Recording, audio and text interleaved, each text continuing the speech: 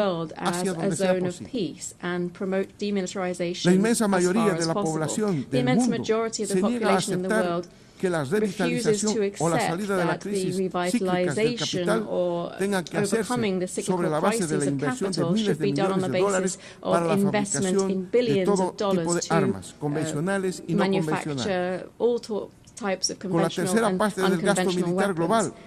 tendríamos mayor y mejor Just educación, salud one-third of y military vivienda expenditure garantizada would give para us todas y todos. better and greater education, Naciones health Unidas and tiene que housing convertirse guaranteed for en un everyone. pacto por la The paz UN y la has to vida, become a pact for como el peace and destino for life, compartido de todo as lo que the sostiene la shared vida común. destiny of everyone who believes in Cuarto, living together. una reforma profunda We del need to Consejo de undertake a Seguridad que profound impida reform of que the uno de los Security dos países Council that would tenga prevent secuestrada la estabilidad one mundial. of two countries Esta reforma es una holding up necesidad global y un stability. planteamiento que las naciones del sur We global need to ensure están this reform insistiendo desde and hace varios ensure años.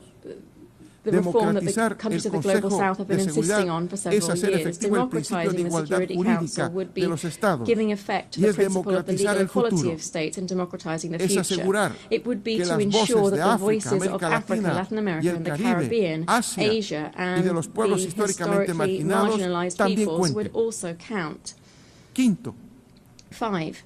avanzar We hacia should la move Declaración towards Universal de los the Derechos de la Madre Universal Tierra. Declaration of the Rights of Mother Bolivia, Earth. junto a los pueblos Bolivia, together amazónicos, with the Amazonian levanta la voz people, para recordar speaks la up necesidad to recall urgente the de la urgent cooperación need for internacional international para cooperation fortalecer la to conservación strengthen de la the Amazonía, conservation of the Amazon. desde el fortalecimiento de la We should do soberanía de los so países through strengthening the amazónicos sobre el sovereignty bioma of Amazonian estratégico para el countries mundo. over this strategic Defender la biome for Amazonía the world. significa defender la Defending the vida. Amazon means defending life. Sexto, 6. rechazar We must todo reject tipo de guerra all comercial y trabajar forms por la of disminución commercial de las brechas war and económicas work y to sociales reduce entre los economic and países del social capitalismo divides central between the y los countries of países de central la periferia. capitalism and the countries on the periphery. Las guerras comerciales Trade afectan wars no not solo only a las affect empresas, companies, sino al but inmenso also mundo del the trabajo immense y disminuye a world niveles of alarmantes work. It la also posibilidad de que las clases subalternas accedan lessens a to una alarming levels the alimentación possibility aceptable. for Las pugnas lower classes to intercapitalistas access y mucho menos acceptable las food. ambiciones hegemonistas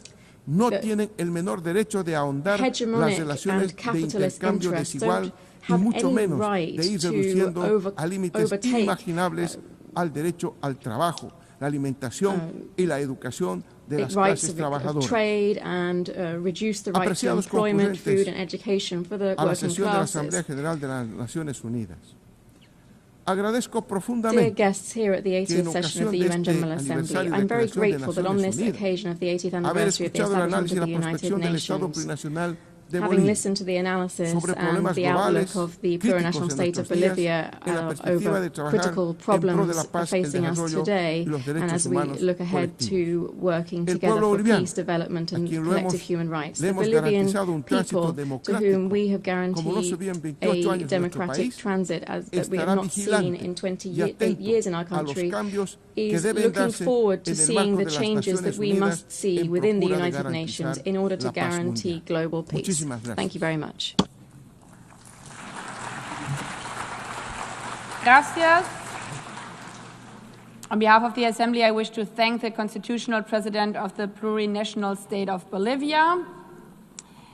The Assembly will hear an address by His Excellency Brice Clotaire Oligui Nguema, President of the Gabonese Republic, Head of State and Head of Government.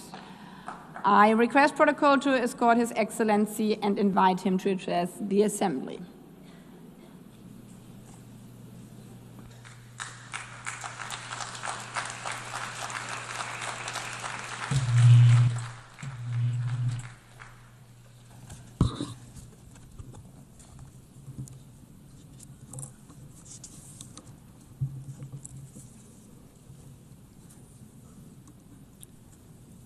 Madame la Présidente Madam de l'Assemblée President of the Générale, General Assembly, Mesdames et Messieurs les distinguished chefs d'État et de heads of gouvernement, state and government, Monsieur le Secrétaire distinguished Secretary général General des Nations of the Unies, United Nations, distingués délégués, distinguished delegates, Mesdames et ladies Messieurs, and gentlemen, à l'entame de mon at the propos, outset, il me plaît I would like d'adresser mes plus to sincères et most chaleureuses warmly and félicitations sincerely à congratulate Son Excellence, Her Excellency Madame Annalena Annalena Baerbock, Baerbock pour son élection on à la her présidence election de cette as 80e President session of de this l'Assemblée 80th générale des session Nations of Unies. the General Assembly of the United Nations. Madame la Présidente, Madam President, votre expérience your experience, vous permettra, I'm j'en sure, suis convaincu, will allow you d'accomplir to avec efficacité effectively carry out les missions the inhérentes à missions votre haute fonction. of your august post. Soyez assurés Rest de assured l'entière coopération of the de full mon pays. cooperation of my country. À son Excellence, To His Monsieur Philemon Excellency, Yang, votre Philemon prédécesseur, Yang, your j'adresse predecessor, mes compliments pour le remarquable I travail pay accompli tribute to the durant son outstanding mandat. work carried out during his Enfin, term. je voudrais saluer à nouveau And lastly, I would like l'action de to son once Excellence, again commend Monsieur His António Excellency Guterres, Antonio secrétaire Guterres, général de notre Secretary organisation, General of tous les our efforts organization, for qu'il ne all cesse de of the déployer efforts that depuis he sa prise has de constantly made since he took up his Le office. Gabon, Gabon, my mon pays, country, est particulièrement is attentif keenly à interested l'initiative in ONU the 80 UN 80 qui initiative, vise which l'efficacité aims at opérationnelle ensuring operational face aux défis efficiency in the et face à of la global rationalisation challenges, des mandats as well au sein as du to système des optimize Nations Unies. mandates within the UN system. Madame la Présidente, Madam President, il y a un an, 1 year ago, devant cette before auguste this assemblée, prestigious assembly, en qualité as de the président President de la of the transition de la République transition of the gabonaise, Republic of Gabon, je présentais le I processus presented politique the political entamé dans mon process pays begun depuis le in coup de la my country libération after opéré the le 30 août liberation 2022. coup which took place on August 30th, 2023. Au terme de l'élection After the présidentielle presidential election du 12 of avril April 2025, 12th, dont le 2025, processus for et which les the résultats process ont and été outcomes unanimement were salués unanimously par la endorsed communauté by the internationale. international community. Cette transition s'est This achevée transition par mon investiture le 3 mai culminated with my 2025. inauguration on May En qualité 3rd, de premier président 2025, élu as the first de la elected République president gabonaise, of the établissant Gabonese ainsi Republic, les bases thus de establishing l'ordre the démocratique. foundations of democratic order. Comme vous le savez, As you know, le Gabon a connu une Gabon transition pacifique, has undergone a exemplaire, peaceful marquée par and l'inclusion exemplary de transition l'ensemble des forces vives de la that nation. included all of the political parties in Cette our transition nation. apaisée, This ouverte à un dialogue national smooth inclusif transition et à un référendum led to an constitutionnel inclusive national conforme au dialogue and a chronogramme constitutional qu'il s'est referendum in accordance with the lequel agreed se upon poursuivra timelines. par l'organisation And it des will élections continue législatives through the holding of legislative, local, et and sénatoriales senatorial libres elections et that are transparentes. free and transparent. Pour ce faire, To this end, le the premier et le first second tour and des élections second jumelées round législatives of et locales combined legislative se tiendront and local le 27 elections will take septembre place on et le September 11 octobre 27th and 2025. October 11th, En ce 2025. qui concerne With regard to the l'élection election des of sénateurs, senators, celle-ci aura lieu this will take le place 8 on novembre November et le 8th, second and the tour est second fixé round is au scheduled for 29 November novembre 29th, 2025. 2025, en vue d'un with a retour view toward définitif a definitive à l'ordre restoration of constitutionnel dès constitutional janvier order 2026. by January 2026.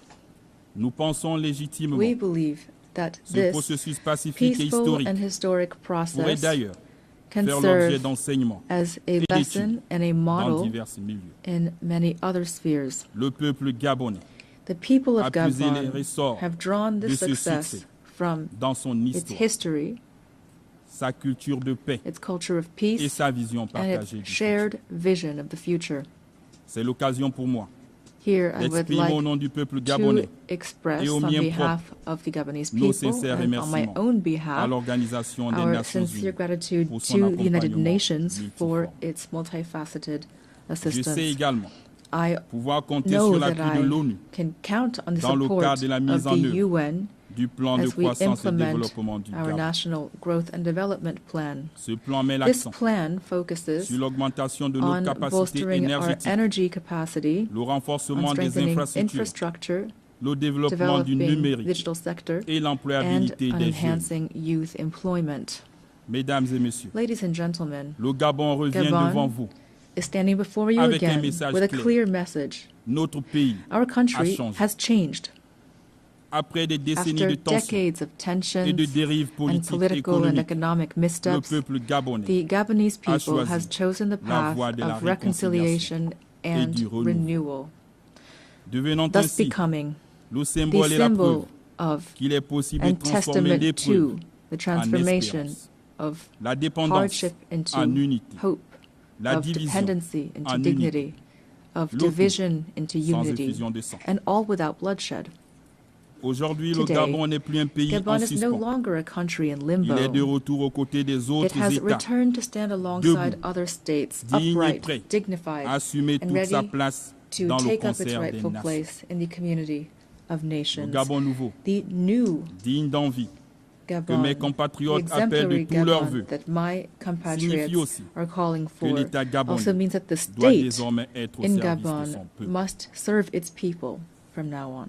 Mais But our notre national renaissance nationale rebirth serait would vaine be futile sans évolution de without l'ordre a change in the international. international order.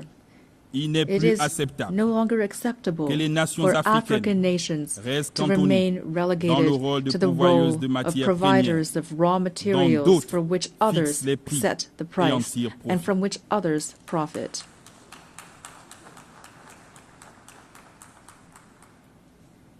C'est donc le lieu pour moi Therefore, d'inviter les investisseurs publics et I would privés like to invite à nous public and accompagner private dans investors le to cadre de support us partenariats through gagnant-gagnant. win-win partnerships. Nous avons We décidé have de decided to transformer nos ressources sur to place, process our de créer resources des emplois chez on nous, our territory, to create développer des jobs filières at home, to industrielles develop africaines African et industries, dialoguer and to interact avec le with monde the world on the sur des basis bases d'équité, of equity, de probité integrity, et de respect and mutuel mutual respect pour notre essor as we vers la strive félicité. toward happiness. Dans sa In marche its vers le path toward développement, development, le Gabon, Gabon, pays de a paix country of peace et and d'opportunité, opportunity, continuera will d'être une terre continue d'accueil to pour welcome tous ceux all qui those s'engagent à who commit respecter nos lois, to nos upholding valeurs our laws, républicaines our Republican et à values, contribuer de and manière to exemplaire contributing positively à to l'essor our national. national rise. Distingués délégués, Distinguished Mesdames delegates, et Messieurs, ladies and gentlemen, cette 80e session de this l'Assemblée 80th générale session of the General ayant pour Assembly thème has Mieux the theme ensemble, Better plus de Together, 80 80 ans years and more et plus pour la for paix, peace, le développement development, et and les droits human humains, rights. se tient It dans un takes contexte place in an international international marqué par des context crises économiques, characterized by environnementales et economic, sécuritaires environmental, qui and appellent à security un crises engagement that call for collectif plus more soutenu et sustained plus ferme. and more staunch collective Ceci engagement. est une invitation urgente This à is an faire urgent face call à ces to préoccupations, tackle these conformément à l'esprit concerns in accordance et à with la the valeur spirit de la and the Charte values des of the Nations UN Unies. Charter. Mesdames et messieurs, Ladies and gentlemen, le monde offre aujourd'hui un today visage the world profondément has a différent, radically different face. alors que l'humanité Humanity n'a jamais has disposé never d'autant de had moyens so technologiques much technological pour assurer prowess son to bien-être. ensure its well-being, Jamais and yet la paix et la international sécurité peace and internationale security have n'ont never paru si seemed fragiles so et si fragile menacées. and so under threat. Il est plus It que is temps high time que la paix that peace règne sur la terre, reign on et earth, particulièrement en and Afrique, especially in Africa, si meurtrie par which des has conflits so long dont suffered les donneurs d'ordre under et conflicts financiers that have se been trouvent hors stoked du continent. and financed from outside the Que les armes continent. se taisent Let en the République guns at démocratique du last Congo, fall silent in the au Soudan, DRC, in Sudan, dans la Corne in de the Horn l'Afrique of Africa, et au Sahel. and in the Sahel. À cet égard, In this plutôt que regard, de toujours stigmatiser instead of constantly et condamner stigmatizing and les condemning États the du state Sahel, of the Sahel, la the communauté international internationale community gagnerait would à les benefit from soutenir supporting dans leur them lutte in their battle contre against the l'hydre many-headed threat of terrorism. Mesdames et messieurs, Ladies and gentlemen, le 12 décembre on December 12, 1988, 1988, le Gabon reconnaissait Gabon officiellement l'État officially de la recognized the Palestine. state of Palestine. Hier comme aujourd'hui, Then, as now, nous soutenons we la solution support à the deux two-state États, solution, seule voie, the only conforme way aux in résolutions accordance des with Nations UN Unies resolutions pour to garantir une paix guarantee juste a just et and durable lasting peace entre Israéliens between et Israelis Palestiniens, and autant Palestinians, que la sécurité as well as to internationale. guarantee international security. De même, In this vein, le Gabon ne peut que réitérer Gabon sa must position reaffirm en faveur de la levée its de l'embargo position imposé à in Cuba favor of lifting the en raison embargo de son imposed impact on Cuba négatif due to its negative le effect bien-être on the des well-being of Cuba's people.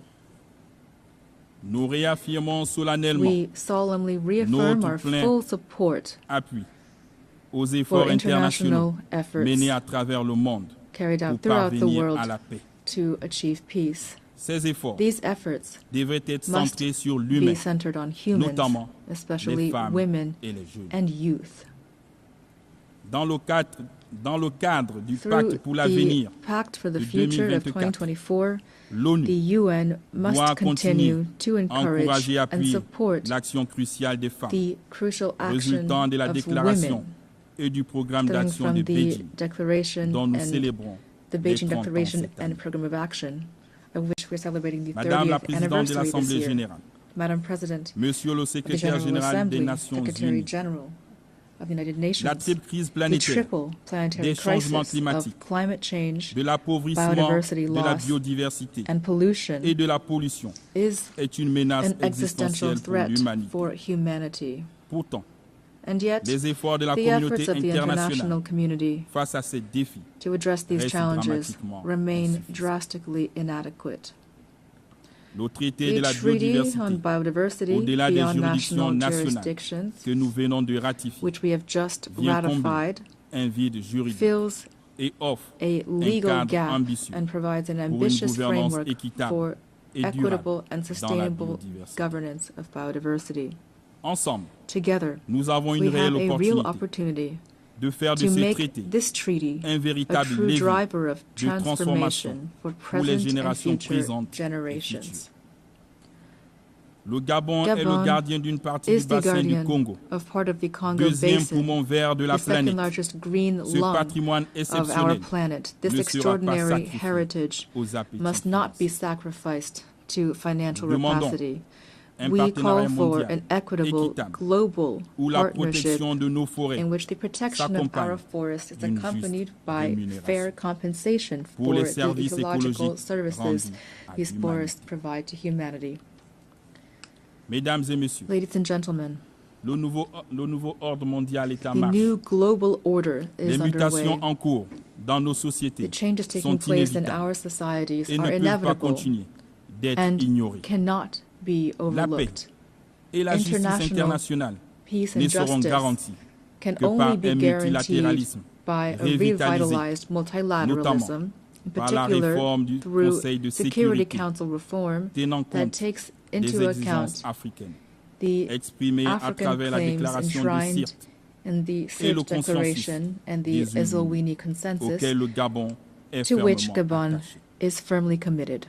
En souhaitant plein succès à nos I travaux, wish every success to je our formule work, mes vœux d'heureux and anniversaire I à wish notre a happy organisation. birthday Je to vous our remercie. organization. Thank you.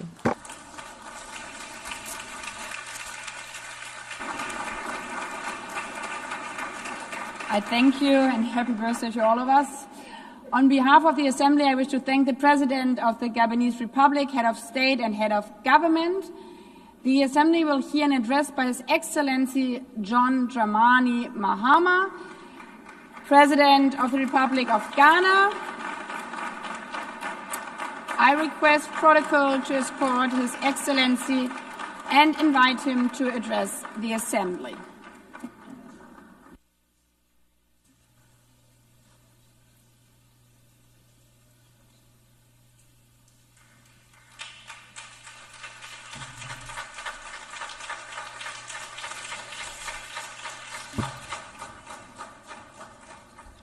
Thank you, Madam President, Mr. Secretary General, Excellencies, ladies and gentlemen. At this 80th session of the United Nations General Assembly, I'd like to speak about Africa's role in the future of this organization. However, it's impossible to do that without first considering the collective role that Africa played in its founding, which was small and relatively insignificant.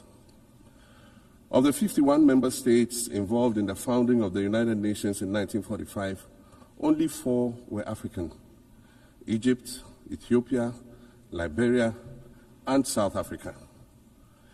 It is important to point out that the United Nations came into being in the aftermath of World War II because of the inability of its predecessor, the League of Nations, to avert a large-scale global conflict, which had been its guiding purpose when it was founded in 1920 at the end of the First World War. Out of the 42 founding member states of the League of Nations, only 3 were African: Liberia, the Union of South Africa, and Ethiopia. Egypt was to join later in 1937. Africa's overall participation in the organization's founding was minimal and relatively unimportant. That's because before all the other talks and meetings, representatives from a group of 14 nations gathered in Berlin for a series of discussions that began in 1884 and which led to the partitioning and formal colonization of the African continent, which is also called the Scramble for Africa. It has famously been written that past is prologue. Well, in the past, the majority of the 54 nations that now comprise Africa were never offered a seat at the table where plans for a new world order were being drawn. But, Madam President, as fate would have it, the tables are turning, and Africa's role in the authorship of whatever is yet to come for this world is going to be huge, and it will be consequential. According to this organization's own projections, by the year 2050, more than 25% of the world's population is expected to come from the African continent. Additionally, by 2050, 1/3 of all young people aged between 15 to 24 will be residing on the African continent. So you see, the future of this world is African. Allow me to say this once again a little louder for those of you in the back. The future is African.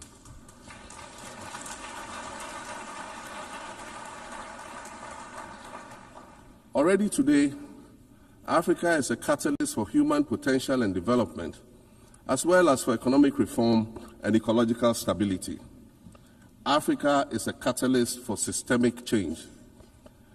If this reality, which is fact-based and straightforward, seems provocative or unsettling, perhaps it's because you are viewing it through the lens of centuries of filters, colonialism and imperialism, and the resulting implicit bias. Maybe you are unaware of the resilience of African nations or their remarkable ability to make a strong comeback just when you think it's safe to count them out. That is what is happening right now in my own country, Ghana. Our constitution limits leaders to 2 4-year terms. In January, I was sworn in for a second term, which, let me point out, was non-consecutive with my first term. Our currency, the Ghana cedi, was rapidly depreciating, faced with rising inflation, a huge debt burden, and low morale amongst our citizens.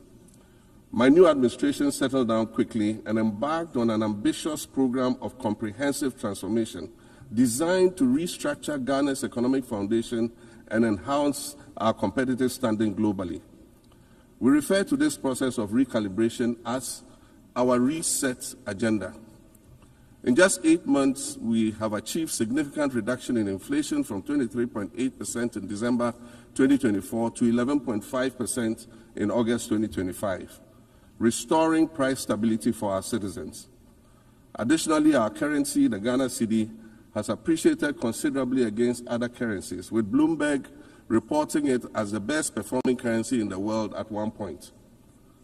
Our improved sovereign credit rating reflects increasing investor confidence in our economy. And our 24-hour economy initiative promises to transform our economy. And there's a renewed willingness amongst our people to trust that their elected officials have Ghana's interests at heart and that we're progressing together. Madam President, I believe that in honor of this milestone celebration, the United Nations should also embark on a process of serious recalibration and establish its own reset agenda. Since the organization's founding, the number of UN member nations has nearly quadrupled. And quite frankly, it is not the same world that it was back then when the UN was formed. I mentioned earlier that I began my second non-consecutive term as president this past January. My first term ended in January 2017. In that span of time, 8 years, the world has changed with such ferocity. My first days in office after my return felt as though I had just awakened from a Rip Van Winkle-style sleep. Now, no, that was only after 8 years. Imagine then what it will be like after 80 years since the founding of the United Nations. In 1945, the sun had not yet set on the largest empire in history. The most common mode of international travel was by sea. The personal computer had not been invented, let alone made portable. And television, a new convenience, was still in its infancy, albeit in black and white color. Relations between the US and the Soviet Union were turning frosty, with Winston Churchill declaring that an iron curtain has descended across the European continent. Fast track 80 years on, in today's world, hundreds of thousands of commercial flights take off and land every day. Libraries have been digitized so that volumes of literature can exist on a small device, small enough to fit inside your pocket. We live in a world of cryptocurrency, artificial intelligence, social media, the internet and its dark hidden dungeon of the dark web, all of which carry a potential threat to global peace and security. Climate change is real, and we're fighting a losing battle against the loss of Maldives and other island nations to the rising sea level, against the loss of Timbuktu to desertification and the Amazon forest to global warming and deforestation. Madam President, the UN Founding Charter is outdated when it comes to representation in this August Assembly. The most powerful post-World War II nations are still being rewarded with an almost totalitarian guardianship over the rest of the world. And yet, the first sentence in Chapter 2, Article 1 of the UN Charter declares that the organization is based on the principle of sovereign equality of all its members. If this were true, and was the case, a continent as large as Africa, with its numerous UN member states, would have at least one permanent seat on the Security Council.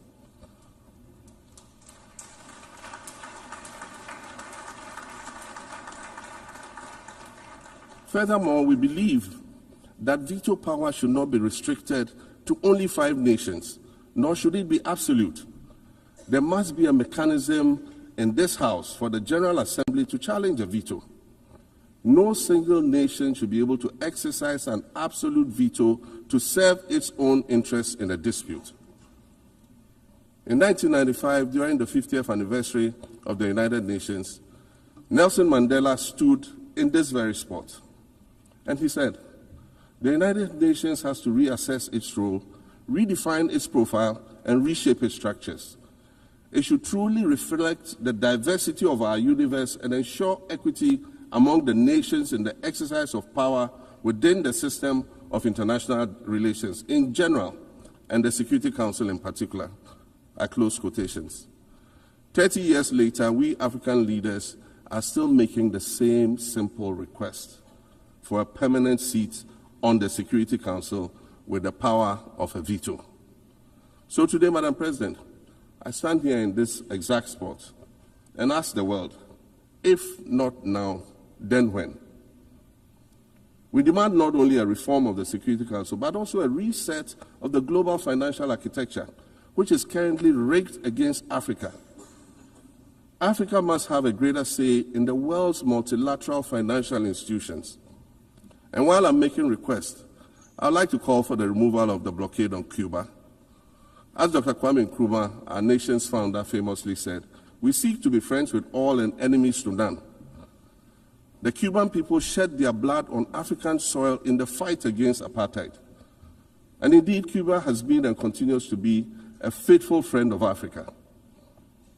You see, the very fact that I can stand here and ask these things and say these things, and the fact that all nations can ostensibly gather here to address critical global issues, air our grievances, and express our concerns, that is what makes the survival of this organization so important. In every old city or village, you will find a town square, or a courtyard, or a plaza that once served as a gathering space for the citizens of the community and their leaders. Meetings and celebrations were held there, as were trials and elections. And these were spaces that brought people together and held them together as a community. Sadly, time and technology have eroded these spaces. Madam President, in many ways, the United Nations is the proverbial town square of our modern global village. And it has never been more critical for us to protect this one space that brings and holds the world nations together as a community. The internet, social media platforms, and artificial intelligence offer us the illusion of connectivity, when in fact what they do is reinforce isolation by using algorithms that ensure that we do not receive new ideas and perspectives, but rather more of the same content. We are served alternative facts and manipulated images, making it easy to disseminate disinformation and sow seeds of division amongst communities. Madam President, these are dangerous times. Our world is currently experiencing a rise in nationalism and economic instability. There's a general breakdown of multilateralism. Various acts of aggression have been committed against the sovereignty of others, and nations are attempting to circumvent the very safeguards that were put in place to prevent large-scale global conflict. These conditions are all too similar to the ones that led to the League of Nations' failure in fulfilling its mandate. The denial of visas to President Abbas and the Palestinian delegation sets a bad precedent and should be deeply worrying to all member nations of the United Nations. Ghana recognized the state of Palestine in 1988 and supported a two-state solution to the conflict since then. And I say, contrary to the claims of some, a two-state solution would not be a reward for Hamas. It would rather be a reprieve for the hundreds of thousands of innocent women and children and people who are facing collective punishment and forced starvation for no reason other than the fact that they are Palestinian.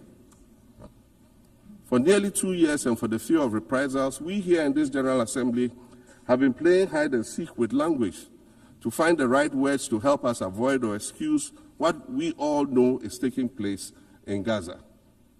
But here is the thing, it doesn't matter what you call it. If it looks like a duck, it swims like a duck, and quacks like a duck, well, then it must be a duck. The crimes in Gaza must stop.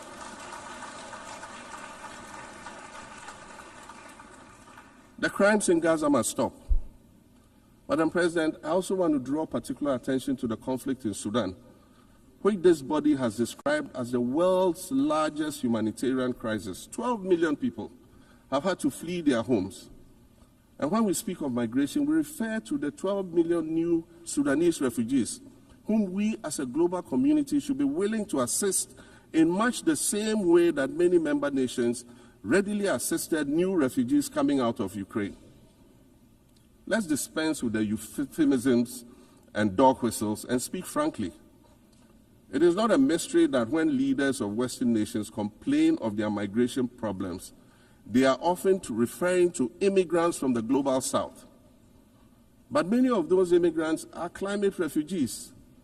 And interestingly, the global north emits 75% more greenhouse gases than the global south.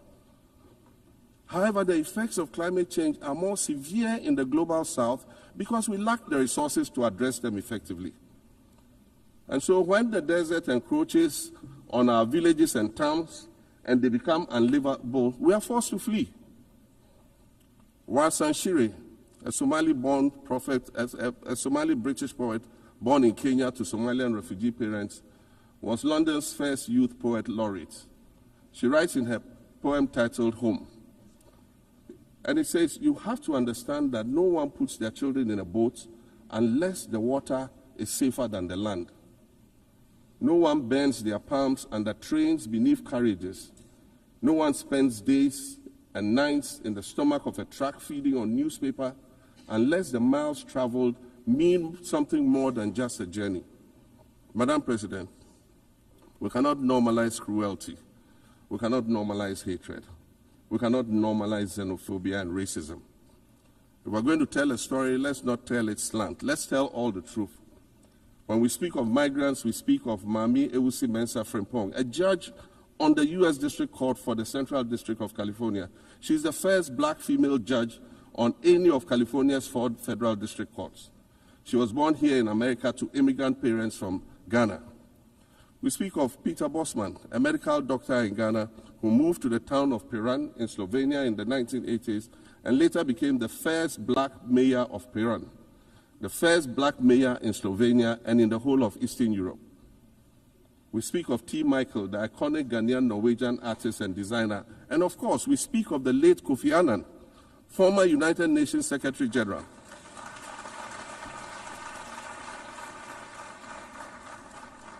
Former United Nations Secretary General and Nobel Peace Prize recipient, who was born in Ghana but spent his adulthood in various places in America and Europe.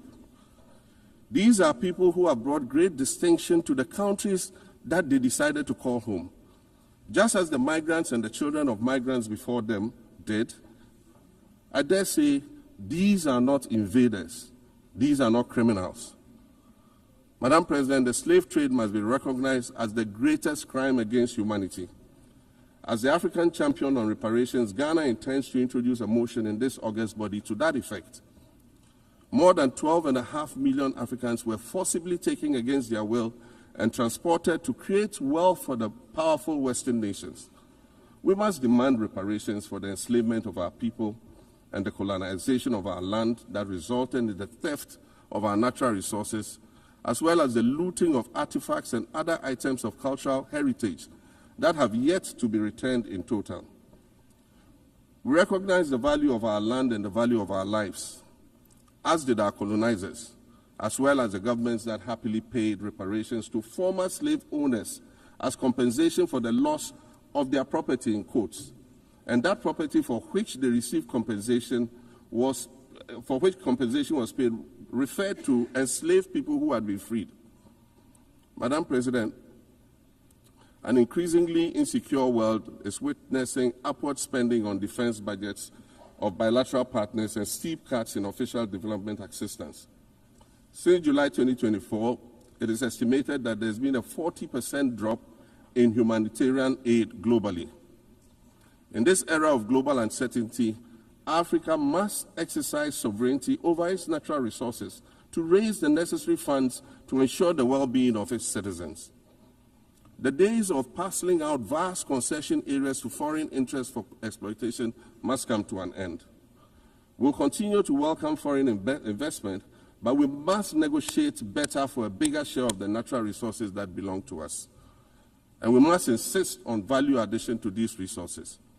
We're tired of the continued image of poverty-stricken, disease-ridden rural communities living at the periphery of huge foreign-controlled natural resource concession areas. We're tired of having people extract the most they can from us and in return offer us the very least by way of respect, consideration, and dignity. We're tired of not being represented in ways that reveal the richness and complexity of our history or acknowledge all that we have overcome to arrive here in this liminal space of untold possibilities. Allow me to echo the Indian-American writer Arundhati Roy, who wrote, "Another world is not only possible, she is on her way. On a quiet day, I can hear her briefing." I want to add that for the sake of Africa, and quite selfishly for the sake of my 18-year-old daughter, I hope that this new world that is arriving is a place of safety and equality for women and girls.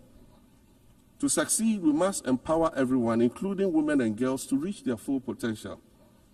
In closing, Madam President, I'd like to congratulate you on your election to preside over this historic 80th General Assembly and on being the 5th woman to hold this distinction. I'd also like to congratulate Her Excellency Nana Jane Opoku-Agyeman on being the first woman Vice President of Ghana.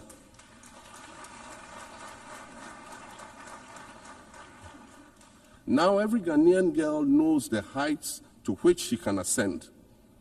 Words matter, but issues of representation matter even more, which is why Ghana looks forward to the appointment of a woman as Secretary General of this organization in the near future.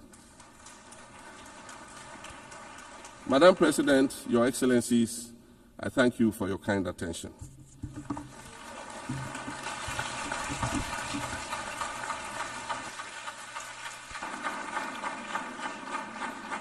On On behalf of the General Assembly, I wish to thank the President of the Republic of Ghana.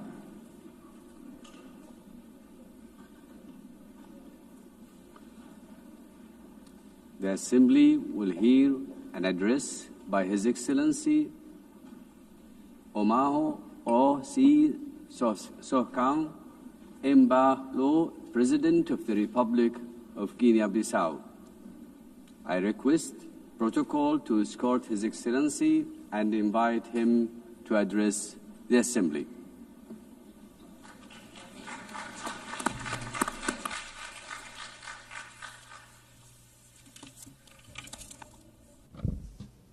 Senhora Presidente, Madam Geral, President, distinguished heads of ilustres state chefes de Estado and e do Governo, government, Mr. Senhor Secretary Secretário-Geral, General, minhas senhoras e meus senhores. ladies and gentlemen, Permitam-me iniciar a minha allow me to intervenção begin felicitando by a senhora congratulating Anela Barbel Mrs. pela sua Annalena eleição à Baerbock presidência on her da election as 80ª President of sessão da the Assembleia 80th Geral session das Nações of the Unidas. United Nations General Agradeço ao Assembly. presidente cessante, I thank Philomen the Yang, outgoing President, pelos Mr. serviços Philemon prestados Yang, for à his comunidade service internacional. to the Ao Senhor international Secretário-Geral community. António Guterres, To Secretary General António Guterres, I wish to reaffirm Guinea-Bissau's full support for his tireless efforts in favor of world peace, international cooperation, multilateralism, and sustainable.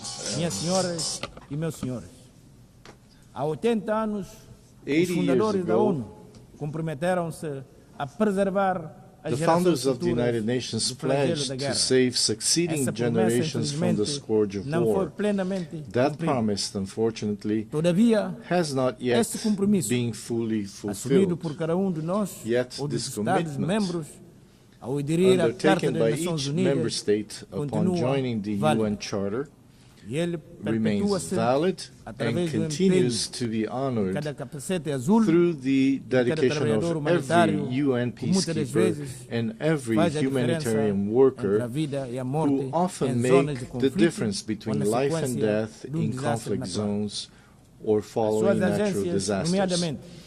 UN agencies such as WHO, UNESCO, UNICEF, FAO, WFP, UNHCR, and UNDP, among others, provide treatment, education, vaccines, food, and protect every day millions of human beings and contribute to the fight against poverty and discrimination against women and girls all over the world.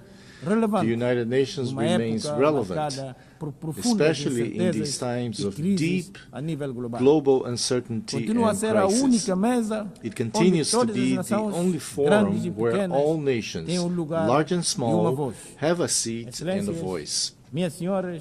Excellencies, ladies and gentlemen, we live in a world confronted by multiple crises. We are witnessing what Secretary General António Guterres has called polycrisis. Conflicts in Ukraine, Gaza, Sudan, and other regions persist. Socioeconomic inequalities, environmental shocks, political instability, and humanitarian emergencies disproportionately affect developing countries, with the greatest impact on small island developing states. Progress towards the Sustainable Development Goals has slowed significantly or even stalled. The sovereign debt burden of poor countries is increasing, while development assistance is declining. Guinea-Bissau welcomes the UN80 initiative, and we hope it will contribute to strengthening the organization, especially in promoting peace, international security, and the achievement of the SDGs. The Pact for the Future offers a roadmap and an action plan that must not remain on paper. Madam President, Excellencies, ladies and gentlemen, last July, Guinea-Bissau hosted the 15th Conference of Heads of State and Government of the Community of Portuguese-Speaking Countries, CPLP. I have taken on the presidency of the CPLP for the 2025-2027 term. The CPLP places high importance on its cooperation with the United Nations and its specialized agencies. During our term, we will continue to work with all partners and multilateral organizations toward the implementation of global commitments, especially concerning the Paris Agreement on Climate Change, the 3rd UN Ocean Conference, and the 4th UN Conference on Financing for Development, held last June-July in Seville. We are convinced that 2 major international meetings scheduled for November, namely COP30 in Belém, Brazil, and the 2nd World Summit for Social Development in Doha, Qatar, will serve as key platforms and opportunities to strengthen our cooperation and to advance our shared goals. Madam President, Excellencies, ladies and gentlemen, Guinea-Bissau is scheduled to hold presidential and legislative elections on the 23rd of November this year. All necessary conditions are being put in place to ensure that these elections are held peacefully, freely, transparently, and credibly. Over the past 5 years, I have prioritized dialogue, inclusion, political stability, and the consolidation of the democratic rule of law. I am confident that these upcoming elections will reaffirm the irreversible nature of citizenship and democratic values in Guinea-Bissau. Madam President, Excellencies, ladies and gentlemen, allow me to conclude by saying that in an increasingly interdependent world, we need, now more than ever, a world order grounded in the principles enshrined in the United Nations Charter, in respect for international law and in peaceful coexistence. In this regard, Guinea-Bissau reiterates our call for an end to the economic, commercial, and financial embargo and other forms of restrictions imposed on Cuba. 80 years after the creation of the United Nations, the world has changed. We are no longer just the 51 countries who signed the UN Charter in 1945. Today, the United Nations is all of us, the 193 member states, plus observer states, NGOs, civil society organizations, and other actors represented in this great assembly hall. To meet the challenges of the 21st century, the UN must undertake urgent reforms, reforms that reflect today's geopolitical realities and global power balances, reforms that expand and democratize the Security Council, reforms that provide a place and a voice to the Global South, reforms that restore confidence in the multilateralism and international cooperation. The UN continues to be a unique multilateral space where dialogue is still possible, even when diplomacy and good offices fail elsewhere and in other circumstances. The legitimacy, strength, and future of the UN lie in the inclusion and full participation of all of us in deliberations and decision-making. Its core details, peace, dignity, equality, poverty eradication, cooperation, and peaceful resolution of conflicts remain alive and continue to inspire the purposes of the international community and the March of Humanity. Thank you very much.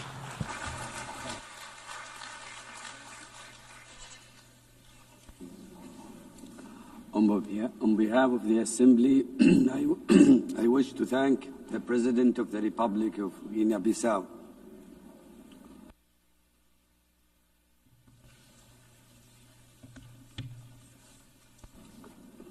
The Assembly will hear an address by His Majesty King Mosawati III, Head of the State of the Kingdom of Eswatini.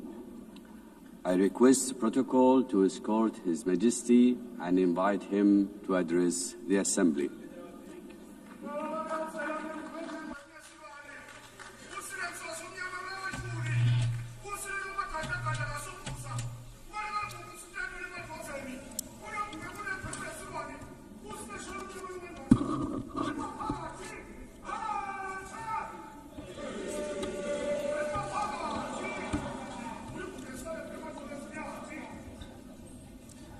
Your Excellency, Madam President of the General Assembly, Your Majesties, Excellencies, Heads of State and Government, UN Secretary General, distinguished delegates, ladies and gentlemen. It is a great pleasure to address the 80th session of the United Nations General Assembly under the theme, Better Together, 80 years and more for peace, development, and human rights. At the outset, we wish to assure you, Madam President, of Eswatini's unwavering support during your tenure. We also commend the UN Secretary General and the Secretariat for their steadfast leadership in navigating our world through unprecedented challenges. As we gather today, mankind is confronted with many challenges, including conflicts around the world. We must remind ourselves that when the United Nations was established in 1945, it was during a time of widespread global strife. Its founding fathers resolved that no country or people should endure suffering due to conflict. The UN Charter and structure were designed to be clear and resolute. Now is the time to ask ourselves what has gone wrong and what steps must be taken to correct these challenges and restore the UN's mission of fostering peace. The question we must ask ourselves further is, what is the UN doing to address these issues effectively? I propose that the United Nations establishes ad hoc committees to tackle global conflicts and promote peace. These committees should have equitable representation in dealing with the relative conflicts in the diverse regions of hotspots, including Africa, the Middle East, Europe, and beyond, ensuring that all affected nations have a voice. Supported by the Secretariat of the United Nations, these ad hoc committees would visit conflict zones, engage with local communities, and work towards peaceful resolutions. For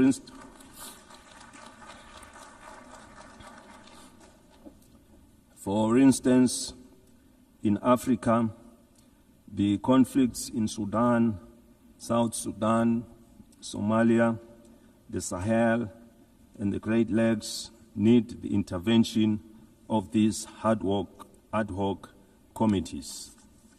In the Middle East, they should facilitate dialogue with all parties involved. The team could ask the Palestinians what it will take to release the hostages, given the fact that the Israelis would remain aggrieved as long as their loved ones are not with them. Similarly, the ad hoc committee should engage the Israelis to ascertain what it will also take for them to stop the bombardment, to avoid loss of more innocent lives, widespread destruction of property, and a growing refugee crisis. By engaging directly with the affected communities, these communities could help broker solutions that address the concerns of all sides to reduce tensions, suffering, and foster stability. In the conflict between Russia and Ukraine, these ad hoc committees could mediate discussions to identify pathways to peace. Their role would be to engage in meaningful dialogue and report back to the United Nations with actionable recommendations on what it would take to end the war. In Eswatini, we encourage that yield positive outcomes proving that dialogue is the cornerstone in nation building.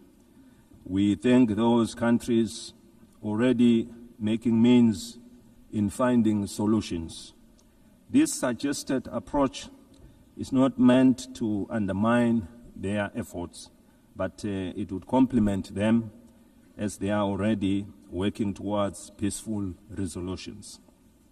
We must avoid actions that could escalate tensions further and instead focus on saving innocent lives. Millions of lives have already been lost during the COVID-19 pandemic. We therefore cannot afford to lose any more to conflict.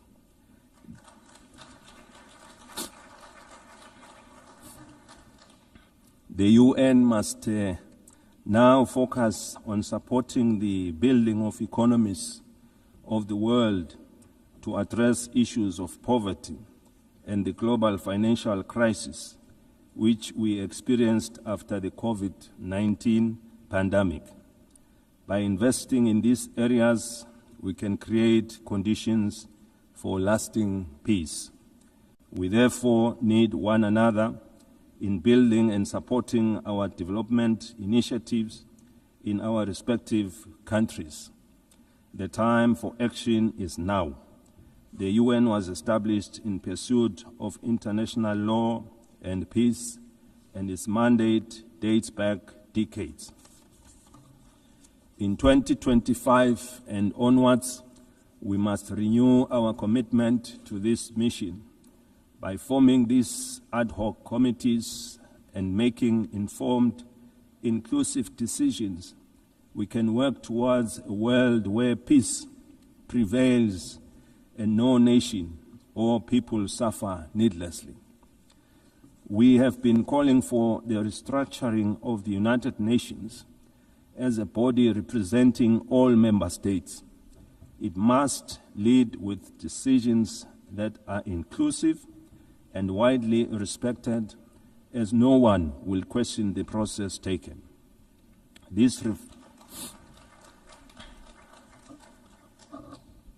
reforms should be fully representative of all countries through the regions of the world in the Security Council to create an all-inclusive structure. Without such reform, the legitimacy and effectiveness of this body will remain incomplete. We have been encouraged to witness UN high-level meetings prior to the General Assembly being held to address various issues. These include the Seville and Awaza declarations on financing for development and socio-economic challenges faced by landlocked countries. We are aware that for any growth to take place, nations must have enough resources to achieve sustainable development goals. As we convene to advance international cooperation and to uphold human rights and fundamental freedoms for all, we are reminded that our work is both urgent and indispensable. The theme Better Together underscores the imperative of delivering on the United Nations Sustainable Development Goals and reinvigorating global cooperation. Eswatini continues to believe that working together remains our most powerful tool for addressing global challenges that transcend borders. The world stands at a critical juncture in pursuit of Agenda 2030. With only 5 years remaining, we must face the reality that progress on the SDG is far off track. This is a sobering reminder that our collective efforts must be redoubled and that international solidarity, cooperation, and shared responsibility are more urgent than ever before. Through my national call to all Eswatini, to all Emaswati of Ngwe, for a greater sense of agency in the pursuit of sustainable development, the Kingdom has made important strides in advancing Agenda 2030, particularly in the areas of the economy, in various sectors, health, education, and gender equality, to mention a few. Furthermore,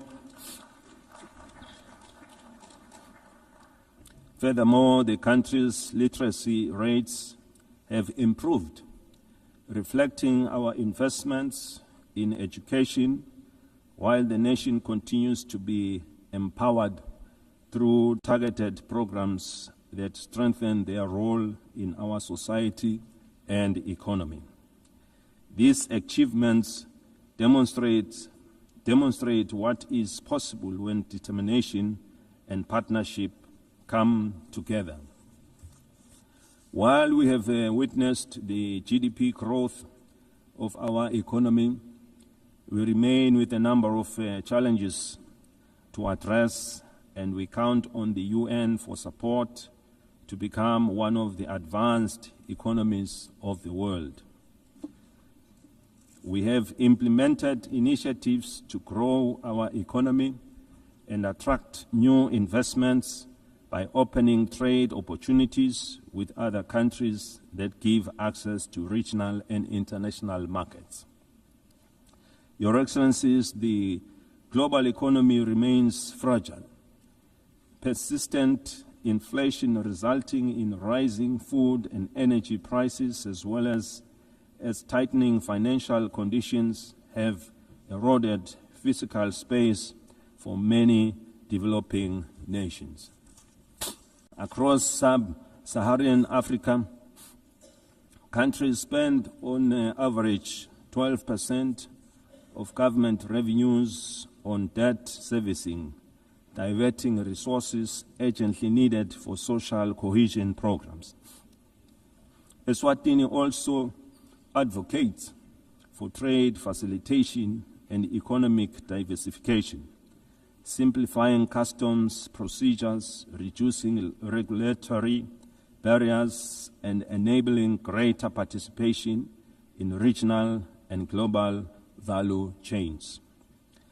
In this regard, the African Continental Free Trade Area has the potential to boost intra-Africa trade by up to 52%, drive industrialization, and create millions of jobs. For countries like Eswatini, the AfTA offers more than market access. It provides a pathway to overcome geographic constraints through regional integration, cooperation, and efficient trade corridors. In an increasingly connected world, the Kingdom of Eswatini is actively striving for digital transformation as a catalyst for sustainable development. Eswatini is open for business in technology and looks forward to partnering and sharing experiences with other developed countries in advancing our technologies. Eswatini is proud of the significant progress achieved under Sustainable Development Goal 3. We welcome the progress made in the ratification of the Pandemic Treaty. This landmark agreement is essential for strengthening preparedness and resilience against future health emergencies, fostering effective and equitable cooperation. We remain deeply concerned about the decline in bilateral and multilateral support for global health priorities. Weakening our joint efforts threatens to erode decades of progress in this sector, as health is a global security. The Kingdom of Eswatini recognizes that the increasing frequencies and intensity of natural disasters, emergencies, and protracted crises highlight the urgent need for integrated responses that bridge humanitarian relief, long-term development, and peace building. We urgently need to strengthen disaster preparedness, build resilient communities, and integrate emergency responses with sustainable development. Eswatini, like other countries in the region, has many young and marginalized groups who face unemployment and inequality in various sectors. Ensuring empowerment, capacity building, and employment is our priority, and with the support of the UN programs, we are taking deliberate steps to provide a more enabling environment to guarantee their future. We equally recognize the rights and potential of persons with disabilities who continue to face disproportionate barriers to education, employment, and social participation so that they can fully contribute to and benefit from national development. The United Nations General Assembly Resolution 2758, adopted in 1971, did not address the issue of Taiwan's representation in the United Nations, and it does not preclude their participation in the UN system. The United Nations must seek suitable ways of including Taiwan so that she can better contribute to realizing the UN Sustainable Development Goals. In that way, this will fulfill the UN mandate to ensure that no country is left behind.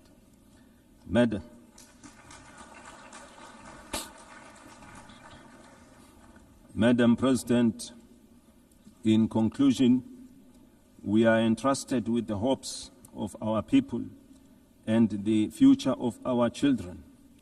Let us not leave this assembly without reaffirming our commitment to justice, peace, and sustainable progress for all. The Kingdom of Eswatini stands ready to play its part.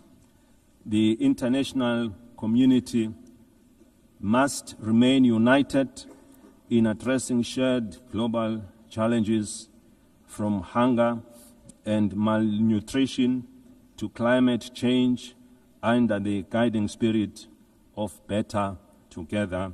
I thank you. May Almighty God bless us all.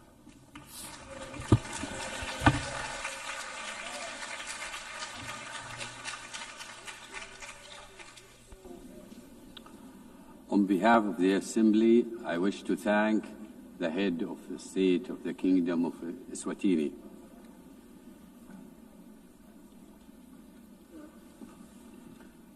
The Assembly will hear an address by His Excellency Solan Jilwept, President of the Republic of Palau.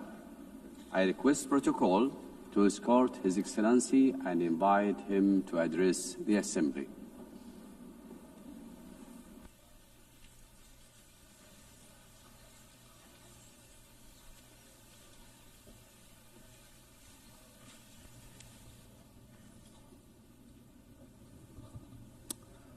Madam President, Secretary General, Excellencies, distinguished guests, delegates, it is my great honor to address this Assembly at a milestone moment, the 80th anniversary of the United Nations. 80 years ago, nations scarred by war came together to say, never again.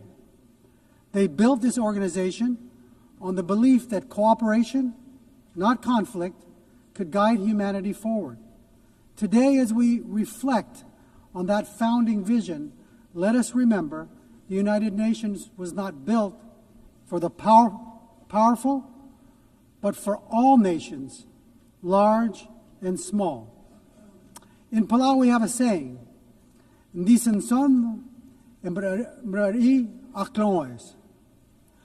small twigs banded together can light the fire that can bring the pot to boil. This wisdom reminds us that even the smallest among us, when united and determined, can drive meaningful change. The recent International Court of Justice advisory opinion affirms this truth, that our voice, though often overlooked, carries the weight of justice. We thank Vanuatu for their leadership and recognize the Pacific youth who co-led this charge. The advisory opinion confirmed that what we have always known. 1.5 degrees is not optional. It is now the benchmark for international law. Let us defend this limit as the political, moral, and legal anchor of the Paris Agreement. The world is at war. Defense spending is at an all-time high, approaching $3 trillion annually. We have many problems. And now more than ever, we need to come together. We are also at war. Our shores are being invaded by seawater. Our homes are being blown away by storms. Our roads are being washed away by torrential rains. Our reefs are overheating. Our fish are disappearing. And our land is on fire. This is our daily battle. And ahead of COP30 in Belém, we must see new nationally determined contributions submitted without delay, particularly from major emitters. And they must be aligned with the 1.5 degree trajectory. We applaud Australia's leadership in setting incredibly ambitious and achievable 2035 emissions reduction targets and developing clear strategies to reach its net zero emissions pathway by 2050. Australia leads the way in supporting Pacific Islands in accelerating the energy transition. This is a testament to the kind of leadership needed to defend and ensure a safe and prosperous future for all. However, ambition without implementation is an empty promise.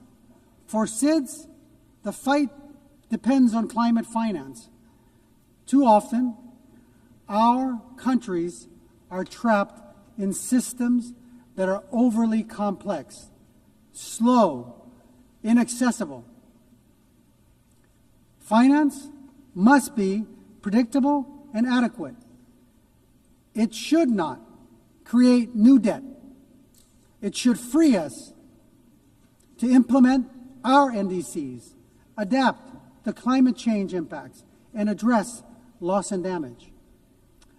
The 1.5 degrees Celsius limit remains our lifeline, and finance is the key to achieving it. We need investment, not in defense, but for us to combat our greatest threat, climate change. It is not aspirational. It is scientifically It is the scientifically grounded guardrail that protects the most vulnerable from the worst climate impacts. Madam President, our region has served as the world's moral compass on climate justice. We have helped secure the 1.5-degree goal in Paris. We have pushed for a mechanism on loss and damage. If the world is serious about 1.5, we urge you to come to our region, to see with your own eyes what the Pacific is facing, and be moved to act. That is why COP31 must be a Pacific COP, hosted by Australia, shaped in partnership with the Pacific. Madam President, on the issue of climate solutions, deep-sea mining has been incorrectly promoted as a silver bullet for the climate crisis. If we rush forward without understanding the consequences, we risk inflicting irreparable harm. The loss of biodiversity, the release of carbon, damage to our water column, and the destruction of fisheries that sustain our people is unfathomable. At UNOC 3, 38 countries, including Palau, came together to support a moratorium, and our message is clear. We must let science guide before we exploit the deep sea. The historic BBNJ agreement enters into force in January.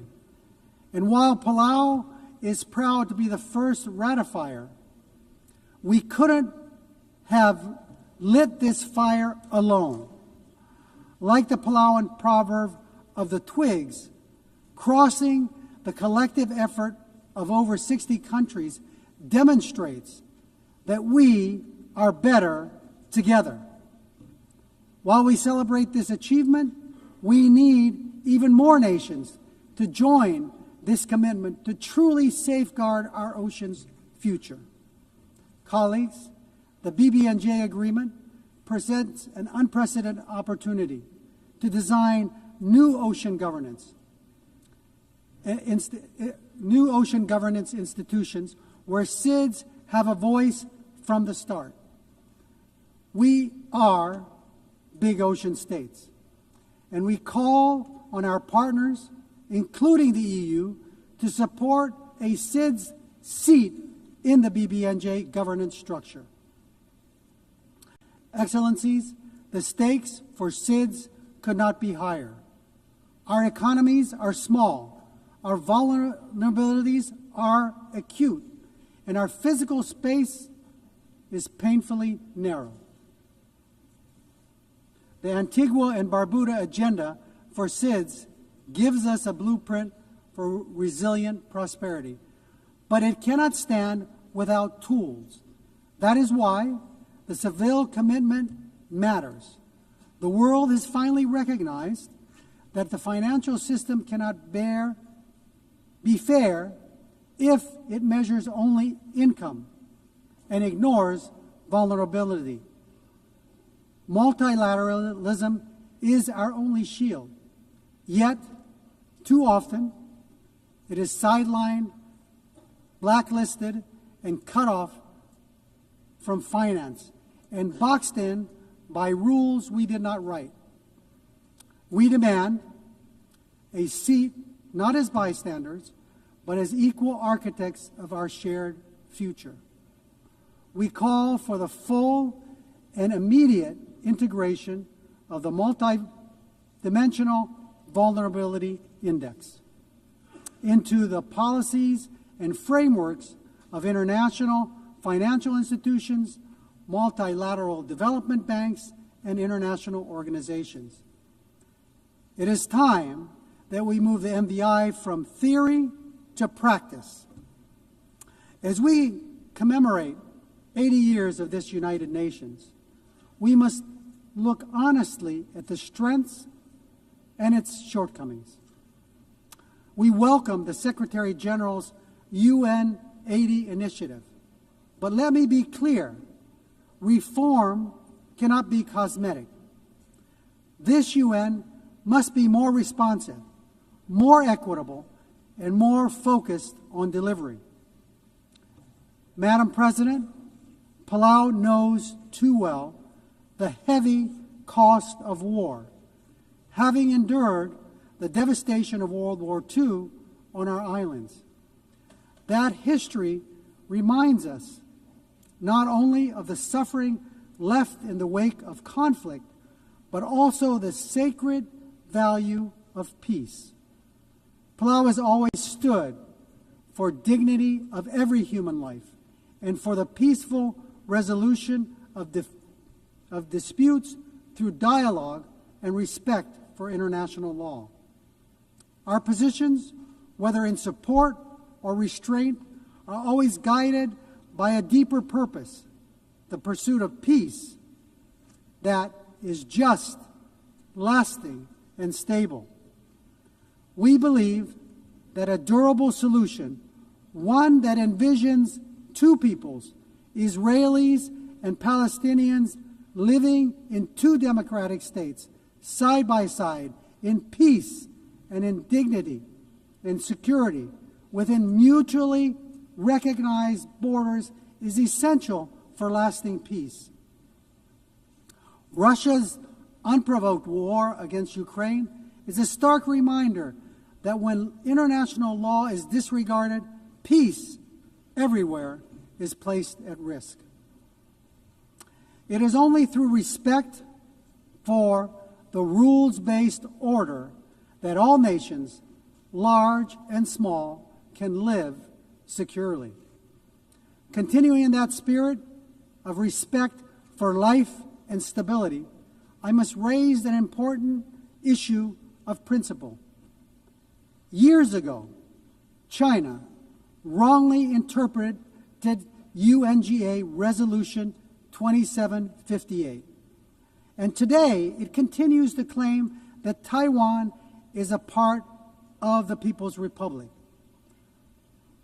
The end result has been Taiwan been silenced.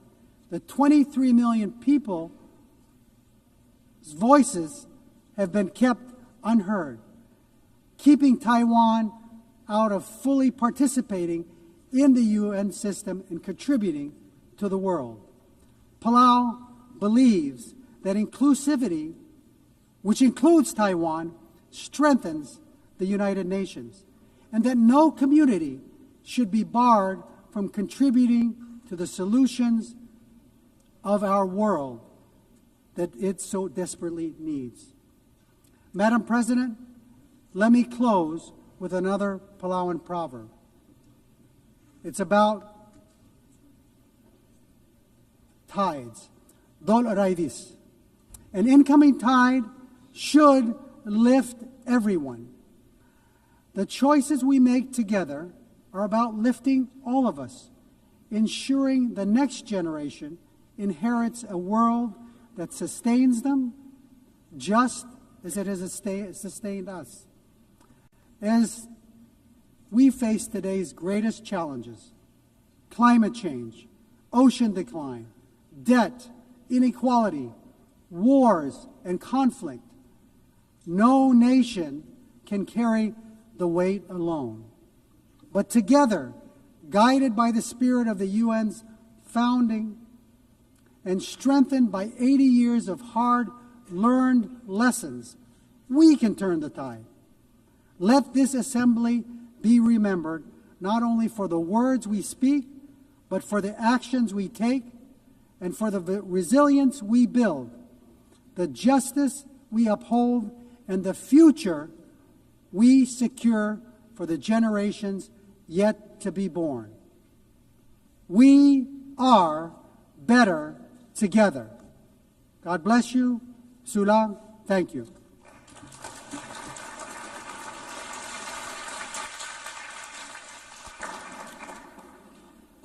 On behalf of the Assembly, I wish to thank the President of the Republic of Palau. The Assembly will hear an address by His Excellency Ilhamu Haydar Ogolo Aliyev, President of the Republic of Azerbaijan. I request protocol to escort His Excellency and invite him to address the Assembly.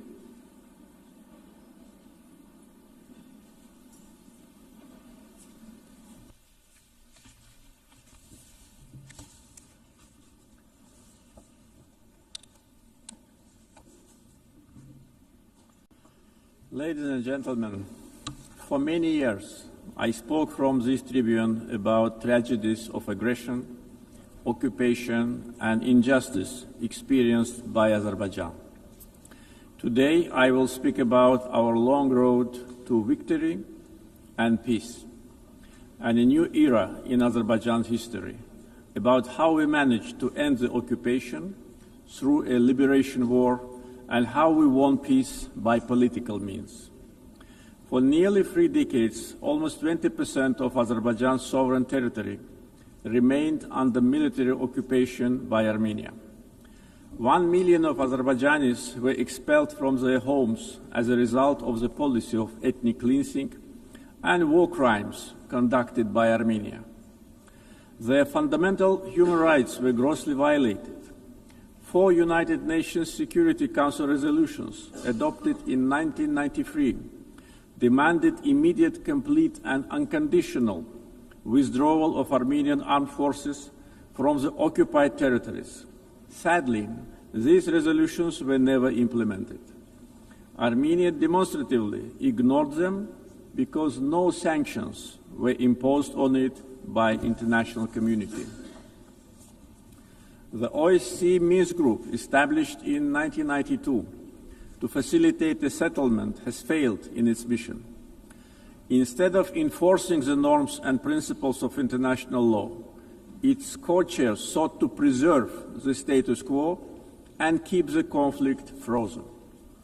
In 2020, after almost 30 years of ineffective negotiations, Azerbaijan was forced to exercise its legitimate right to self-defense under Article 51 of the UN Charter.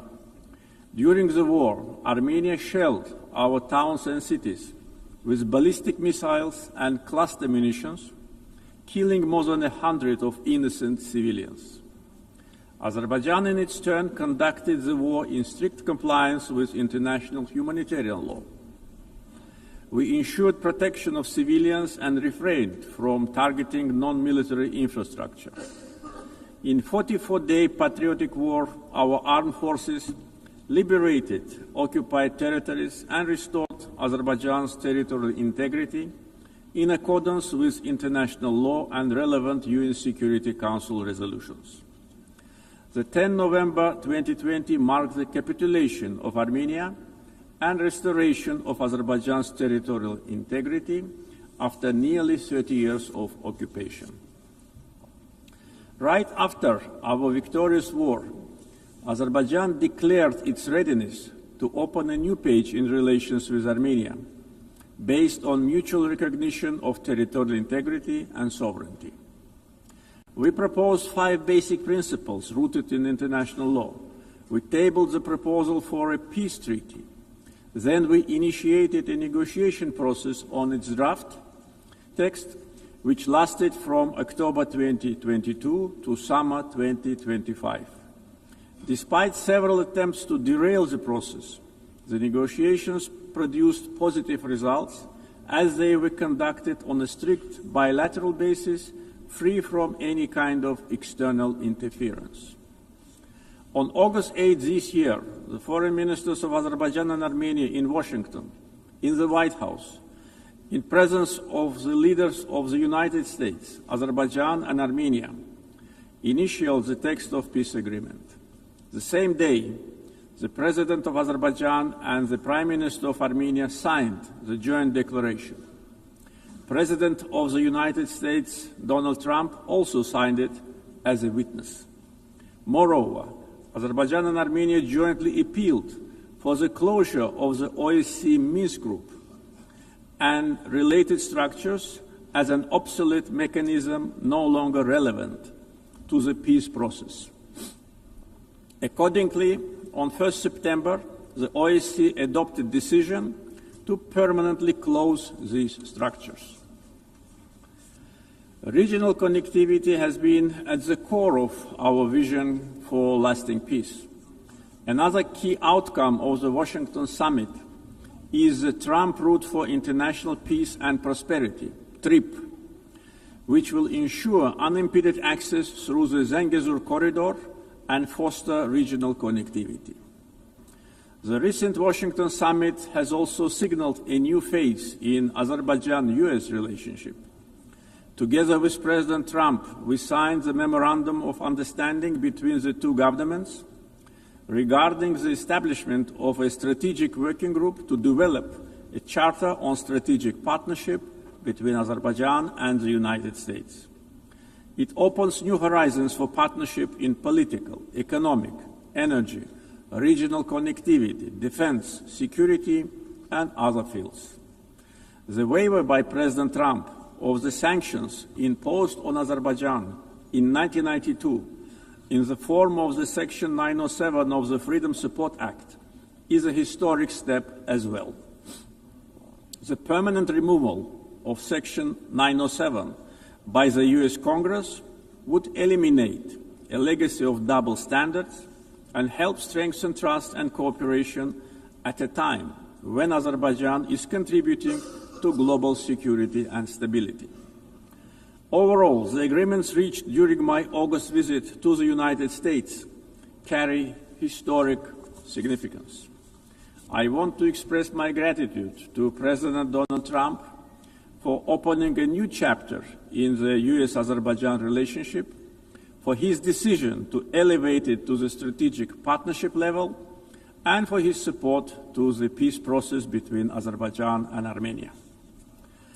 Right after the victory in the patriotic war of 2020, Azerbaijan started a large-scale reconstruction program in the liberated territories. During the time of occupation, Armenia leveled to the ground hundreds of Azerbaijani cities and villages, deliberately ruined 65 mosques. That was a policy of Armenia which was ruled by war criminals for almost 30 years. We are rebuilding villages and cities razed to the ground. Under the Great Return Program, already more than 50,000 people live, work, and study in the liberated territories.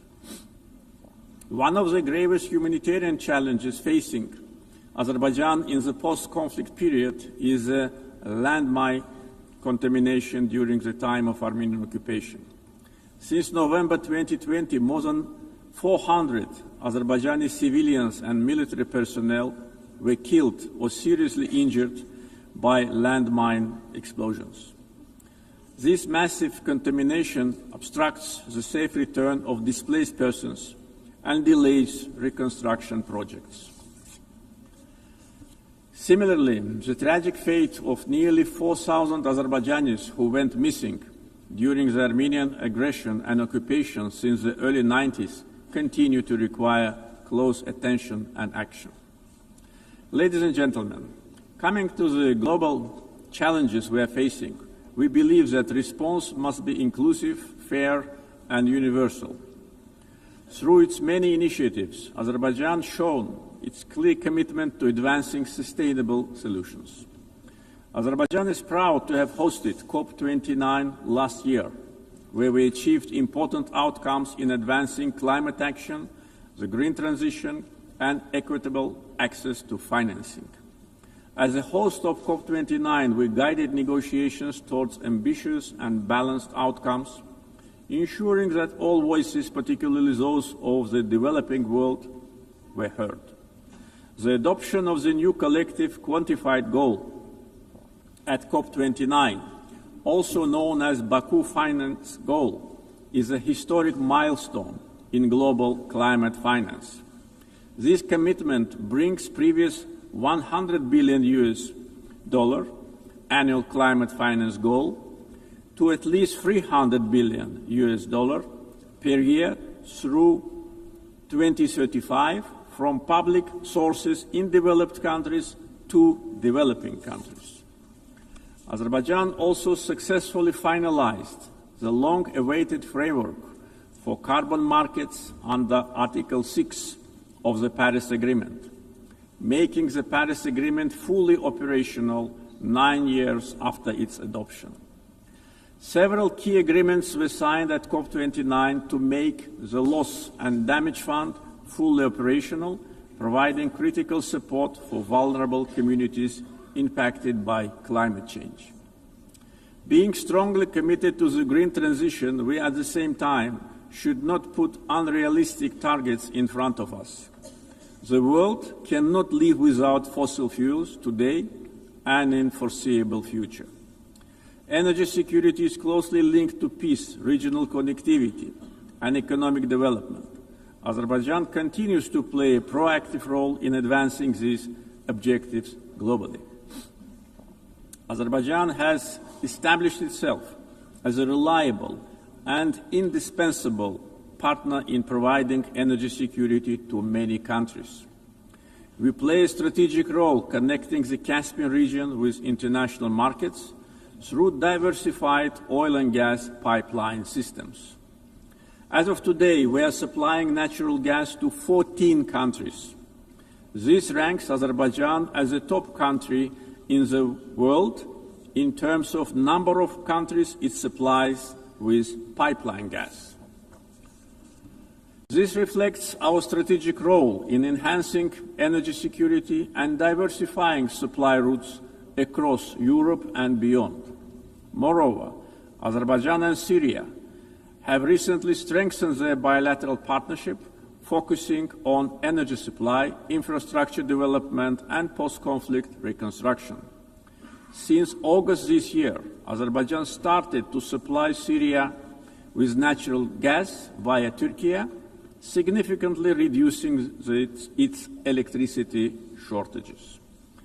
Azerbaijan also attracts large investments in renewable energy sources, like solar, wind, and hydropower. Almost 40% of our energy will be generated by renewables by 2030. Connectivity projects like East-West and North-South corridors cross our country.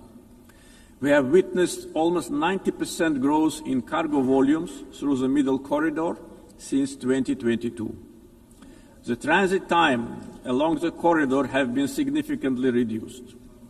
The biggest trade fleet in the Caspian, Alat International Trade Port, with its annual capacity reaching 25 million tons in the near future. The Baku-Tbilisi-Kars Railroad, 9 international airports, the biggest air cargo company in the region, and many other factors have turned Azerbaijan into one of international transport hubs. There is a great potential for cooperation in digital connectivity. Azerbaijan leads the Digital Transformation Initiative through such ambitious projects as the Digital Silkway. This project includes plans for the advanced fiber optic cable network under the Caspian Sea, establishing Azerbaijan as a key regional digital hub. Azerbaijan achieved significant economic growth by focusing on diversifying its economy beyond oil and gas, developing the non-oil sector and improving the investment climate through reforms and transparency. Reducing poverty and unemployment to the historic low of 5% is another achievement of our country. Recently, 2 major international rating agencies, Moody's and Fitch, have increased Azerbaijan's ranking. Azerbaijan was provided with favorable investment-grade status, citing very strong external balance, low public debt, and substantial sovereign wealth assets as a key strength. This underscores our economic resilience, strong fiscal discipline, and favorable investment climate. Our foreign debt is only 6.5% of GDP, which is one of the lowest in the world. Azerbaijan's foreign exchange reserves exceed its foreign debt almost 16 times. Back in 2022, at the summit of the Caspian littoral states, I raised the issue of environmental degradation of the Caspian Sea. Today's situation is much worse. Caspian Sea is shrinking rapidly. The main reason is not climate change. Joint efforts of littoral states are needed to stop ecological catastrophe with unpredictable consequences. Azerbaijan is also ready to cooperate closely with the UN to tackle this problem. Ladies and gentlemen, Azerbaijan is proud of its global humanitarian assistance efforts. We are providing aid to countries affected by natural disasters, conflicts, and public health emergencies. Azerbaijan contributed to the COVID-19 response, donating financing, protective equipment, medical devices, and vaccines to more than 80 countries in need. Azerbaijan has entered a new era. We won both war and peace. We ended the occupation and started reconstruction. Justice has triumphed. Sovereignty has been consolidated, and peace is de facto reached. We stand prepared to share our positive experience. The achievements of the recent years are not only a victory and success of Azerbaijan, they are also a demonstration that international law must ultimately prevail. Our vision is clear: peace and development based upon international law, non-interference in internal affairs of states, mutual respect and cooperation. Let us together build a world without double standards, where justice is not selective, the rule of law is respected, and peace is achieved not through words alone, but through actions. Thank you.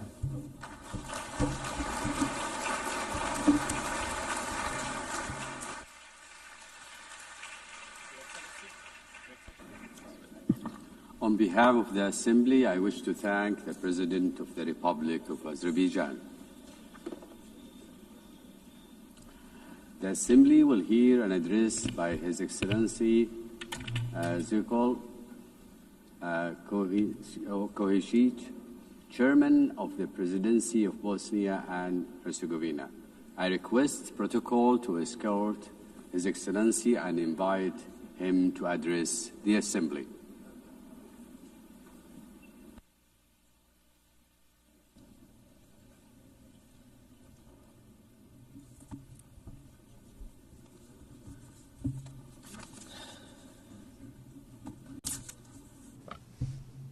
Gospodine predsjedavajući, gospodine generalni sekretaru, Dear Chairperson, Secretary General, kolege, ekscelencije, dame i dear gospodo. colleagues, ladies and gentlemen.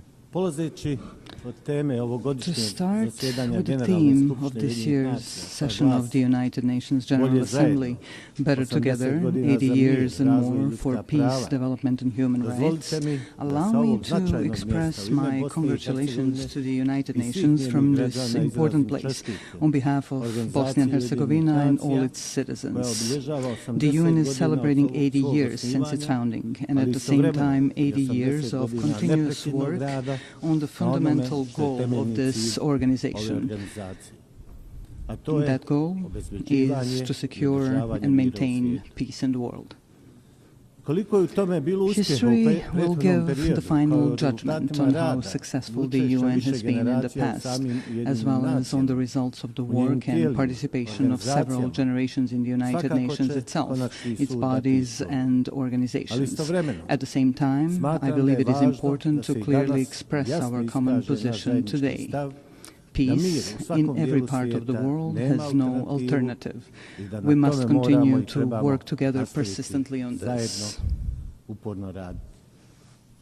Želio bih I vjerovati would like to da svi believe dijelimo that isto we all pozitivno share mišljenje, the same da positive moramo opinion, zaštititi mir u that we must svakom dijelu protect peace svijeta. in every part of the world. Međutim, However, reality and what is happening today in different parts of our planet clearly show us that world peace is often not in the interest of certain geopolitical actors. For them, conflict or war is a means to realize their own political and economic interests. These interests largely diverge from the goals set out in the United Nations Charter. If we add to this the fact that attempts are being made to change the borders of state around the world by means of armed force in a manner that is contrary to the United Nations Charter, we can draw a simple conclusion. International law is not applied equally to all states that are subject of that very international law. We have been witnessing that in the past period, certain armed conflicts have been deliberately provoked. What follows is the use of significant armed force, which a state with a smaller or weaker armed forces simply cannot resist. After that, the attacked state is required to sit at the negotiating table and sign a waiver of parts of its territory, ostensibly in the name of peace, but in reality in the name of force. I believe that all of us in this room know that the United Nations Charter allows for the changing of state borders. However, this can only be done by voluntary agreement between states. Armed forces or political pressure backed by armed forces cannot be used. However, if armed force is used to force the other side to agree to an imposed agreement in which it loses part of its territory, then there is no good and sincere will. Only coercion is present, which is contrary to several acts of international law. In this particular case, I'm speaking of Ukraine and the pressures it is under as a sovereign state. These pressures require Ukraine to give up parts of its territory in order to achieve a supposedly lasting and sustainable peace. Are we, in this particular case, participants in a change in the world order? In such an order, peace is not set as the ultimate goal. On the contrary, war and armed force appear as a legitimate means to achieve the political goals of major geopolitical actors. Changing international borders through the use of armed force creates political pressure to force a state to give up parts of its territory. This creates a dangerous precedent in international law, which can easily become the rule. Ultimately, it means living in an unstable world in which peace no longer has value. This is certainly not the desired outcome. Such a thing cannot be justified by any provision of the United Nations Charter or other acts of international law. Today we have an equally unwanted situation in the Gaza Strip. There, such violence is perpetrated against the local population, which in its form indicates the existence of several elements of genocide, as established in the Convention on the Prevention and Punishment of the Crime of Genocide. Let us recall, in addition to the fact that genocide represents the physical liquidation or removal of a national, ethnic, racial or religious group from a certain territory, it can also be committed in the event that such difficult living conditions are consciously imposed on that same national, ethnic, racial or religious group that threaten to ultimately destroy that group completely in a certain territory. Ultimately, such an aggressive genocidal approach is used as a means to forcibly occupy and take over territory. Under international law, these territories cannot belong to those who initiate and produce aggression. However, this is exactly what is happening in the Gaza Strip today. In Gaza, the people of Palestine face these two elements of genocide prescribed by the aforementioned Convention on the Prevention and Punishment of Genocide. A part of the world's political public closes its eyes and keeps silent about this extremely terrible fact. There is no political interest or even economic interest motivated by the intention to exploit natural resources, such as oil or natural gas in that part of the Mediterranean, which could justify such a high level of genocidal violence against the local Palestinian population. Such violence is unjustified and unacceptable. Equally unacceptable is the silence and occasional approval that comes from various political circles around the world. What kind of peace, development, or protection of human rights can we even talk about if this kind of violence is allowed? Violence with forms of genocide against the Palestinian people. Does something like that mean that the political interests of individual countries or the interests of corporate capital are stronger and more important than our common obligation to protect peace in every part of the world and the human rights of every individual in the world? This obligation is a prerequisite for the development and self-sustainability of various societies. This is a major challenge that we are facing today, and we cannot run away from that challenge. We must not continuously silence this interest for the sake of some higher opportunistic interests. Let us just remember the phrase, silence is actually an expression of either cowardice or approval of cowardice. Dear sir, allow me to briefly say something about my country, Bosnia and Herzegovina. A little more than 30 years ago, Bosnia and Herzegovina was faced with aggression coming from neighboring countries. At that time, the United Nations formed a peacekeeping military force called UNPROFOR, with the participation of countries that expressed interest in such endeavor. The role of UNPROFOR was such that they were, to a large extent, mere observers of a series of war crimes, ethnic cleansing, and ultimately genocide committed by the aggressors of Bosnia and Herzegovina. Of course, there were also positive examples of UNPROFOR's activities, which should certainly not be forgotten, and we are sincerely grateful for that. Unfortunately, a stain remains on that United Nations mission. Certain UNPROFOR commanders did not want to activate airstrikes in order to prevent ethnic cleansing, especially the genocide committed in Srebrenica in July 1995. Unfortunately, genocide was committed in Srebrenica. Hundreds of thousands of citizens throughout Bosnia and Herzegovina lost their lives during the aggression. Many more were injured, and more than 1 million citizens of Bosnia and Herzegovina were displaced around the world. I would like to briefly remind you that the International Criminal Court in The Hague, established by these very United Nations, has found the guilt of several individuals for committing genocide, as well as the existence of a series of joint criminal endeavors. They all had the same goal, ethnic cleansing with the creation of ethnically pure parts of the territory in Bosnia and Herzegovina, in order to separate these parts from Bosnia and Herzegovina and annex them to neighboring states. A little over a year ago, here at the United Nations, we worked together on the adoption of the resolution on the genocide committed in Srebrenica. I consider that a major step forward and an important document, not only for Bosnia and Herzegovina, but also more widely.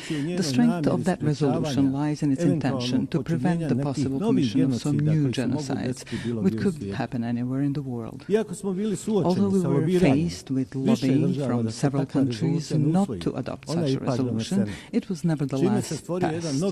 This created a new environment of preventive action through a culture of remembrance, so that genocide, the most terrible war crime, would never happen again. This is when we realized that there were states that, for their own political reasons or political convenience, were not ready to support the text of that resolution. That text is based on the rulings of the International Criminal Court in The Hague, which, I repeat once again, was founded by the United Nations. May such a refusal to support the text of the resolution serve to honor those who lobbied against its adoption and those who did not give clear support to the resolution.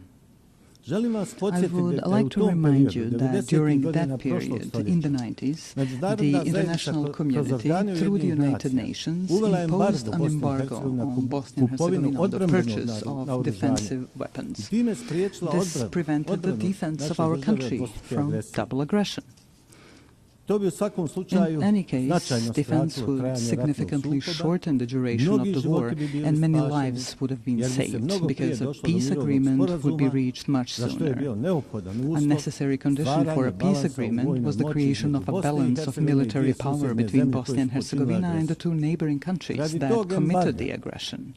Due to that embargo, the aggression against Bosnia and Herzegovina lasted for almost 4 years, and a large number of human lives were unnecessarily lost.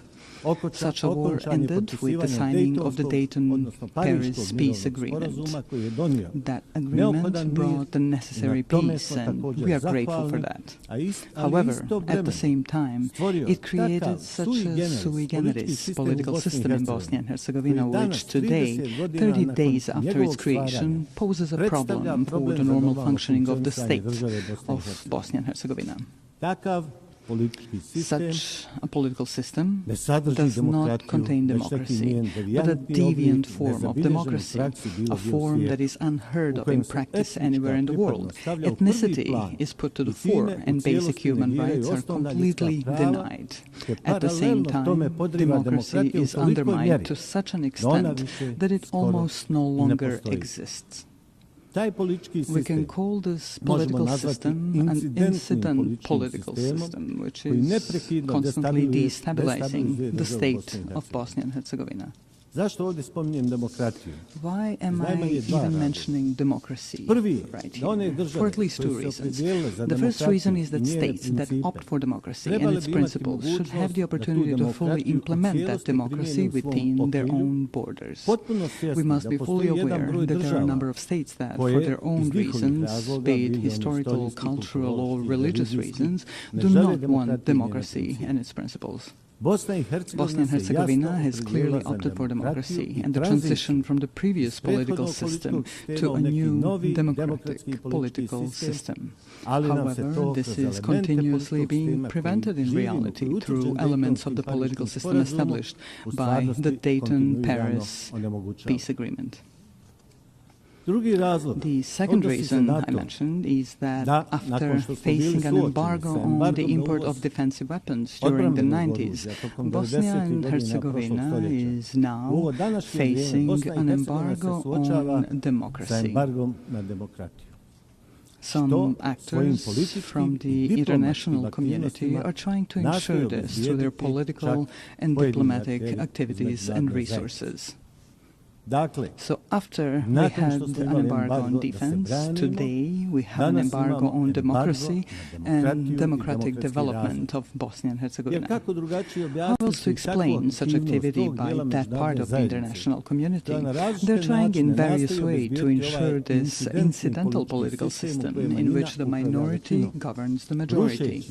This undermines one of the fundamental principles of democracy, which requires a system in which the political majority should actually govern the state.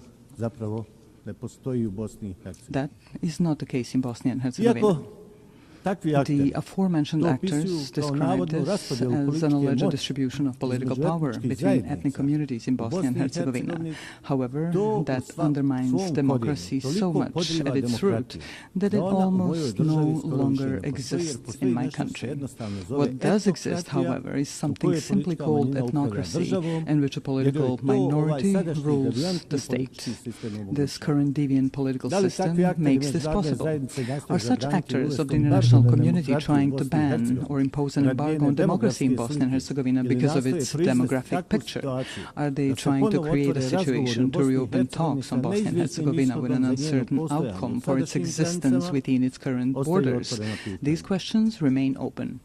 I would like to remind you here that without democracy, there is no rule of law. Without the rule of law, there is no protection of individual human rights. An argument for such action by a part of the international community may be the so-called Kovacevic case before the European Court of Human Rights. This case is unknown to you, perhaps unimportant to you, but it is extremely important to us in Bosnia and Herzegovina. This is a case in which the appellant sought simple, justified and logical protection of his active rights to vote, which was denied to him. The case was resolved in favor of the appellant, Mr. Kovacevic, in the first instance. The court also found the existence of ethno-territorial discrimination. However, a part of the international community invested enormous diplomatic and financial efforts in its attempt to annul the verdict during the second instance proceedings. One of the countries, which is completely incomprehensible and unacceptable, made a financial donation to the European Court of Human Rights. That country later came forward in the same case as an interested party. This is an expression of classic political corruption. Because of all this, a logical question arises here. Can the judgments of international courts be bought? Are they for sale? The High Representative of the international community in Bosnia and Herzegovina actively participated in overturning that verdict. Also, he was not given such powers by the Dayton Peace Agreement. He also invested enormous financial resources from unknown sources. He did not have the necessary consent of the Peace Implementation Council for such actions. So, a completely identical situation occurred as with the adoption of the resolution on the genocide in Srebrenica. Some countries tried to negate the judgment of the International Criminal Court in The Hague by lobbying against the resolution. In the case that I am now citing as an example, some other countries tried and are still trying to annul the judgment through their own lobbying and broader diplomatic activity. This leads us to the conclusion that there is a part of the international community that simply does not allow democracy in Bosnia and Herzegovina. Yesterday, we faced an embargo on weapons necessary for the defense of our country. Today, we have an embargo on democracy and human rights. Therefore, I would like to briefly remind you of another United Nations document called the International Covenant on Civil and Political Rights. This document guarantees, among other things, to vote and to be elected at periodic elections, which shall be held by universal and equal suffrage and shall be held by secret ballot, with the guarantee of free expression of the will of each voter. Unfortunately, in Bosnia and Herzegovina, we are not allowed to do this. The international community is making great efforts to preserve discrimination and to deny democracy. The result is the lack of the rule of law, as well as insufficient and almost no protection of individual human rights. The logical conclusion that arises is the following. Democracy, as well as the right to defend the country, are privileges whose application is determined and enabled by political elites from larger and richer countries. Small countries and poor countries can only receive as much democracy as those who are larger and richer allow them to get. That is certainly not an expression of equality that we should all strive for today. Here we come to the issue of human rights. To be more precise, I'm referring to the equality of every individual in their own country and beyond. This particularly concerns the right of every person to participate equally and as they wish in every aspect of social life in their country. We have a whole series of documents of acts or acts of international law that guarantee such rights. This, therefore, raises an open question. Are we prepared to be consistent or persistent in protecting individual human rights in any part of the world, using the tools that the aforementioned international documents provide us with?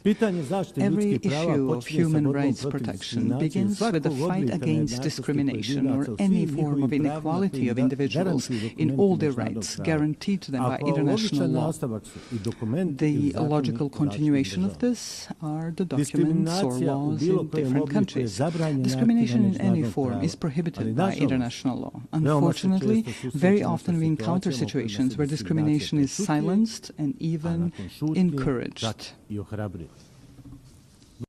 Speaking from the perspective of Bosnia and Herzegovina, we have 5 judgments of the European Court of Human Rights that establish the existence of discrimination against citizens of Bosnia and Herzegovina based on their ethnic origin or place of residence.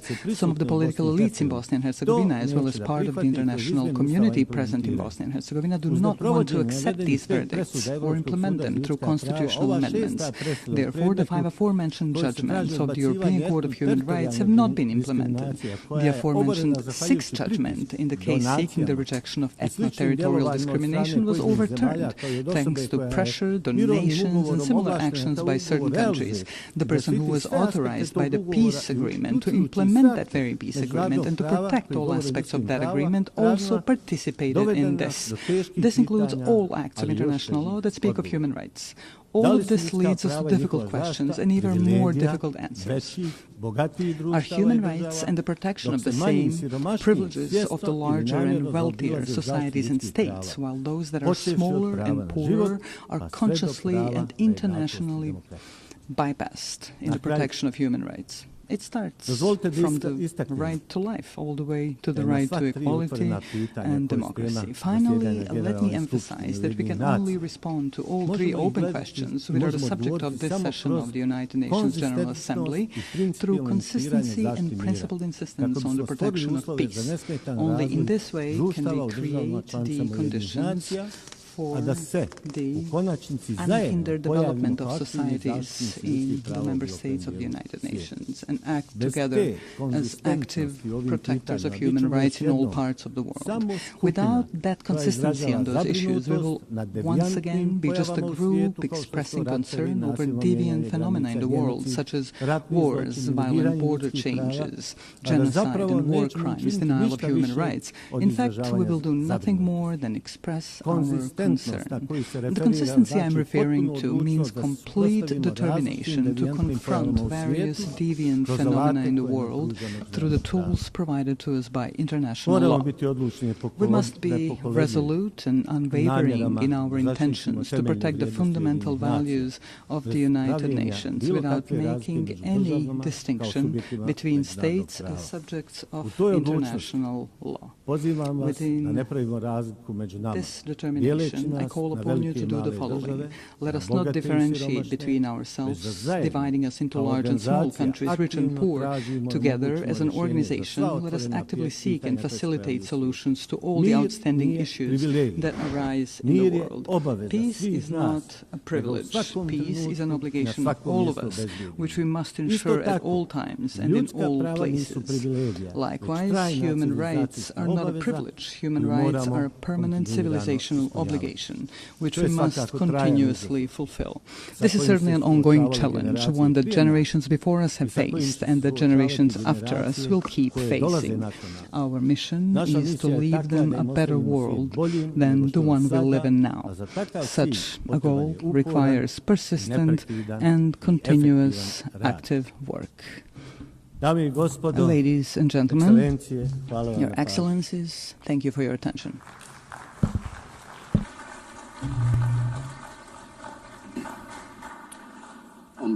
On behalf of the Assembly, I wish to thank the Chairman of the Presidency of Bosnia and Herzegovina. We shall now continue the general debate. The Assembly will hear an address by His Excellency Teodoro Ngoma Obiang Mangui, Vice President in charge of National Defense of State Security of the Republic of Equatorial Guinea.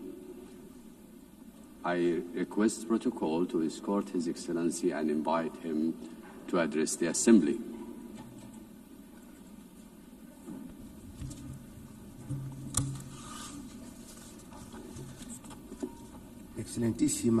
Your Excellency Ms. Annalena Baerbock, President of the 80th session of the United Nations General Assembly, Heads of State and Government, Heads of Delegations, Excellencies, Your Excellency Mr. António Guterres, Secretary General of the United Nations, ladies and gentlemen, I'm honored to take the floor on behalf of His Excellency Obiang Mbaso, President of the Republic of Equatorial Guinea, to share with you my country's most dearly held convictions at this 80th session of the General Assembly, being held at a time in which the world is calling for a fairer, more equitable and effective international system.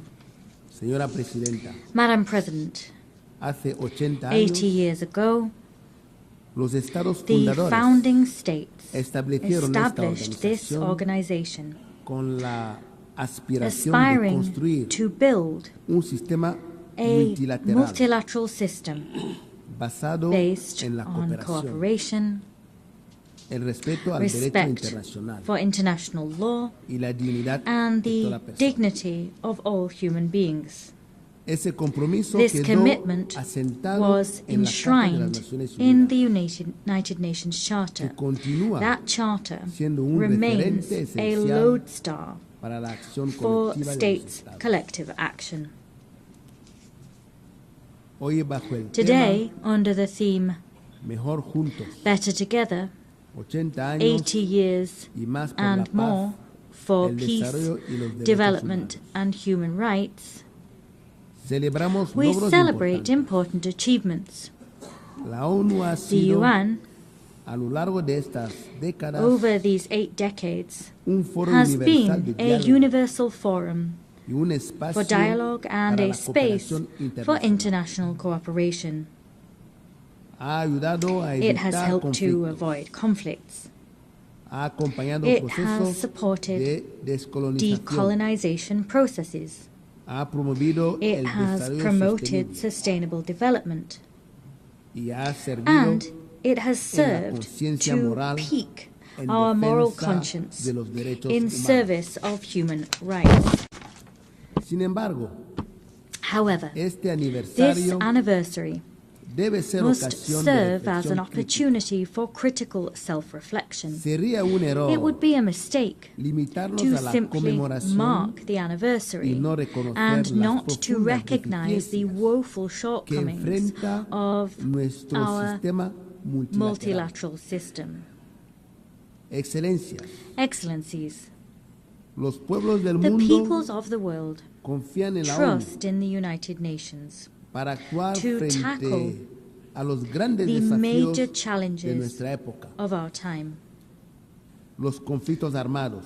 Armed conflict, violence, climate change, growing inequalities, migration crises, cyber threats, and the lack of technological transfer are all some of these challenges. However, all too often, the response provided to those challenges has fallen short. The United Nations has been brought to a standstill by individual interests and straitjacketed by an institutional platform which no longer reflects the reality of today's world.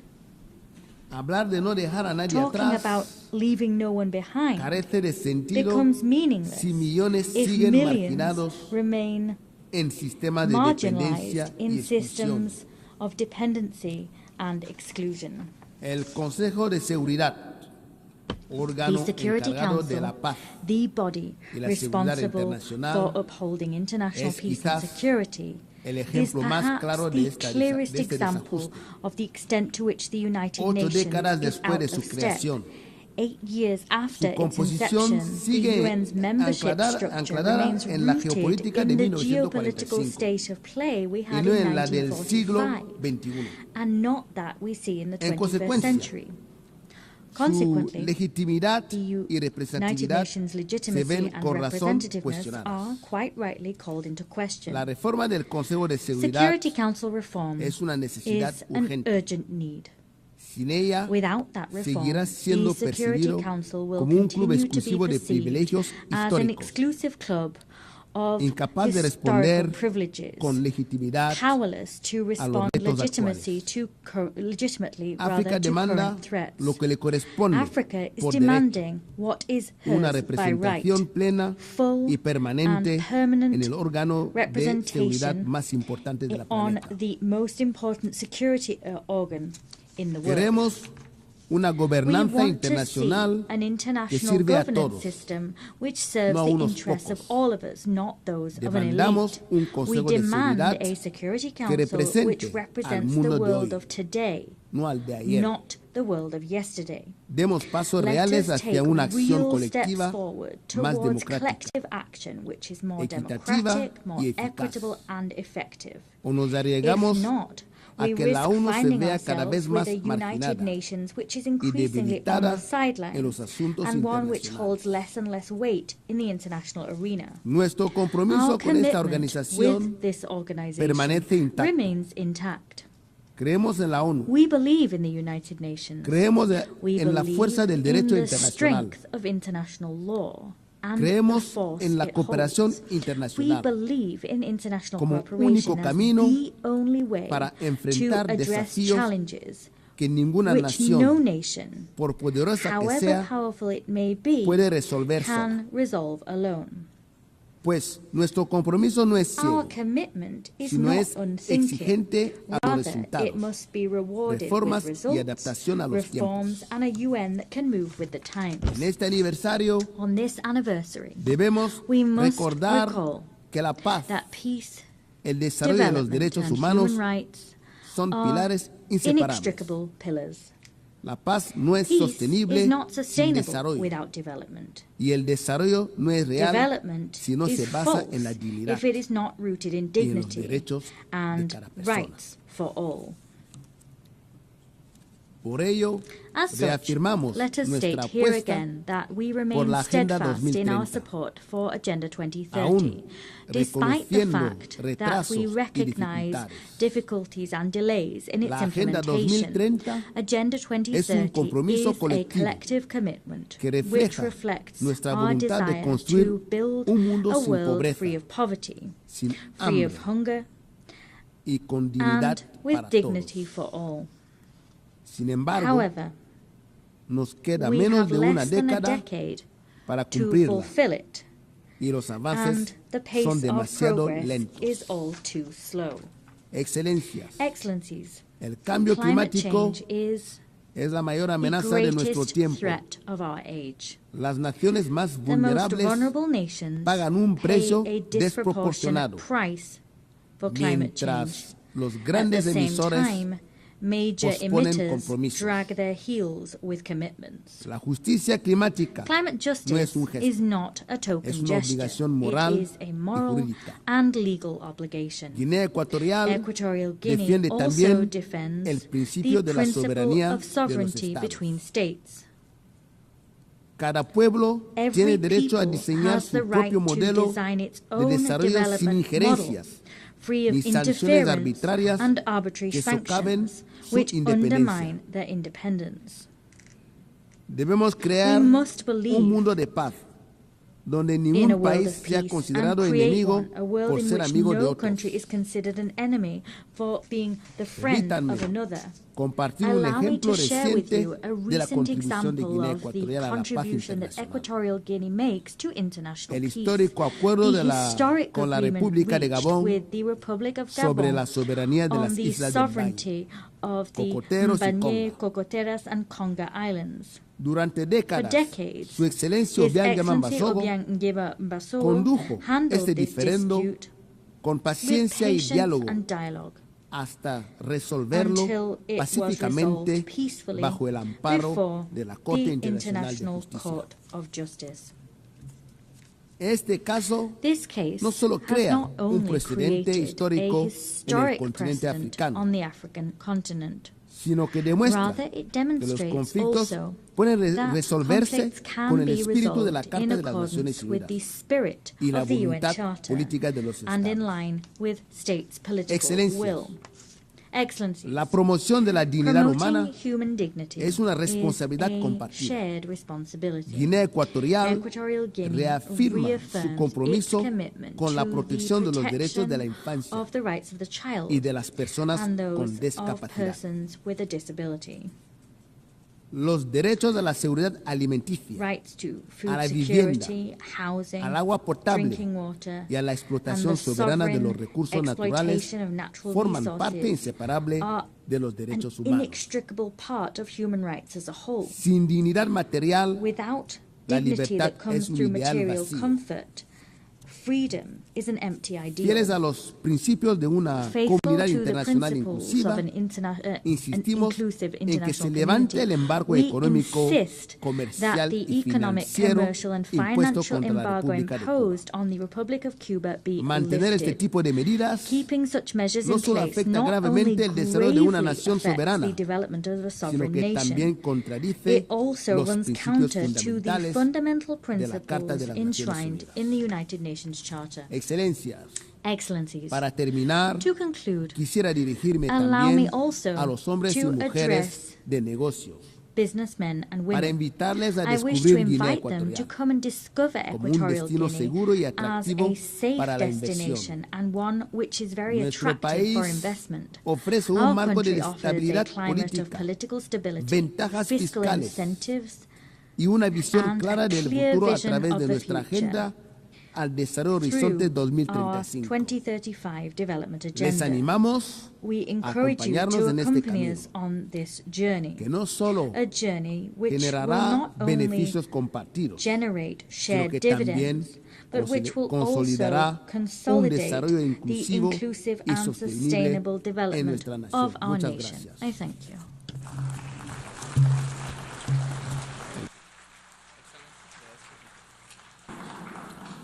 On behalf of the Assembly, I wish to thank the Vice President in charge of National Defense and State Security of the Republic of Equatorial Guinea.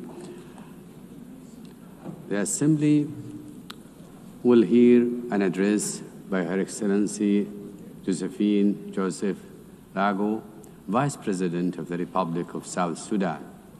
I request protocol to escort Her Excellency and invite her to address the Assembly.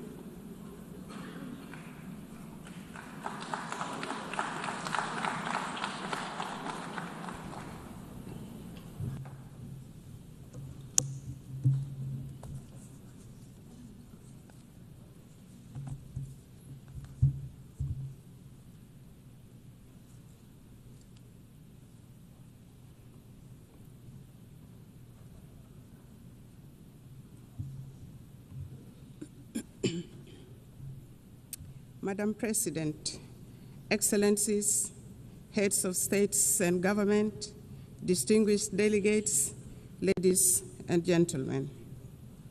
I bring you warm greetings and best wishes from my President, His Excellency Salva Kiir Mayardit, the President of the Republic of South Sudan.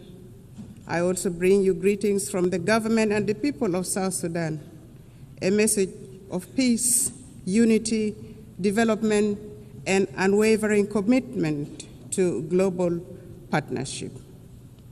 I wish to extend my sincere congratulations to you, Madam President, on your election to preside over the 80th session of this esteemed Assembly. I also express appreciation to Secretary António Guterres for his steadfast commitment to advancing the principles and objectives of the United Nations. The theme of this year's session, Better Together, 80 years and more, for peace, development, and human rights, resonates with the objectives and aspirations of our country. South Sudan is the youngest country in the world and the 193rd member of the United Nations. After 50 years of brutal armed liberation struggle, it gained independence It should be noted that the arrest of the first Vice President, Dr. Riek Machar, and his co-accused was not politically motivated, but had endangered the peace process and constitutional order in the country. Notwithstanding the legal proceedings, Dr. Riek Machar and others have been formally charged and presented to court. Their legal rights have been respected, including granting access to their legal team, and they appear on their behalf in court. South Sudan remains open to meaningful dialogue with other holdout groups. In this regard, the government is considering resumption of the Tumaini Peace Initiative and welcomes facilitation from regional and other partners. We urge regional and international communities to urge the holdout groups to renounce armed violence and engage in political dialogue. Furthermore, we appeal to the international community to continue supporting South Sudan's efforts and democratic process through provision of technical assistance, capacity building, and development support. It is worth mentioning that consolidating peace in South Sudan is not only vital for our people, but also for stability across the Horn of Africa, the Great Lakes, and beyond. Since our last statement to this General Assembly, South Sudan has embarked upon a transformative journey. We have launched the South Sudan Development Plan 2026 to 2036, a forward-looking 10-year blueprint to diversify our economy, fortify our institutions, and reduce reliance on oil. This plan is anchored in the principles of transparency, inclusivity, and resilience. It guides comprehensive reforms in public financial management and service delivery. We have initiated independent audits, strengthened procurement oversights, and recommitted ourselves to the fiscal reforms outlined in the 2018 Revitalized Peace Agreement. We are determined to foster a culture of integrity, accountability, and good governance. Determined to shift from oil dependency to a green, sustainable economy, South Sudan is investing in the future of its land and people. The Agriculture SME Grant Initiative 2025 now empowers farmers, agro-processors with vital tools, training, and market access. Our investment in irrigation, seed distribution, and post-harvest technologies are boosting productivity and strengthening food security. We have successfully established effective governance structures both at the national and local level, including establishment of relevant commissions such as the Constitutional Review Commission, the Judicial Review Commission, among others. The constitutional making process is in progress. Civic education and voter rights training have commenced and are progressing well.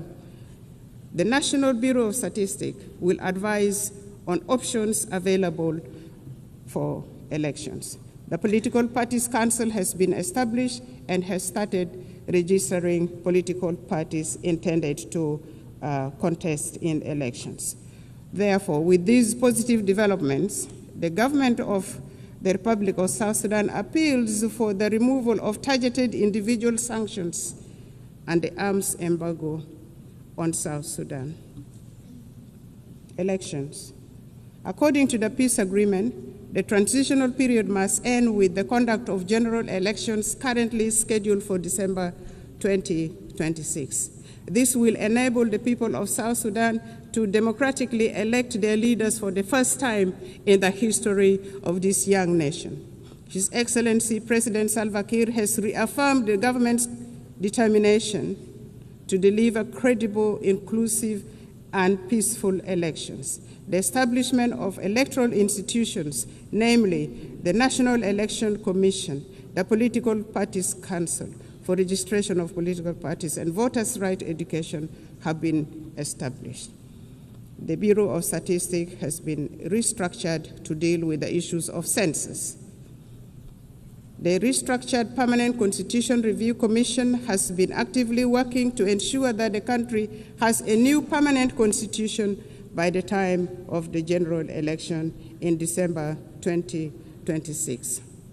Civil society groups are being facilitated and have started civic education of the general public, especially among women and the youth.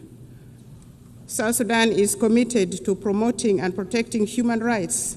We are strengthening national institutions, promoting accountability, empowering women and youth.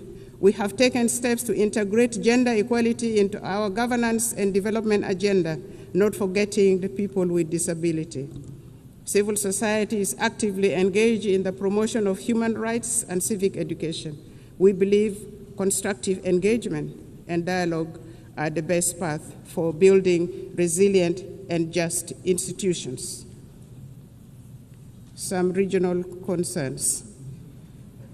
Madam President, South Sudan and Sudan share deep historical and economic ties, as well as the longest border in the region.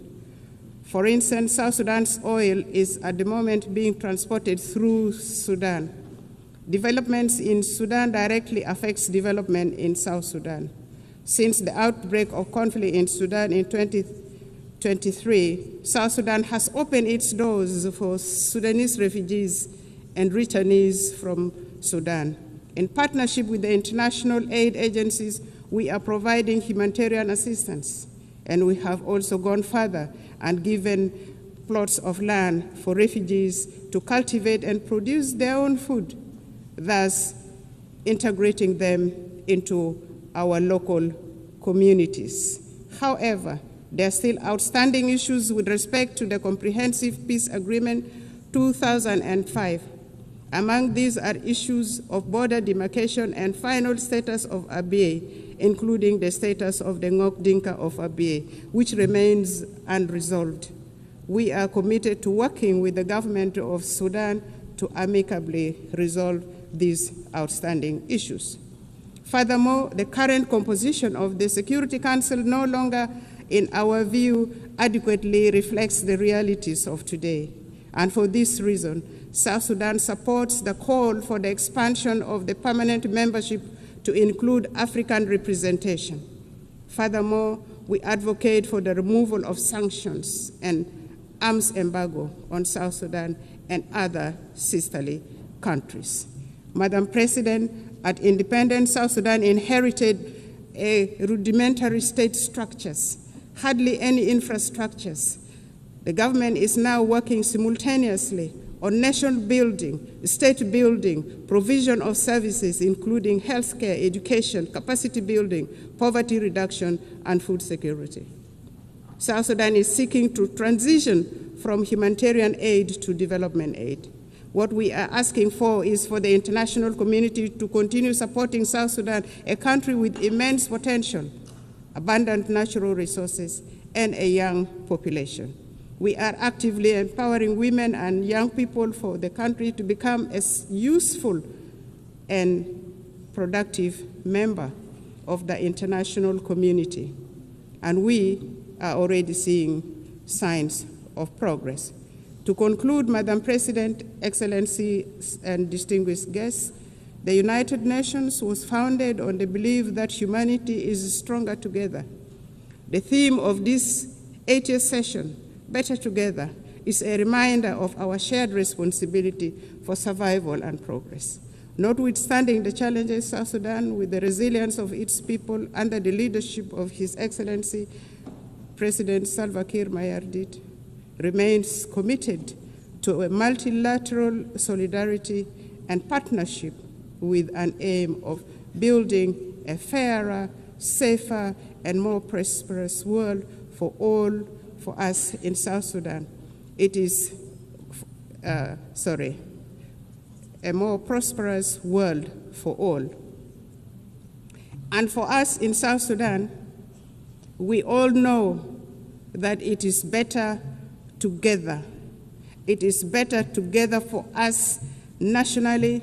It is better together for us globally.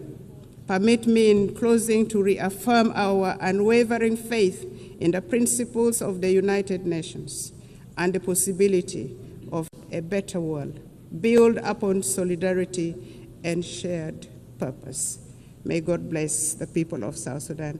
May God bless the nations of the world. I thank you for listening. Thank you.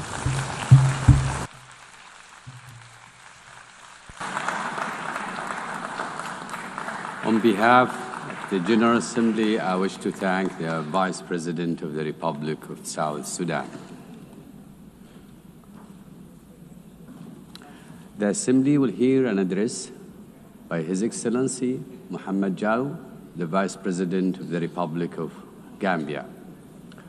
I request protocol to escort His Excellency and invite him to address the Assembly.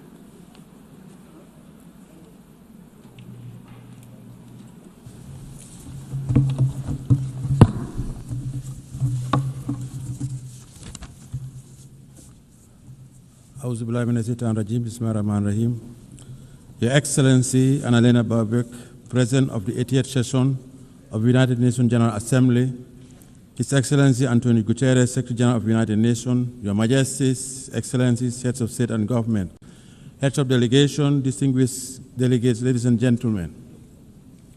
As we commemorate the 80th anniversary since the founding of the United Nations, it is with great honor and profound sense of commitment that I stand before you to deliver this statement on behalf of His Excellency, Mr. Adama Barrow, who could not be here due to circumstances beyond his control. At the outset, allow me to convey warm greetings and best wishes for a successful session from His Excellency, Mr. Adama Barrow, the President of the Republic of the Gambia, and government and people of the Gambia. Madam President, let me also use this opportunity to congratulate you on behalf of the government of the Gambia on your election as President of the 88th Session of the United Nations General Assembly. Your election is a testament to the importance our organization attaches to gender mainstreaming and the empowerment of women. It constitutes an affirmation that more than ever, women are capable of leading organizations like the United Nations and achieving remarkable success.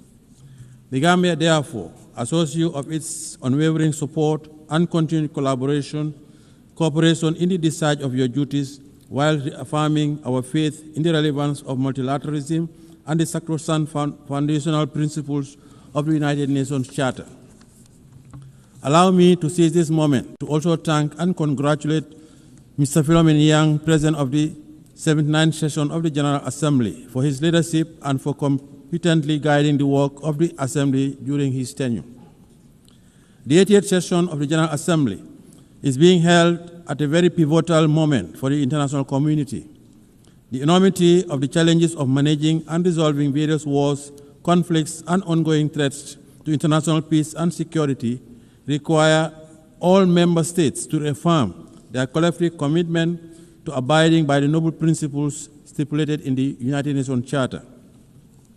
The Charter, crafted with great optimism and anchored in the ideals of maintaining and promoting world peace, security, human rights, and development, promise a new age and a new world. A world that comes together to reverse the hurdles of the past and define a common destiny premised on our shared humanity.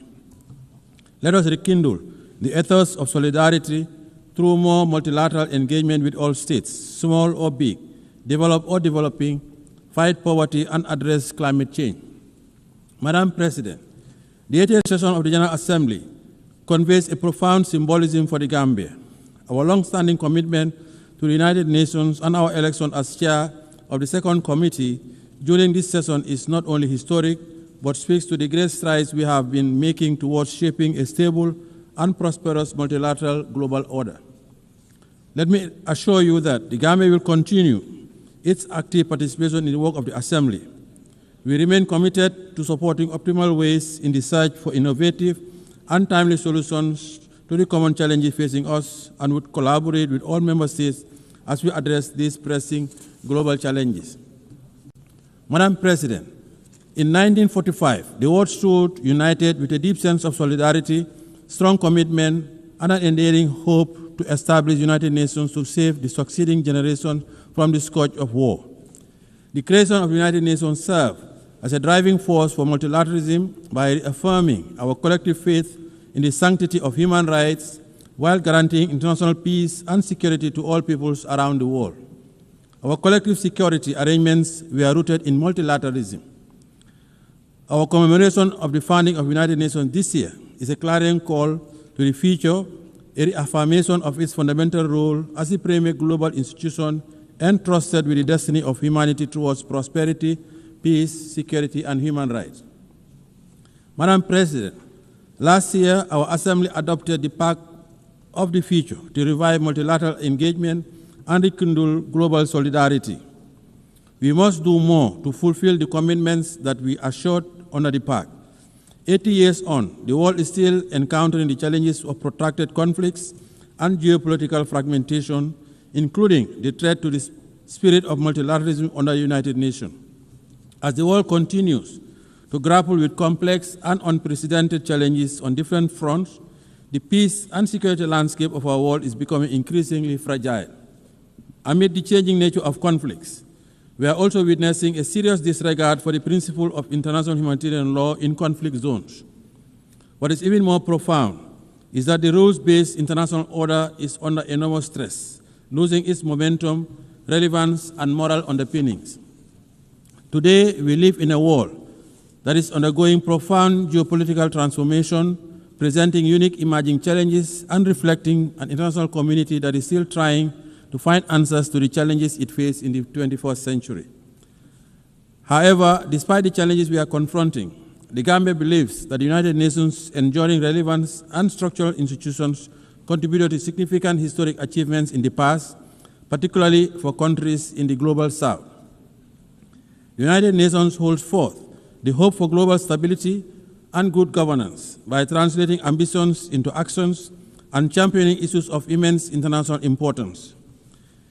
In the case of the Gambia, the United Nations used its convening power and preventive diplomacy through the Peace-Building Commission to support a democratically elected government that assumed power in 2017. The support was key to upholding the will of the Gambian people as they assured in the present government and launched our transitional justice system to promote the rule of law and respect for human rights. Madam President, as we assemble and reflect on this important and timely theme for this 80th session, Better Together, 80 years and more for peace, development, and human rights, we must admit that the daunting challenges we are facing today require us to deliberately invest in sustainable development, climate action, peace, and security. We must equally continue to foster resilience and growth for the realization of inclusive development and shared prosperity for all. Since the change of government in 2017, the administration of His Excellency President Adama Barrow had strived towards a path of development, peace, and respect for fundamental rights and freedoms. 8 years ago, we set out to build a stable and viable country, making sure that the needs of our people are placed high on our national development agenda. With our current reform agenda that is inclusive, the Gambia is eyeing a future without the realm of immense potential and possibility. By addressing the grievances of the past through the implementation of recommendation of the Truth, Reconciliation, and Reparations Commission. In the past 8 years, the government has also organized several elections in a credible, impartial, and transparent manner, in line with domestic laws and international norms and standards, and plans are on for holding presidential elections next year. We are committed to consolidating participatory democracy, sustainable development, and good governance, as we have done for the past 8 years. Madam President, in our drive for greater reform, the government of the Gambia will continue to take the appropriate people-driven and informed policy decisions to strengthen institutions and design processes aimed at promoting and protecting human rights as well as addressing past violations. As we look forward to consolidating, building strong state institutions and reinforce the never again principle, the government is ushering in legislative reforms and expanding the scope of our criminal jurisdiction to prosecute international atrocity crimes. Since reforms include the enactment of the Special Prosecutor's Office, Act 2024, giving that office the mandate to deal with offenses that constitute international crimes and serious rights violations, and for the first time, the enactment of an Anti-Corruption Act, a significant step towards the organization of an Anti-Corruption Commission. These are all part of our national efforts to deliver restorative and transformative justice, build a clear path towards nation building, and lay a foundation for social justice, as well as prevent impunity. Our goal is to consolidate and nurture a more national culture of accountability and respect for human rights in fulfillment of our domestic and international obligations. To support our national development ambitions as enshrined in our National Development Plan, we continue pursuing a national budgeting mechanism that is grounded on human development, fiscal stability, education, and building critical infrastructure to promote development and investment. Madam President, our primary social contract with the Gambian people is to meet the demands of our socio-economic challenges whilst at the same time encourage citizen participation and engagement in democratic governance. This propels us to ensure that our democracy continues to thrive, respect for fundamental rights robust, expansive, and comprehensive, and the building of institutional mechanisms. In building a peaceful society, we continue to recognize the integral role of women and their representation and participation in political affairs and public life. We also continue to promote media freedom and the right to assembly and freedom of expression as guaranteed inherent rights through coordinated and sustained actions. As a government, we encourage constructive engagement with our citizenry, particularly the young people, and respect their rights to participate in democratic functioning of the state. In view of our own experience with governance challenges, we value the need for addressing the consolidation of democracy and good governance in our neighborhood. It is in this spirit the Gambia recently hosted the Sahel Governance Forum, which seeks to galvanize a multi-stakeholder convergence to address the governance challenges that continue to hamper regional peace, stability, and development. We are confident that such forum will provide the right opportunity for systematic discussion on finding definitive solutions to the rising tide of violence, insecurity, and instability of the Sahel. Madam President, with its strong commitment to the promotion and protection of international peace, security, and human rights, the Gambia continues to be a member of the African Union Peace and Security Council, the United Nations Human Rights Council, and a police and troop contributing country to UN, AU, and ECOWAS peacekeeping missions around the world. By serving on this important council of the continent and taking part in peacekeeping operations, the Gambia continues to prioritize the maintenance of international peace and security, including the consolidation of political and democratic governance and strengthening partnership for African security. It is significant that the African Union and the United Nations continue to work together to address regional peace and security matters, including the recalibration of our preventive diplomacy tools for maximum impact. We need to strengthen the early warning mechanisms as well as prioritize the protection of children affected by armed conflict. Madam President, by echoing the mantra of the Africa we want and an Africa at peace with itself, the Gambia believes that more needs to be invested towards conflict prevention as part of efforts to respond robustly to challenges of insecurity and underdevelopment, particularly through resilient building. We call on the United Nations Security Council to step up and meet its responsibility towards the resolution of conflicts in Africa and beyond. The rising level of inequalities are indicative of the unequal global economic system, creating huge imbalances for countries in the global south, particularly in Africa, to address poverty, debt, and unemployment. It is indeed disheartening that 5 years towards the end of the targeted Agenda 2030 deadline, much remains to be accomplished and the realization of its goals and ambitions appear to be profoundly remote. Madam President, in 2025, when the world should be forging towards a path of development and prosperity, we are once again confronted with the scourge of more conflict and war. Therefore, the 2025 Peacebuilding Architecture Review presents a unique opportunity to agree on building stronger preventive arrangements and measures for conflict prevention. The ongoing conflicts raging around the world would need to stop immediately. The unnecessary deaths, displacement, and untold suffering of civilians from Palestine to Sudan, Lake Chad Basin, Ukraine to Russia, Haiti, Libya to the Sahel, and in other corners of the world is unacceptable. As members of the United Nations and as conscientious global citizens, we cannot relent on our collective quest for durable peace. We must continue to pursue responsive and purposive actions by exhorting the parties to the conflicts and make progress on key milestones on their journey to political dialogue.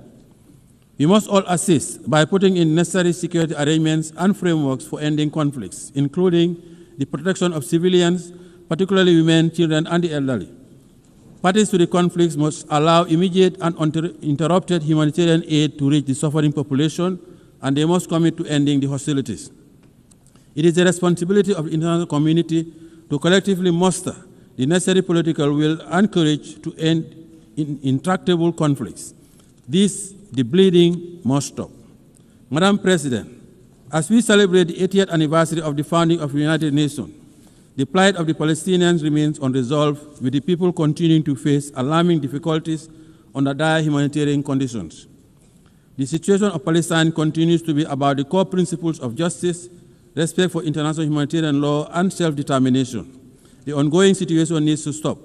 We cannot remain unperturbed by these worsening conditions, and it is imperative that we act urgently and collectively by utilizing our leverage to revitalize the prospects of an inclusive peace process for Israel and Palestine and the region.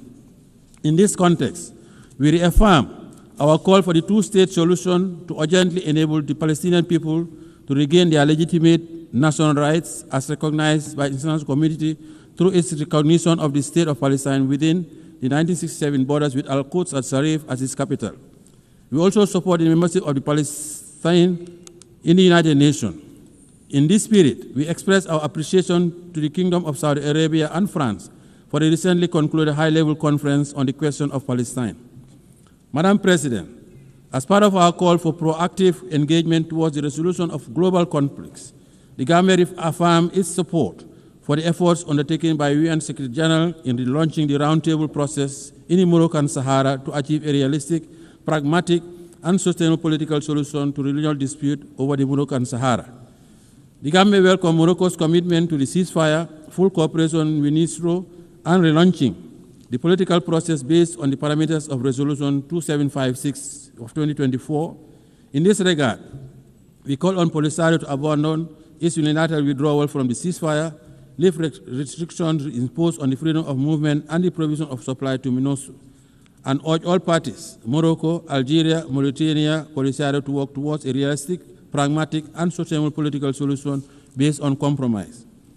The positive impact of the Moroccan Autonomy Initiative, a realistic, credible, and serious effort for the settlement of this regional dispute, is already well recognized, and the people of the region continue to enjoy peace and development and protection of their human rights. Thanks to the government of the Kingdom of Morocco's new development model for the Moroccan Sahara region. Furthermore, the Gambia also lauded the launch by His Majesty Mohammed VI, King of Morocco, of the Morocco-Nigeria gas pipeline, the Atlantic African Initiative, and the Sahel countries' access to the Atlantic. The three regional royal initiatives would give new impetus to the Moroccan Sahara region by establishing it as a new platform for security, stability, and co-development in the Atlantic, the Sahara, African, and Mediterranean areas. Madam President, the Gambia also continues to stand with the government and people of the People's Republic of China on the One China policy. China's commitment to international cooperation and support for the critical spaces of development in different sectors demonstrate that the sustainable development of South-South and triangular cooperation are possibilities. The Gambia continues to reiterate the call for the lifting of economic embargo against the brotherly people of Cuba. The embargo continues to inflict undue hardship and economic devastation, occasioning substantial challenges for the government and people of Cuba. We believe it should come to an end now. Friendly cooperation is the way forward. Madam President, as we mark 25 years since the adoption of Security Council Resolution 1325 on women, peace, and security, we should take a moment to renew our firm conviction that the attainment of sustainable development and the consolidation of peace and security are anchored in the full and inclusive representation of women in all spheres of political and decision-making processes. While considerable progress has been made towards the realization of women's inclusion, women's participation in the consolidation of peace and security, there continues to be significant impediments that we must overcome. Women must always have a seat at the negotiating table. They usually bear the brunt of conflicts. Therefore, as we prepare for the Fourth World Conference of Women, and as nations sharing the same destiny, we have a moral obligation and a collective responsibility to act swiftly to address all issues hampering the empowerment of women, including institutional advancement and their contribution to the consolidation of peace and security. Madam President, in view of the outcome of FFD4, it is our hope that international financial architecture and mechanism will change for the better as the current international financing architecture, especially as it relates to debt restructuring, continues to hamper the development aspirations of developing countries. Due to limited fiscal space exerted by debt distress, developing countries find it hard to make significant investment in the social sector. The challenge is even more profound when it comes to investment in the productive base of their economies to engender growth, employment, and development. This situation significantly contributed to the dismal attainment of only 17% of the SDGs. Therefore, to accelerate the full and effective implementation of the SDGs within the targeted framework, we must enhance international finance cooperation and review of the international financial architecture to create arrangements, facilities, and mechanisms that would cater for targeted investments in industrialization, mechanized agriculture, provision of quality education, energy, health, and water.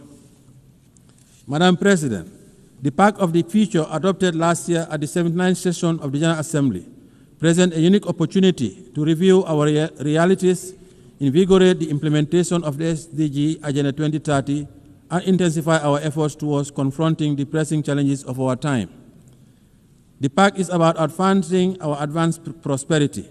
The Gambia supports the convening of the preparatory process for the review of the Pact in 2028 to align effectively with the prevailing and upcoming intergovernmental processes such as the 2025 Peacebuilding Architecture Review, the high-level plenary meeting to commemorate the 30th anniversary of the World Programme of Action on Youth and the World Social Summit. The success of these reviews will depend primarily on our commitment and concerted push to build a more equitable and resilient global governance framework that supports the attainment of our global goals. Madam President, our reform agenda is still incomplete without reform of the Security Council. The Gambia supports the reform of the United Nations Security Council and the Common African Position on the reform of the Council as set out in the CIRT Declaration and the Eswatini Concession. We strongly believe that the ongoing review and reform process of the United Nations needs to make good progress, and Africa's underrepresentation in the permanent and non-permanent categories of the Security Council is a historical injustice that urgently needs to be corrected. Africa has always contributed to global peace, and Africans also paid the ultimate price during the two world wars. Hence, the Gambia believes that the time has come for the international community to support Africa's call for meaningful representation in the Security Council. The reform of the Council guarantees its legitimacy and credibility as the body responsible for the maintenance of international peace and security. We commend the AU Committee of 10 heads of state and government on the United Nations Security Council reforms, chaired by His Excellency President of the Republic of Sierra Leone, for their leadership in this legitimate quest. Madam President, as the world continues to witness heightened level of insecurity, the threat of climate change continues to aggravate security challenges, especially in the Sahel. We must address the impact of the climate crisis as part of the vital resilient measures that mitigate climate-related risks where they intersect with political, social, and economic factors. The Gambia would like to acknowledge the progress made at COP29 in Baku, Azerbaijan, for moving from $100 billion to the new collective quantified goal, which is still not adequate to finance all the mitigation and adaptation actions, especially for countries in special circumstances. We need to take concrete decisions at COP30 in Belém, Brazil, to galvanize support for more climate financing. The Gambia calls for more ambitious, nationally determined contributions by all states due to their submission this year to achieve net zero emissions by 2050. Madam President, as I conclude, allow me to call on member states to use this 88th session of the General Assembly to forge a new consensus to confront our new reality, a consensus that unites us behind our shared determination to make the United Nations a potent instrument to serve our common purposes and aspirations as one human family. This is our only planet. Let us preserve it for posterity. The Gambia is ready to play its part in making our world a better place for all. On behalf of His Excellency President Adama Barrow, the government and people of the Gambia, I wish you all fruitful deliberation towards advancing the theme of the 88th session of the General Assembly. I thank you for your kind attention.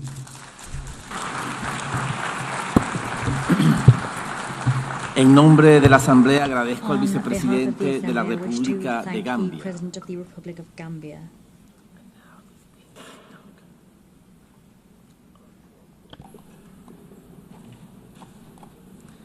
Doy ahora la palabra a la excelentísima señora Sabine Monauni, viceprimera ministra y ministra de Asuntos Exteriores, Medio Ambiente y Cultura de Liechtenstein.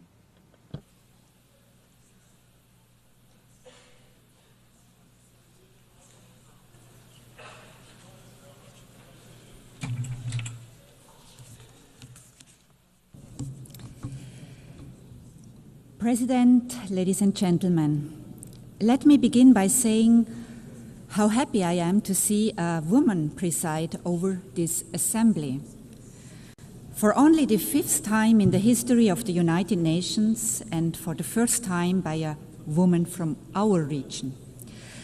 It is my hope that this is also a good sign for the selection process of the next Secretary General, a position in which no woman has ever served over 8 decades, and which will be conducted under your leadership.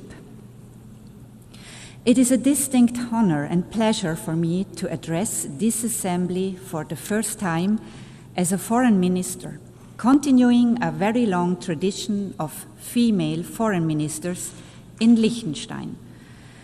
The United Nations is a key building block of our foreign policy, which is guided by a strong belief in international law, cooperation, and multilateralism. We are gathering at a landmark moment in the history of the United Nations. For over 80 years, this has been the place where nations have come together, where international law has been developed, where human rights have been codified, where we have agreed on common development goals. Of course, it has also been the source of many disappointments. Too often people around the world have been looking to this assembly and at the Security Council chamber next door in the hope of decisive action to secure peace. The key purpose of this organization, only to realize that political paralysis was shattering these expectations, justified as they were. In Ukraine, our system has allowed the aggressor to veto collective action supported by the vast majority of the House. In Gaza, we have become bystanders, despite the fact that the two-state solution was one of the first decisions of the United Nations many decades ago. We are merely witnesses to the unprecedented and unjustifiable suffering of civilians in spite of our pledge to end and prevent atrocity crimes. The people of Sudan must have concluded that indifference is the guiding principle of our rare discussions, and that the outrage over a cynical veto wears off after a few weeks, if not days. These challenges to the credibility of the United Nations would be massive enough in and of themselves. But if we are looking at a completely uncertain future for this organization today, it is for largely different reasons. The very foundations of the United Nations are being challenged in a way we have not seen before. Such efforts threaten to undermine our joint commitments to solve common problems together on the basis of the principle of sovereign equality, the principle that we set ourselves rules that apply to us all equally and that they are enforced equally, and the belief in the value of international law as the common ground that allows us to govern world affairs in a way that is predictable, equitable, and fair. For us in Liechtenstein, the United Nations, which we joined 35 years ago, occupies a special place. It has been instrumental in our progress towards gender equality. Our membership in the organization has helped to put human rights at the center of our foreign policy. The Sustainable Development Goals have been embraced by civil society and the private sector. Most essentially, the Charter of the United Nations is the guarantor of our sovereignty. The United Nations is also our window to the world and the one place where we can connect with everyone. And it offers a unique foreign policy platform where we can present our initiatives and ideas as a sovereign equal. We have done so with commitment and enthusiasm, and I believe with some success. Today we feel a special bond with every other state, which is small in size, but not small in ambition and vision. Today we realize more than ever that we need this organization. We need a world based on rules that we have all agreed to.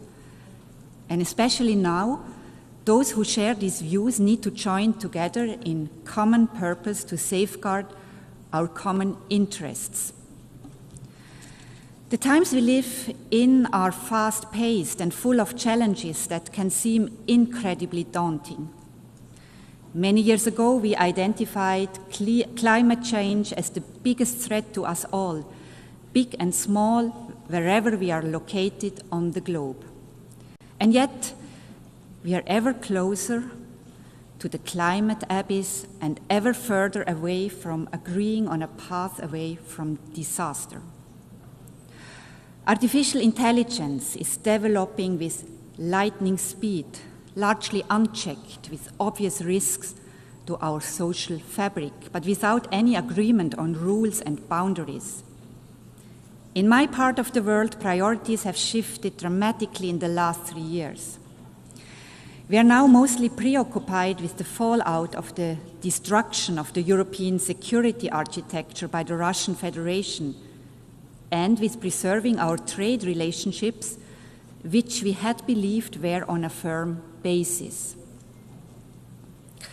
Liechtenstein is no different to our neighbors in this regard, and any responsible state will prioritize imminent challenges as we have to. But none of this will be meaningful if it is not embedded in a larger vision, if we do not give ourselves the space to tackle the long-term risks and dangers. The place for us to do this is the United Nations, and we are committed to doing this together with all of you represented in this room. President, today the continued existence of the United Nations is at stake. This is a sobering observation, certainly. But we must find the opportunity that lies in this moment of existential crisis. We have allowed a system to grow that is plagued by duplication, inefficiency, and poor governance. The UN80 process is the chance, the only chance that we will have to make the organization leaner, more effective in its use of resources, and more productive in generating meaningful outcomes. When we adopted the Pact for the Future a year ago, Liechtenstein made a clear call for this organization to embrace its original purpose as the guardian of peace and security. For our people, our parliamentarians, our civil society, the United Nations is a peace organization. We have to find a way to make it effective in fulfilling this task. If the Security Council is unable to carry out its charter responsibility, as is regularly the case due to the veto power of its permanent members, there are ways for us to take collective action elsewhere, beginning in this hall. We are equally committed to the other pillars of the work of the United Nations: development and human rights, which are existential for the dignity and well-being of the people on whose behalf we serve, and pivotal for more peaceful, just, and inclusive societies. President, The rule of law is the guiding principle of Liechtenstein's work at the United Nations.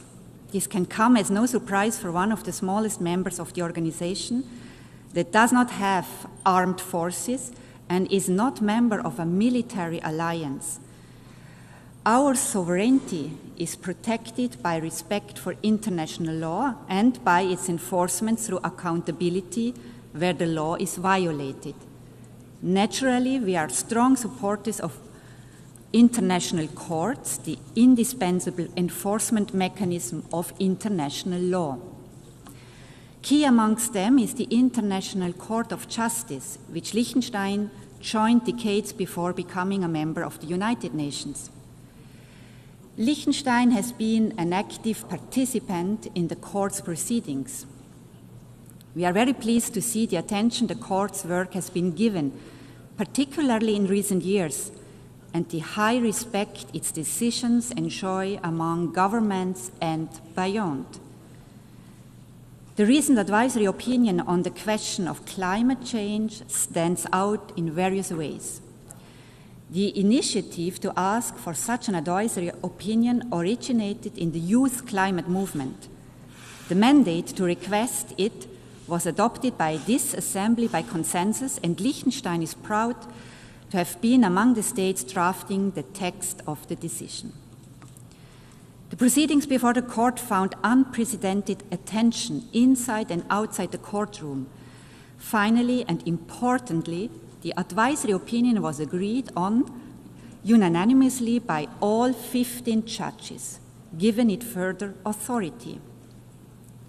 We have welcomed this decision, in particular its focus on the area of human rights, where important questions remain unaddressed, and we look forward to working with all of you to put it to the most productive use possible. For us, the International Criminal Court is a complementary and equally important institution. It is the first permanent court in the history of humankind that has jurisdiction over the crimes that are defined as the most serious ones under international law: genocide, crimes against humanity, war crimes, and the crime of aggression. Almost 2/3 of all states have joined this project, the most ambitious treaty since the adoption of the Charter itself. Its central statement is unique and also uniquely important for the rule of law. Nobody is above the law. Nobody is protected from investigation and prosecution for what we have all agreed are the most serious crimes under international law. As we look at the flashpoints around the globe, be it Ukraine, the Middle East, or Sudan, we see how the basic rules of international law are violated, not just frequently, but systematically. This is why we have created the International Criminal Court, to offer protection for the victims and the vulnerable, but also to safeguard international peace and security. Today, the court finds itself under significant political attack and is targeted by unprecedented sanctions.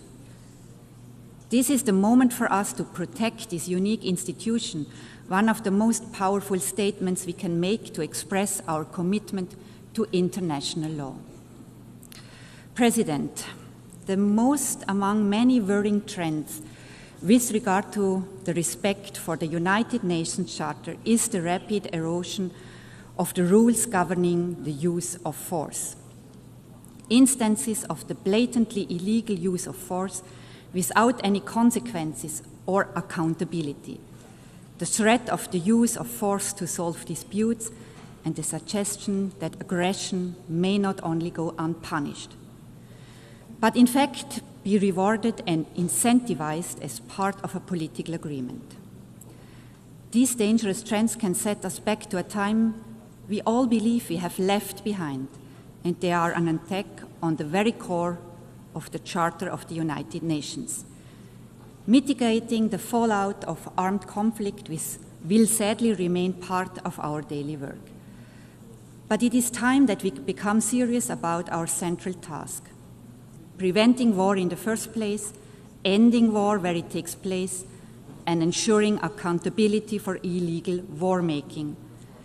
The International Criminal Court, the only institution with jurisdiction over the crime of aggression, is therefore key to enforcing the UN Charter, and thus deserves the support of all states, including those who have yet to join it.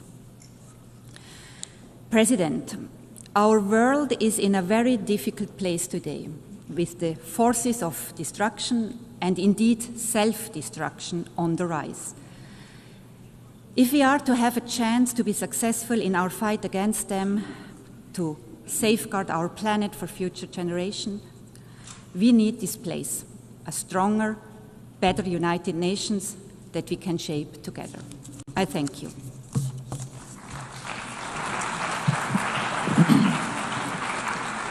Muchísimas gracias a la viceprimera ministra y ministra de Asuntos Exteriores, Medio Ambiente y Cultura de Liechtenstein.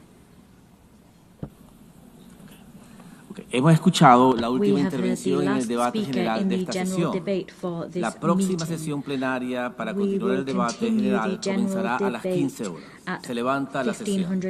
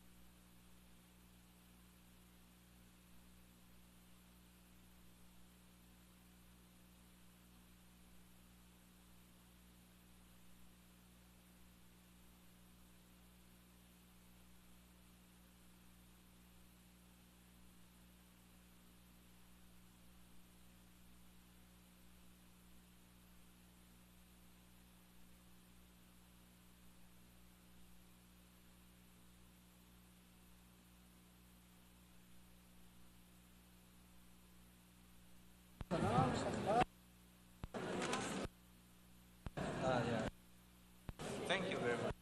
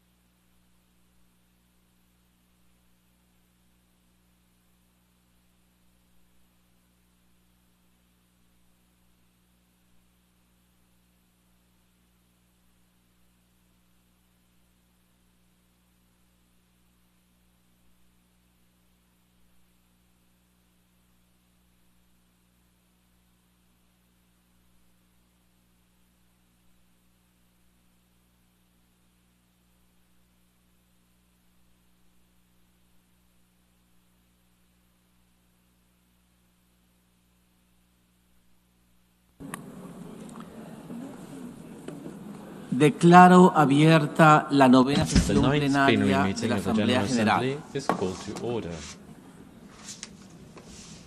La Asamblea escuchará ahora The Assembly will hear an del address now by excelentísimo His señor Excellency Mohammed Mohammed Yunus Menfi, Presidente del Consejo President Presidencial del of the Estado de Presidential Libia. Council of the State of Pido al Libya. protocolo que I request acompañe a su protocol to excelencia, escort a His quien invito Excellency a dirigirse and a la invite Asamblea. him to address the Assembly.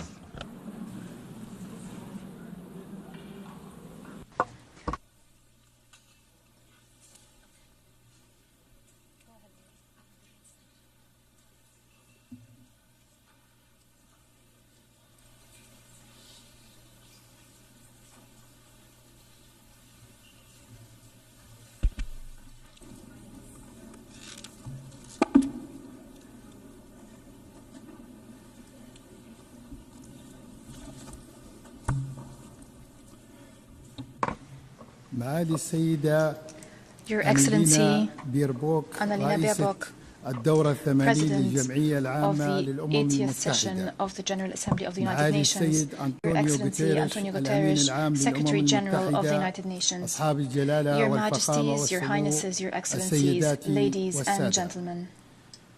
باسم الشعب الليبي On behalf of the Libyan people, I congratulate you on the 80th anniversary of the establishment of the United التي Nations. تبقى إحدى أعظم It ركائز remains النظام one of الدولي the greatest pillars ومن of the international أبرز order, منارات العمل المتعدد الأطراف one of the beacons of في تاريخ multilateralism الإنسانية. over the history of كما humanity. نعرب عن تقديرنا We لانعقاد appreciate the هذه holding الدورة of the session تحت under شعار the theme السلام والتنمية وحقوق Better Together, الإنسان 80 years وهي and more for مبادئ peace, development and human نؤمن rights. بها إيمانا These are راسخا principles that we firmly ونعمل believe على in, ترسيخها في principles وطننا that we وفي are محيطنا consolidating الإقليمي والدولي at the national, regional and international levels. وفي الوقت الذي نحتفل فيه As بهذه we الذكرى celebrate الدولية this global anniversary, فإننا نحيي كذلك الذكرى we're also السبعين لانضمام celebrating the ليبيا 70th إلى عضوية anniversary الأمم of المتحدة. Libya joining the United لقد كان Nations. ذلك It تتويجا was the لنضال culmination الشعب of the الليبي struggle of the Libyan حين people ارتفعت when أصوات Libyans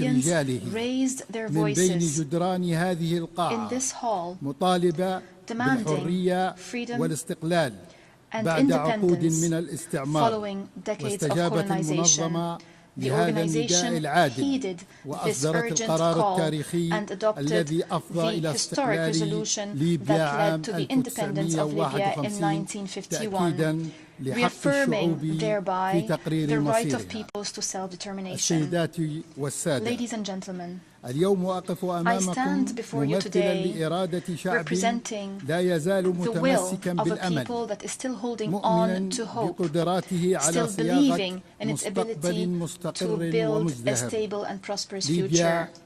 ليست Libya جغرافيا للصراعات is not a zone وليست for ساحة fighting. لتصفية It's not an arena الحسابات to settle scores أو تصدير or a الأزمات place to which بل crises can be وطن exported. يتمتع It is a بثروات nation rich طبيعية in natural وعمق resources, a اجتماعي cohesive متماسك society وطاقات with young people شبابية هائلة that have tremendous تشكل العمود potential. الفقري لبناء الدولة They are the الحديثة. backbone to build a modern منذ state. ولادتها ارتبطت ليبيا بالأمم Since the very المتحدة beginning, Libya's بعلاقة relationship with the United تاريخية Nations قامت على has been الشراكة based on والاحترام partnership المتبادل. and mutual respect. واليوم And في today, لحظة at this مفصلية critical جديدة juncture, نتطلع we إلى look دور to the فاعل United Nations to ومتكامل play an من effective and المنظمة complementary في role دعمنا as للعبور it من supports us to الأزمة overcome نحو this مسار crisis مستدام towards من الاستقرار stability والديمقراطية.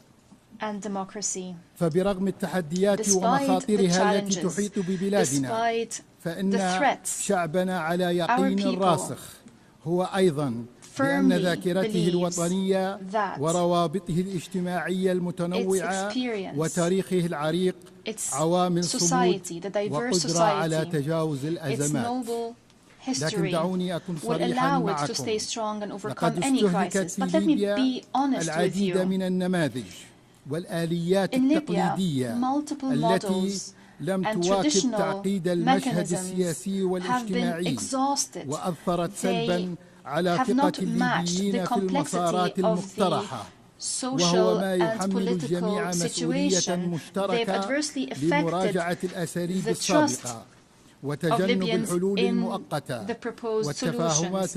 We all now bear a collective responsibility to reconsider these methods and to avoid temporary solutions and narrow understandings that only perpetuated the crisis. We firmly believe that any solution that does not restore the national ownership of the political track, any solution that is not derived from the free will of the Libyan people would be destined to fail, as we've seen in the past. In this context, we present to you a clear political vision based on 4 pillars. First, fully restoring national sovereignty and rejecting all forms of foreign interference, no matter what form it might take and no matter the justifications. Second, reaching an inclusive national consensus. To achieve an inclusive national consensus, I call for holding a sincere and comprehensive dialogue held in Libya with the participation of all stakeholders without exclusion. Third, uniting the sovereign institutions, most notably security, defense, and financial institutions, according to professional mechanisms without polarization and without setting quotas. Fourth, ending the transitional period through a clear constitutional basis, through free and fair elections, allowing Libyans to freely choose who would rule them without tutelage, without an imposition from external actors. Ladies and gentlemen, as we fulfill our political responsibility, and despite the challenges, we were able to maintain the highest level of stability. We were able to prevent a relapse into violence. We stress that the blood of the Libyan people is a red line. The territorial integrity, sovereignty, and social cohesion of Libya are non-negotiable. We have been observing the ceasefire agreement concluded in October 2020, and we've established the Committee on Security Arrangements in the capital, Tripoli. Under my direct supervision, this contributed to enhancing stability, rendering this current phase one of the calmest we've seen in years. Ladies and gentlemen, the Libyan economy, despite the challenges, can significantly contribute to the development of the country. The absence of a single budget and the absence of united institutions have been real impediments to development. We stress that we will support, and we do support, the economic track through the High Financial Committee to consolidate public spending and to enhance the principles of transparency, accountability, and equity in distributing wealth. Ladies and gentlemen, illegal migration is not only a security matter, it is a humanitarian challenge with deep economic roots. We call upon the international community to pursue a comprehensive development approach based on supporting and developing infrastructure and creating job opportunities in the countries of origin in partnership with the African Union, rather than pursuing narrow security approaches that have proven to be ineffective. In this context, we have been supporting economic projects connecting the north and the south of the African continent to create a development environment obviating the need for young people to emigrate. Projects that restore demographic and economic balance in the African continent. Ladies and gentlemen, our firm position towards the question of Palestine is based on humanitarian principles and based on our commitments towards the Arab and Muslim world. Against this background, we condemn in the strongest terms the countries that are still hiding behind immoral neutrality towards the genocide and flagrant violations of international law to which the Palestinian people are being subjected, especially in Gaza. It was 8 decades ago that the United Nations was established, and the Palestinian people is still languishing under the yoke of occupation. We call for responsible international action that ends the occupation and guarantees the legitimate rights of the Palestinian people. Ladies and gentlemen, despite the crises, despite the conflicts, despite the divisions that Libya had to endure, the Libyan people is still committed to the democratic track, is still believing that the rule of law and democratic institutions are not a dream but a legitimate right. It is time for the world to look at Libya not as a complicated political file, but as a story of resilience and free will, a nation that can be successful with a noble history, cohesive society, promising resources and free people, aspiring to peace, democracy and prosperity. Democracy is our choice, and peace and reconciliation are our destiny. Our history proves that our people can achieve reconciliation, can promote tolerance and justice. We most certainly can turn the page on the past. National reconciliation is not only a necessity to build the state, it is a national legacy that we cherish. We see the future Libya, a stable state, a sovereign state with united institutions, strong with its people, peaceful, open to the world, and an effective partner at the regional and international levels. Long live Libya, united and independent. Long live the Libyan people, free and dignified. May the peace, blessings, and mercy of God be upon you. En nombre de la Asamblea agradezco al presidente del Consejo Presidencial del Estado de Libia. La Asamblea escuchará ahora The Assembly will now hear an del address excelentísimo by His señor Excellency Duma Gideon Boko, presidente de la República President de of the Botswana. Republic of Pido a Botswana. protocolo que I request acompañe a su protocol to escort His excelencia, a quien Excellency invito a dirigirse a and la invite Asamblea. him to address the Assembly.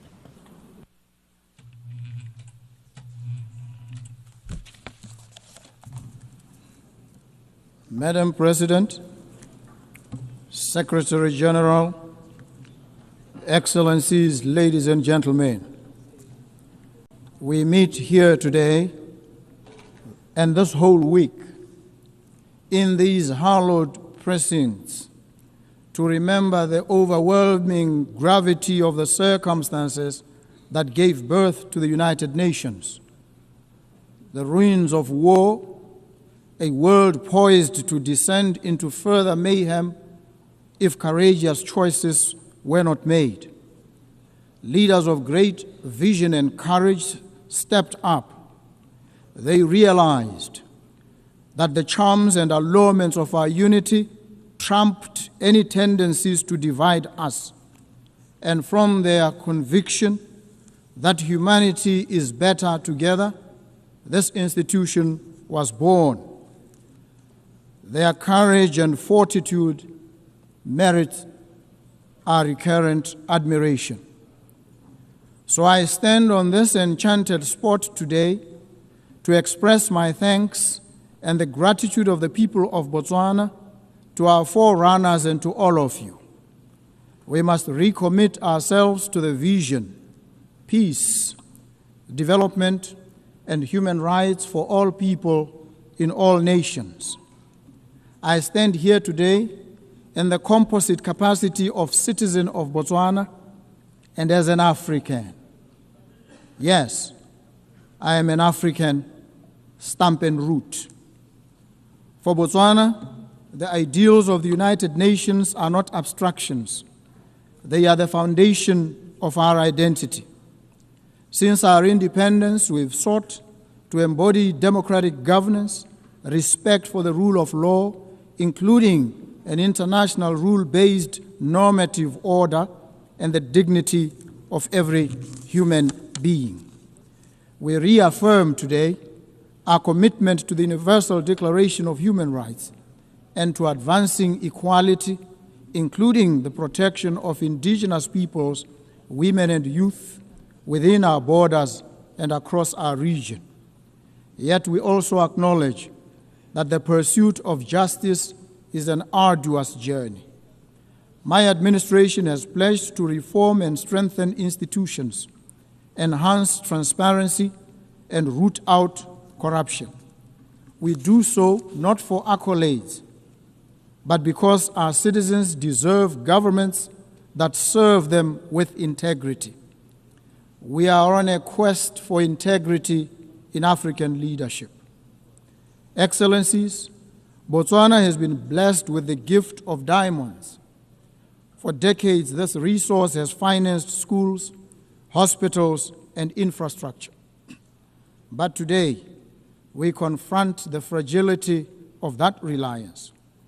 Diamond markets fluctuate. Our people's needs do not recede. Our vision is clear: to diversify our economy, empower our people, and create resilience. We invite global partners to invest in renewable energy, technology, sustainable agriculture, and value-added industries. We extend an open hand to businesses, innovators, and institutions ready to work with us on this journey of transformation. Botswana is a semi-arid country. Our people know the meaning of drought. We know the anxiety of scarce water, of crops that wilt and wither under a relentless sun, of livelihoods eroded by forces beyond our control. Climate change is not a distant threat, it is a present reality. That is why I've joined the Global Center for Adaptation, because adaptation must be at the center of sustainable development. I call on this Assembly to scale up financing for climate adaptation. Let us invest in water infrastructure, early warning systems, and climate-smart agriculture. Let us ensure that the promise of the Paris Agreement is not confined to paper, but realized in the lives of farmers, of herders, and children across the global South. Earlier this year, Botswana faced an acute shortage of essential medicines. This crisis exposed not only the vulnerabilities of our supply chains, but the wider inequities of the global health system. Access to medicines is a human right, not a privilege. We call upon the United Nations, international financial institutions, and the private sector to work with us to build resilient health systems. Together, let us explore local production, regional supply hubs, and fairer mechanisms to ensure that no nation is left to face health emergencies alone. As an African, I stand here as one of the trumpet voices of Africa, a continent all too often treated with affable indifference. Africa's voice is not heard. This United Nations cannot be truly international. It cannot be truly together and will not be better until our continent, home to 1/5 of the population of the world, is afforded an equal voice at the highest body of this organization. Friends and partners in the Permanent Five, it is time to make good on your promise to a continent. Agree a permanent seat on the UN Security Council for Africa for 80 years, the only continent without one. I also appreciate the decision by Britain, Australia, Canada, and France, among others, to give heightened attention and consideration to the Palestinian crisis. The carnage in Gaza, it must prick our collective consciences. We stand in solidarity with the Palestinian people in their pursuit of a home and of dignity. So too, we affirm our support for the sovereignty and territorial integrity of Ukraine. We urge all parties to stop the war and seek a peaceful resolution. Distinguished delegates, the theme of this General Assembly is Better Together. This is not a slogan, it is a truth. We are better together in combating pandemics, better together in adapting to climate change, better together in securing peace, and better together in ensuring that human dignity is not a preserve of the few, but the inheritance of all. Let us therefore recommit ourselves to multilateralism, not as a matter of convenience, but as a matter of deep necessity. For none of us can weather the storms of this century alone. As Botswana looks to the future, we do so with humility, but also with determination. We stand ready to contribute, to partner, and to lead where we can. Together, let us ensure that when future generations mark 100 years of the United Nations, they will say of us, they were a generation that turned words into action, promises into progress, and hope into reality. I thank you. Thank you so very much. En nombre de la Asamblea, agradezco al presidente de la República de Botswana.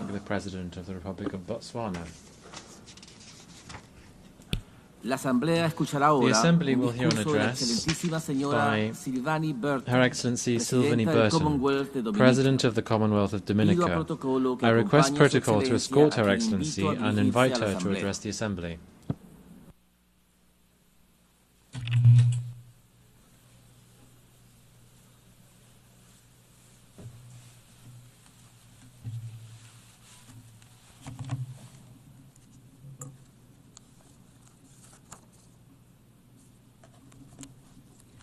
Excellencies, distinguished delegates, ladies and gentlemen, Mabrika, I bring you greetings in my native Kalinago language, the language of the first people of the Caribbean, whom I am proud to call my ancestors.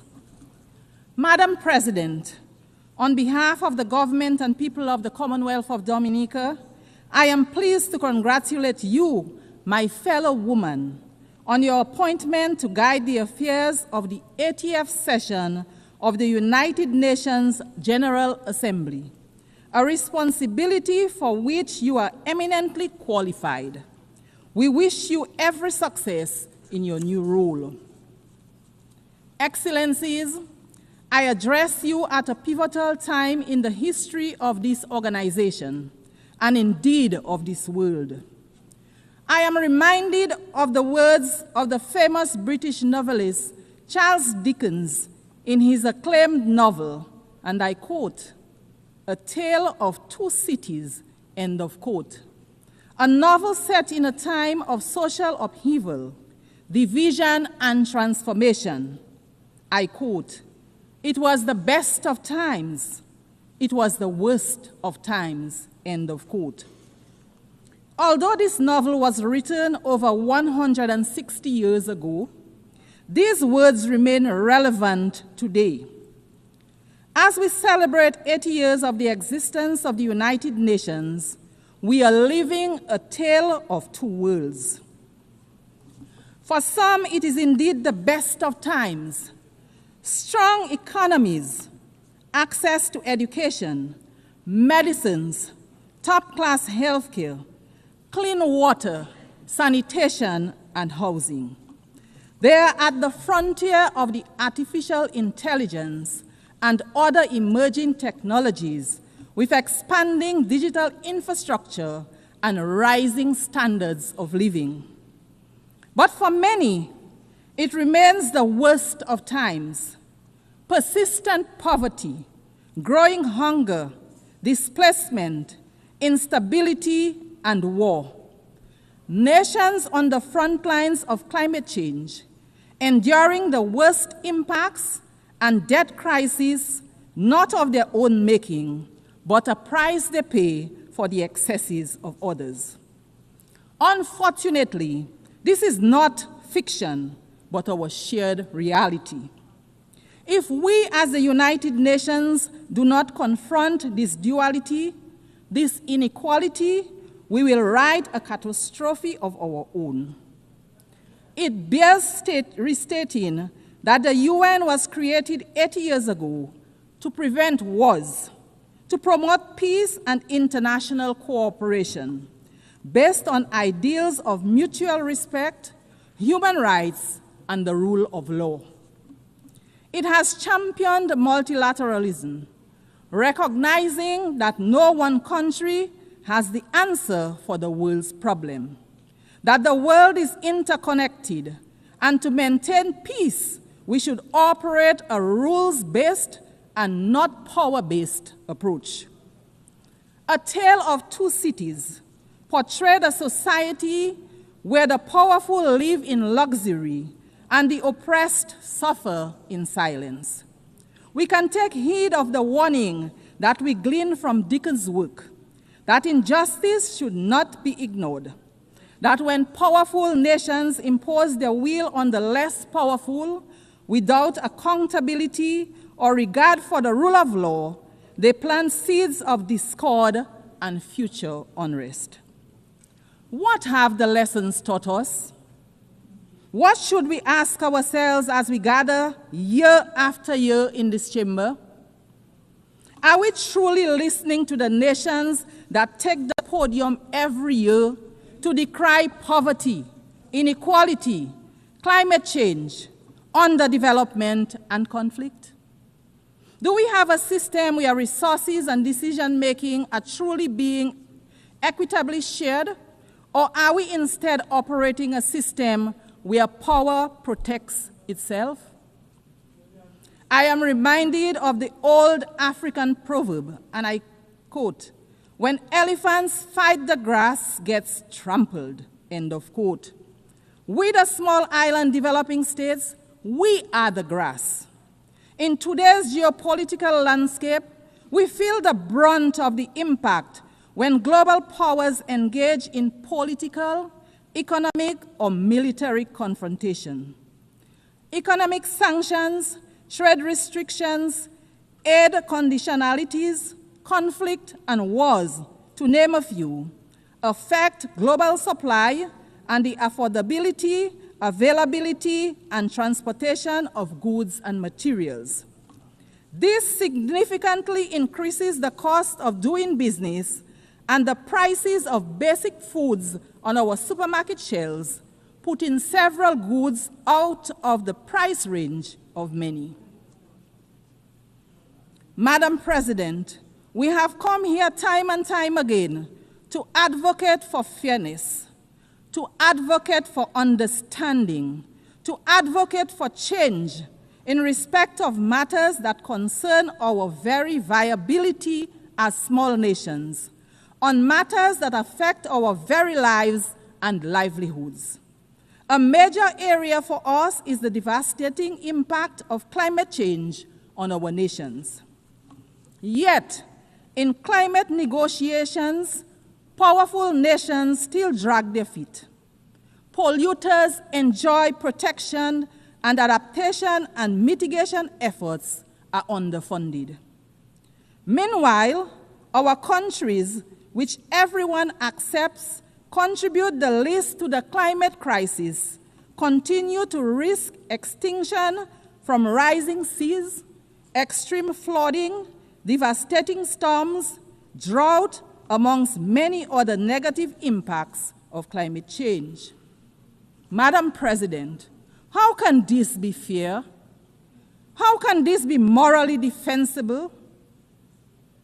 While we complain about these things, equally horrifying is the indiscriminate and deliberate loss of life that we see around the world from bombings, from induced hunger, from sanctioned violence and genocide.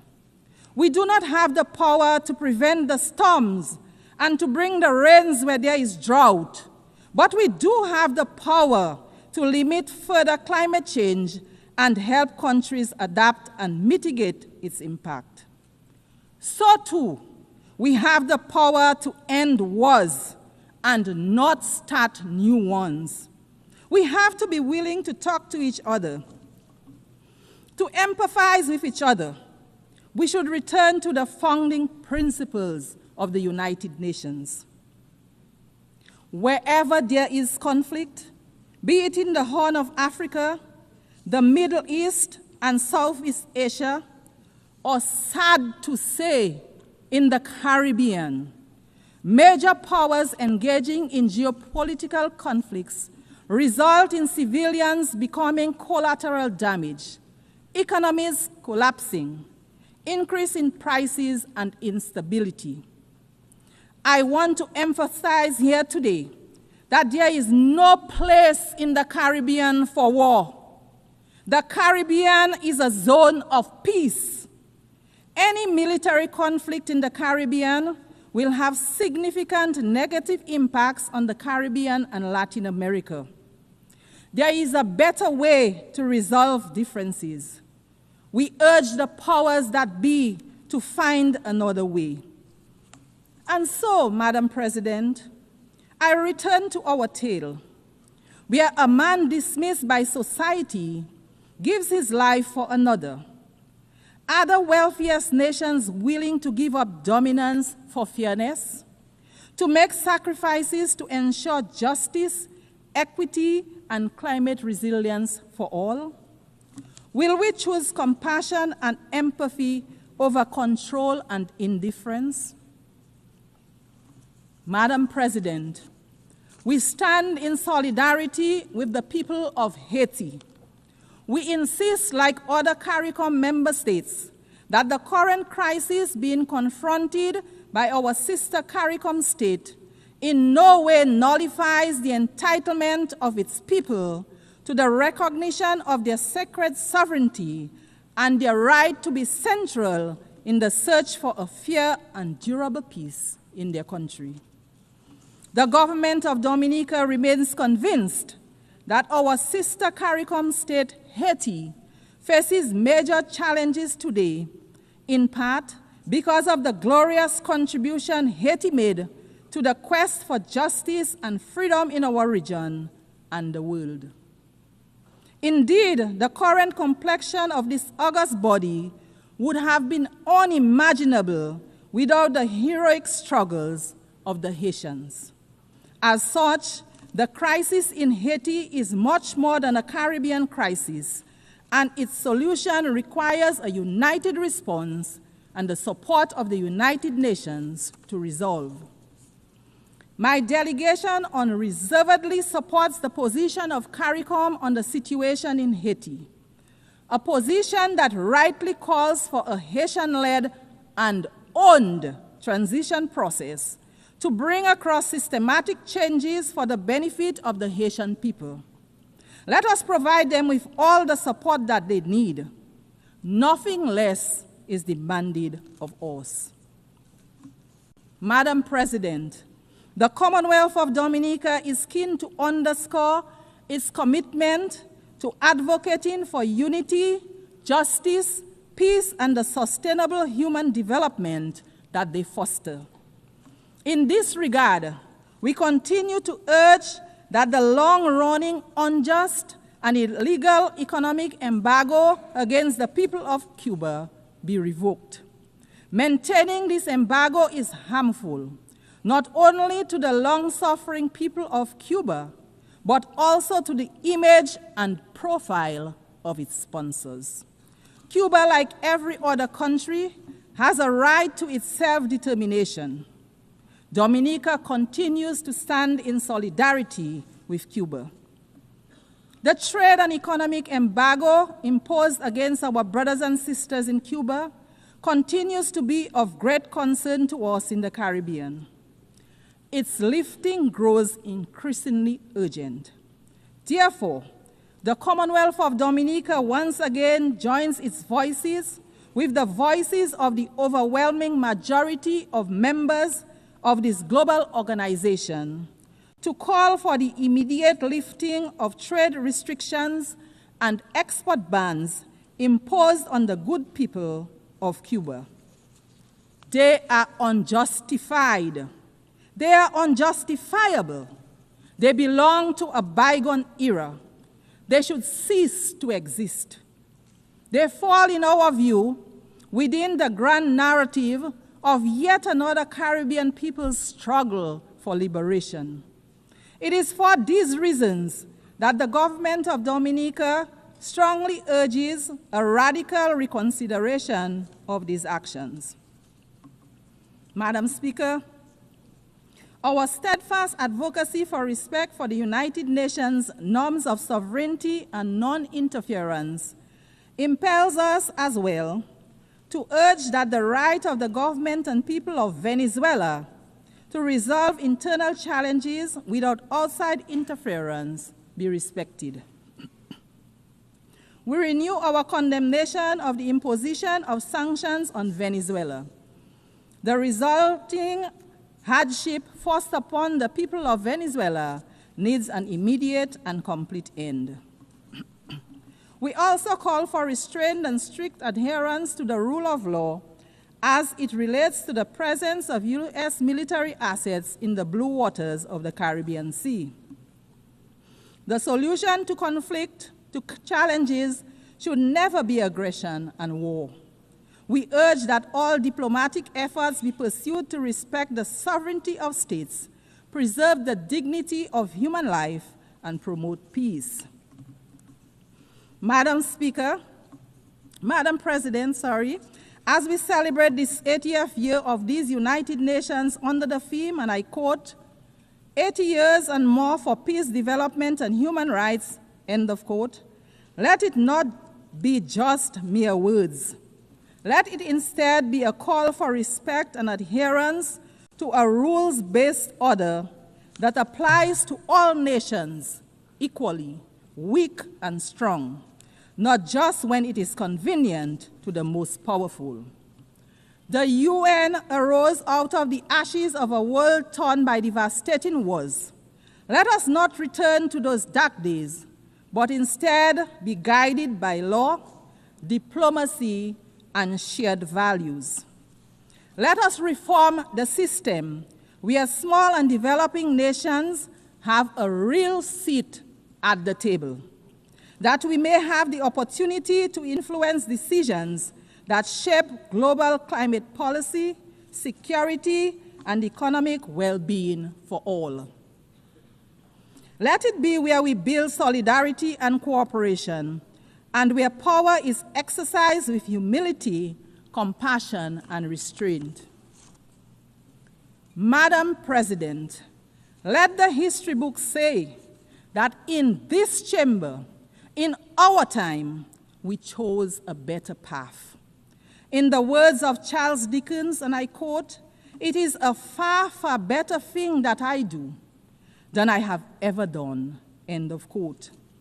Let those words not only be the end of a novel, but also the beginning of a new era for us, the beginning of our collective resolve, where our actions are guided by the desire for true peace, by respect for others and the rule of law, for upholding the sanctity of human life, of ensuring true development and prosperity for all.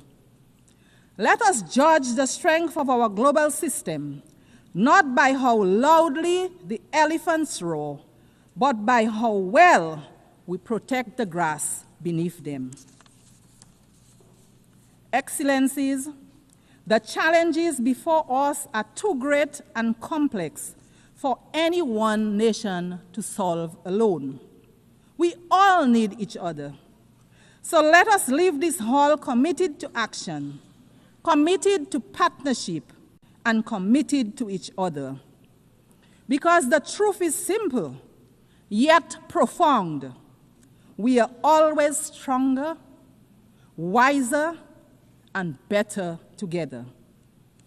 Madam President, I look forward to the day when a woman leads this great institution as Secretary General, which to my mind would be a symbol of true equality. I thank you for the courtesy of your attention. Thank you. Muchísimas gracias a la presidenta de I would like to Commonwealth de thank Dominica. the President of the Commonwealth of Dominica.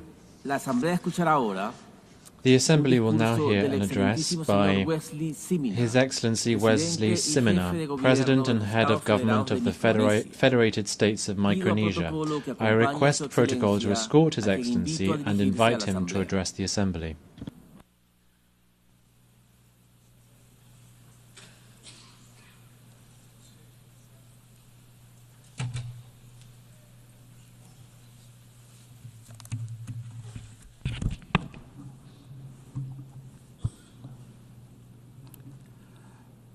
Madam President, Mr. Secretary General, Excellencies, ladies and gentlemen, on behalf of my people of the Federated States of Micronesia, I am honored to extend our heartfelt national greeting and camaraderie to you on this momentous celebration of the 80th session of the General Assembly. Congratulations, Madam President, on your election to preside over this distinguished assembly. Your leadership and insights will guide us moving forward. I also wish to commend the leadership of our outgoing president. At this time, I also want to express my gratitude to the Secretary General for his tireless and unwavering commitment in guiding our collective work. We are grateful for your dedication and efforts in keeping hope and cooperation alive across our global community. Madam President, Micronesia joins the United Nations in commemorating its 80th anniversary. This milestone calls on us to renew our collective commitment to strengthen multilateralism for the challenges ahead. Reiterating our commitment to multilateralism and inclusive reform, Micronesia emphasizes that any measures taken under the UNAID initiative must reflect the delicate balance and unique vulnerabilities faced by small island developing states. It is paramount that structural adjustments must enhance, not limit our access to critical support and representation. We urge that reforms ensure the continued resilience, tailored assistance, and participatory voice of small island developing states in the evolving UN system so that no one is left behind. Madam President, the climate crisis is not up for debate. We all know that. The only question now is whether we, as leaders, will act with the urgency it demands. The landmark ICJ's advisory opinion reminds us that climate action is not only a moral imperative, but also a legal one. It affirms that all states, particularly those who are parties to the UNFCCC and Paris Agreement, must do their fair share to limit warming to 1.5 degrees Celsius, and that major emitters carry the primary duty to act and keep 1.5 alive.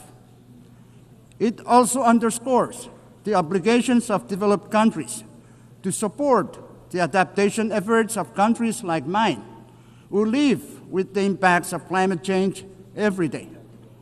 It confirms that not meeting these obligations can lead to legal consequences under international law.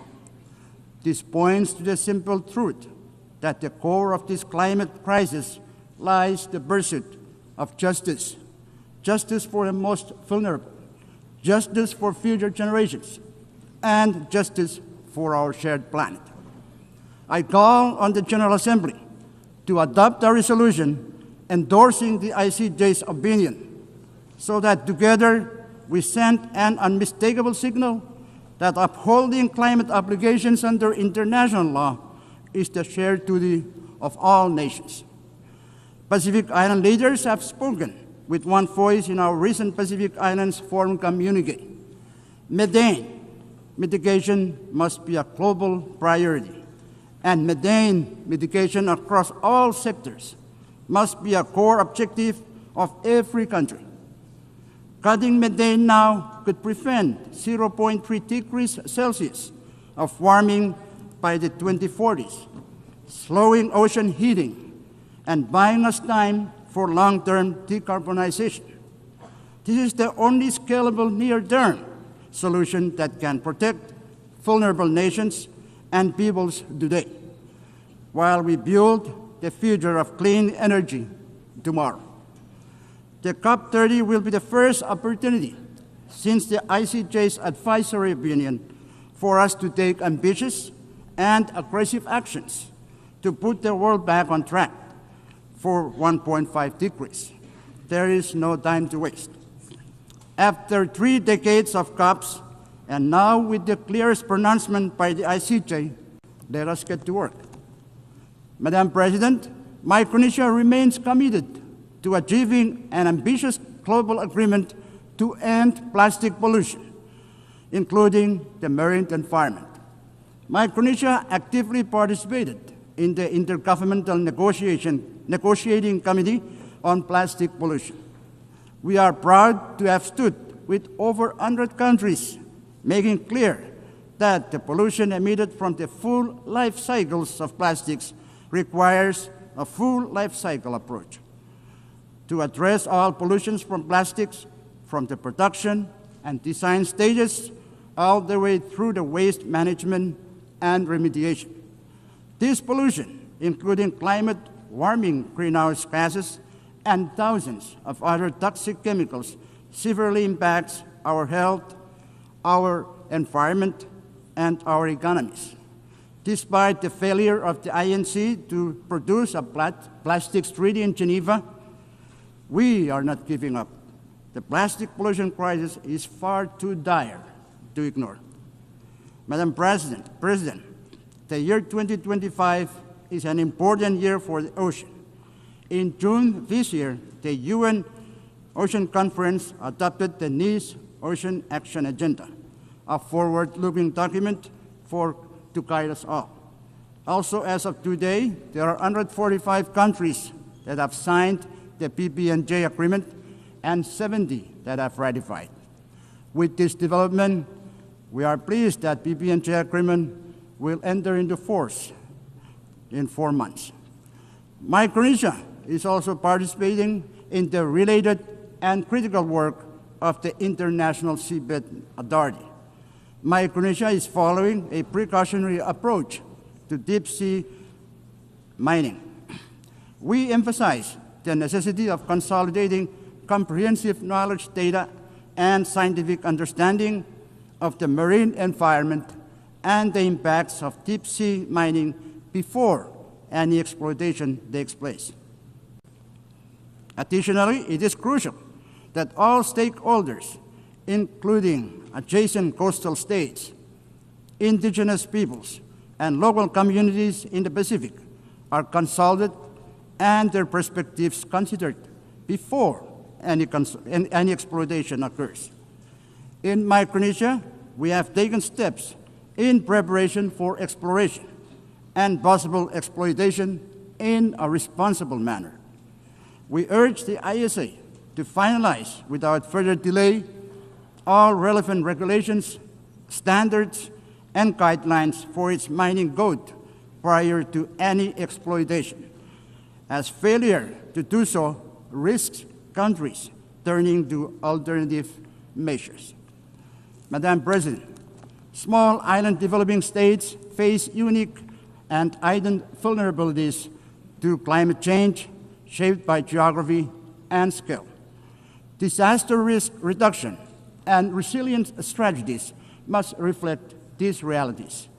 That is why the multidimensional vulnerability index is so vital to us. It recognizes our economic, environmental, and social fragilities, and it ensures that and it ensures that support reflects genuine need, not just income levels. The MFI provides a fairer framework for allocating resources. Development partners must base their decisions or aid decisions on it, pairing it with traditional measures to better target climate and disaster support. Going forward, implementation demands three things: adoption by international bodies, continuous technical refinement, and strong commitment from partners to align financial and policy support with the vulnerabilities the MFI reveals. Only then can this tool deliver the resilience our small islands urgently need. Madam President, Micronesia continues to confront a high prevalence of non-communicable diseases, the persistence of emerging and re-emerging infectious diseases, and rising mental health concern. In response, we are reorienting our health systems around primary health care as the foundation for universal health coverage. We are investing in the rehabilitation of primary health care clinics, the development of our health workforce, and the use of telehealth to extend essential services to our most vulnerable and hard-to-reach populations. However, to realize the goal of universal health coverage, additional financial and technical support from the international community is indispensable. Madam President, gender equality and social inclusion are equally central to our development agenda. Our strategic development plan places this at its core, with the objective of ensuring equal access to services, equitable participation, and opportunities for all our citizens to thrive. Madam President, peace and unity are the foundation of our nation. Our FSM Constitution, or Micronesian Constitution, reminds us that we must, and I quote, live together in peace and harmony, to preserve the heritage of the past and to protect the promise of the future, end quote. Today, as conflicts continue to unfold across the world, we hold hope that they may be resolved through leadership rooted in peace. In our region, while we uphold peace and unity as guiding values, we find ourselves navigating the geopolitical and geostrategic competition among major powers. As leaders of the Pacific Islands Forum, we recently adopted the Ocean of Peace Declaration at the 54th annual meeting in Honiara. In doing so, we affirmed that no single member state can face the growing threats to peace and security alone. We must act together as one Pacific family. Madam President, Micronesia co-sponsored the first ever UN resolution on AI alongside 120 member states. While AI holds great promise for economic development, it also carries the risk that must be carefully managed. The inclusive and constructive dialogue that shaped this resolution offers a model for future discussions, including those on peace, security, and the responsible military use of AI. As the digital world advances at an unprecedented pace, global cooperation is essential to ensure that AI systems remain safe, secure, and trustworthy. Micronesia, through our own cybersecurity efforts, is committed to developing national strategies and policies to safeguard our digital data and mitigate the risk of malicious attacks. Madam President, food and water security remain pressing challenges for Micronesia, as fragile freshwater sources and climate extremes undermine agriculture, marine ecosystems, reduce yields of traditional crops, and increase reliance on costly, less nutritious imports. Compounding these challenges, just days ago, I was compelled to declare a national state of emergency due to an ongoing oil leak from a World War II sunken vessel in Chuk Lagoon. This ship, together with more than 60 other wartime wrecks, has rested in our waters for nearly 80 years since the war's end. But now, these remnants of conflict pose new dangers as toxic oil seeps into our ocean, threatening our fisheries, coastal communities, and livelihoods. The scale of this crisis far exceeds Micronesia's capacity to address alone. As we mark the 80th anniversary of the war's end, we appeal to the international community to work with us in transforming this legacy of war into an opportunity for cooperation. Madam President, Micronesia again emphasizes the urgent need to address the current structure of the United Nations Security Council, which fails to represent the geopolitical realities of the 21st century. The exclusive nature of its permanent membership creates inequities and hampers effective responses to global crises. To enhance legitimacy and accountability, we must restructure the Council to include underrepresented voices, including Japan, India, Germany, Brazil, and the African continent. Such reforms would better reflect modern international dynamics and strengthen the Council's role in promoting peace and security. Madam President, 8 years ago, the United Nations was founded on a simple but enduring truth. Every nation, big or small, has a voice, a vote, and a role to play in shaping the world we share.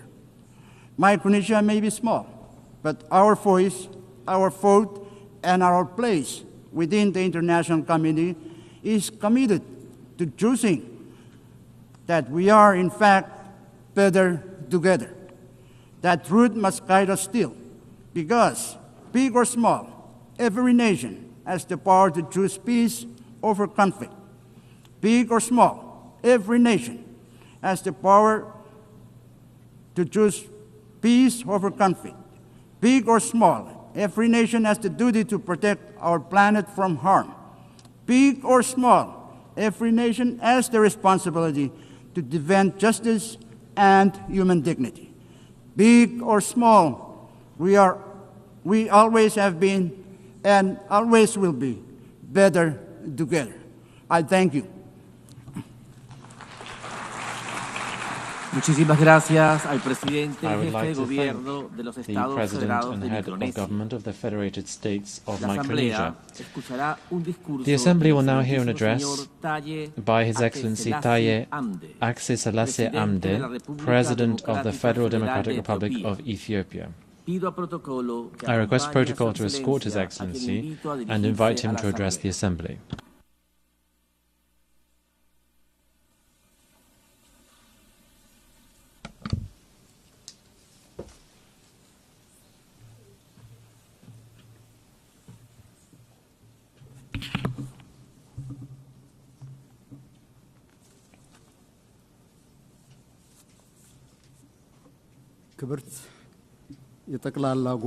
Your Excellency, Madam President,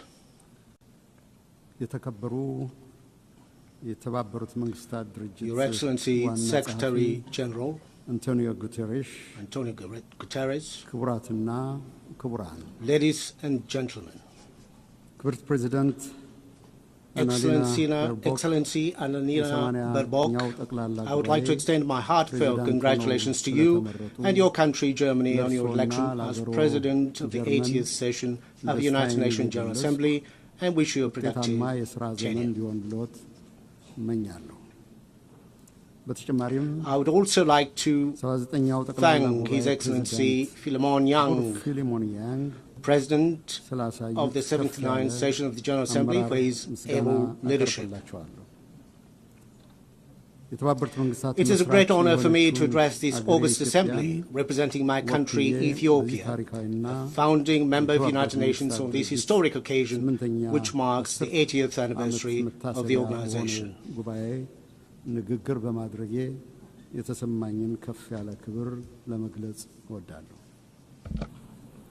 Madam President, looking back on the 80 years of its existence, the United Nations has considerable achievement to celebrate.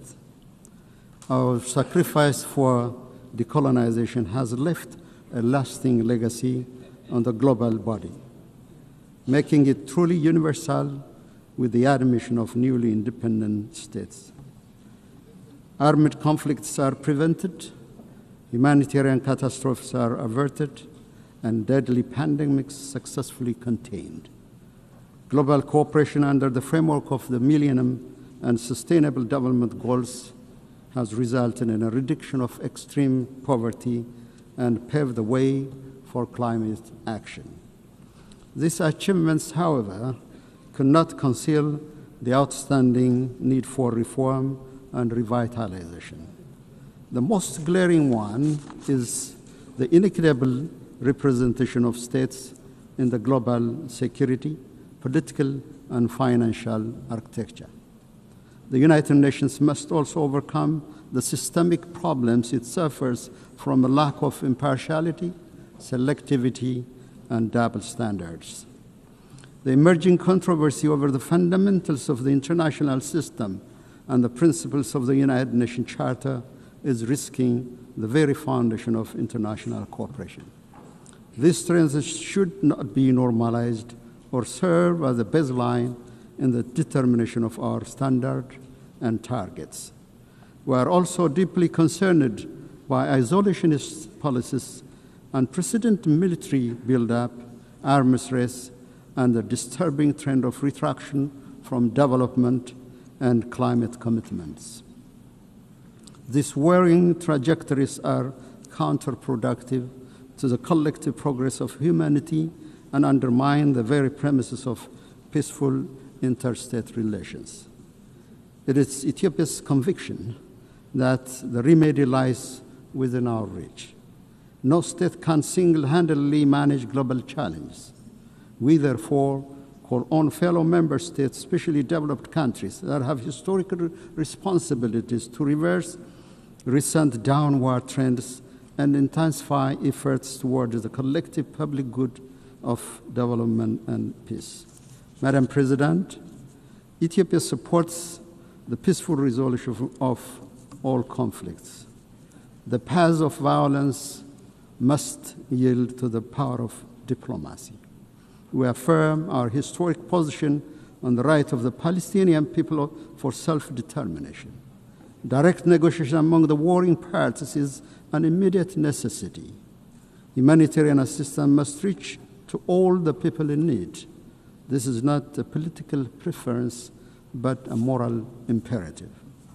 As Ethiopia has pronounced in its position during the adoption of the resolutions on the two-state solution, the international community should join hands to end the vicious cycle of violence and stalemate in order to give peace a chance.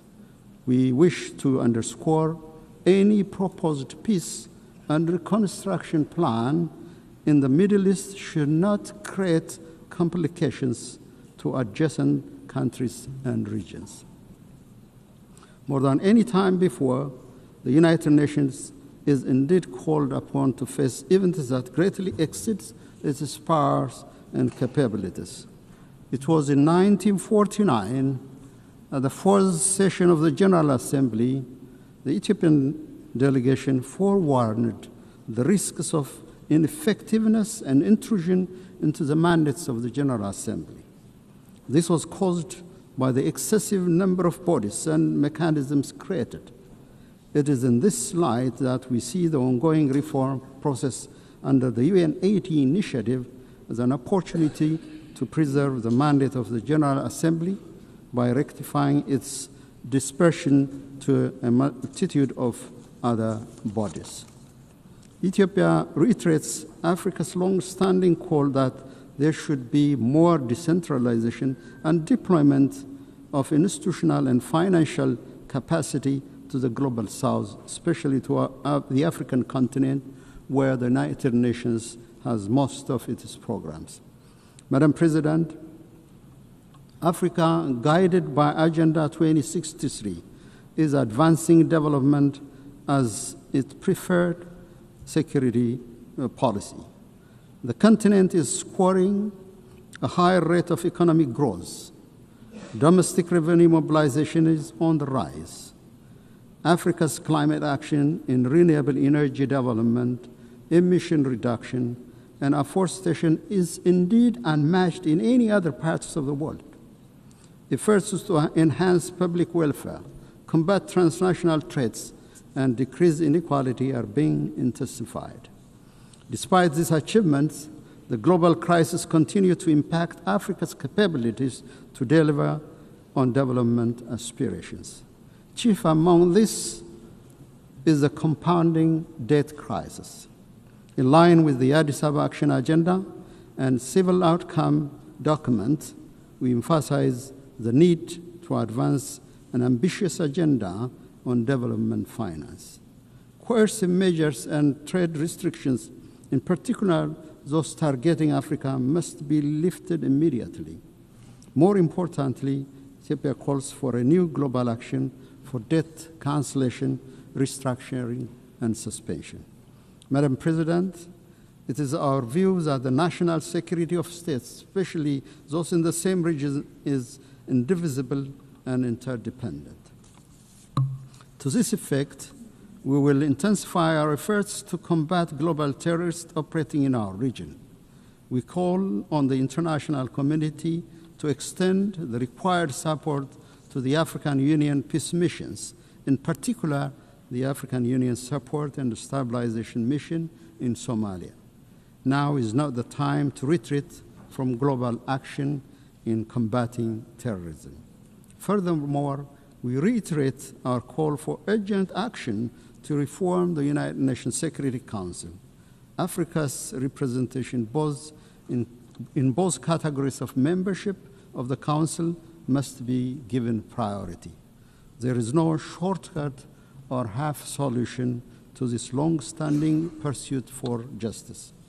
Distinguished delegates, excellencies, I have the distinct pleasure to share with this august assembly recent milestones of great significance achieved by the people of the Nile River Basin.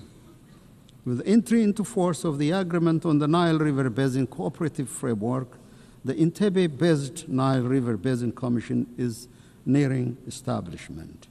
This year, we also celebrated another milestone.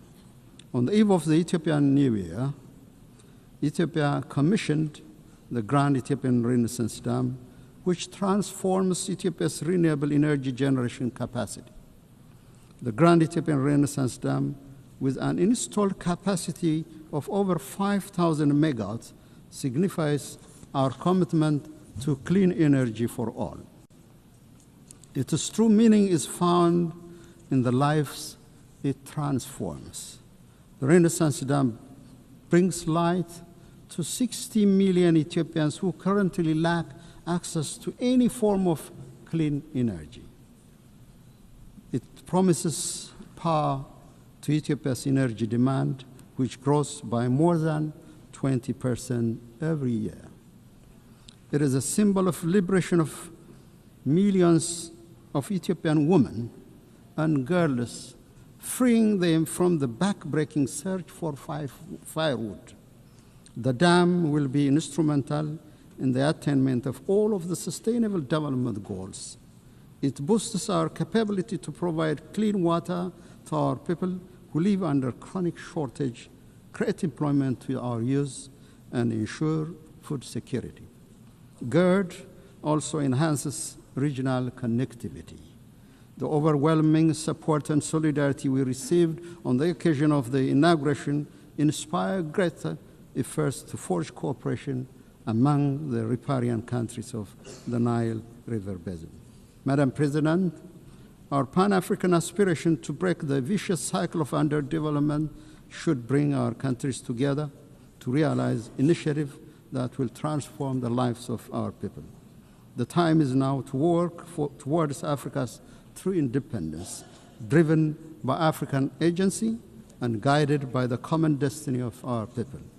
Ethiopia, with its second largest population in Africa and significant maritime trade, places high importance on the safety and security of maritime navigation in the Red Sea and the Indian Ocean. We concur with the Secretary General's statement during the Awaza conference that no state should be locked out of opportunities for growth, finance, and technology due to geographical circumstances. The international law maxim that defines the high seas as a common heritage of mankind and guarantees equal right of access and use to all states must be brought to reality.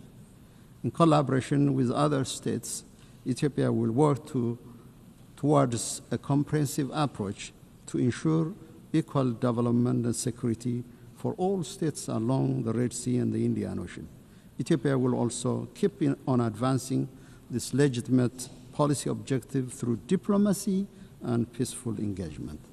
Madam President, in conclusion, I'm convinced the spirit, genius, and competence of humanity towards unity, justice, and collective well-being will triumph over the current atmosphere of rivalry and hopelessness. For its part, Ethiopia is firmly committed to upholding multilateralism centered on the Charter of the United Nations and to contributing to the maintenance of collective security and sustainable development. I thank you, Madam President.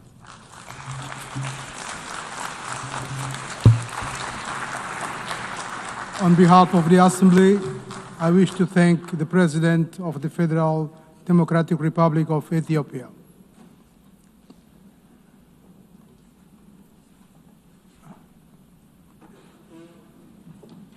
We shall now continue the general debate. The Assembly will now hear an address by His Excellency António Costa, President of the European Council of the European Union. I request protocol to escort His Excellency and invite him to address the Assembly.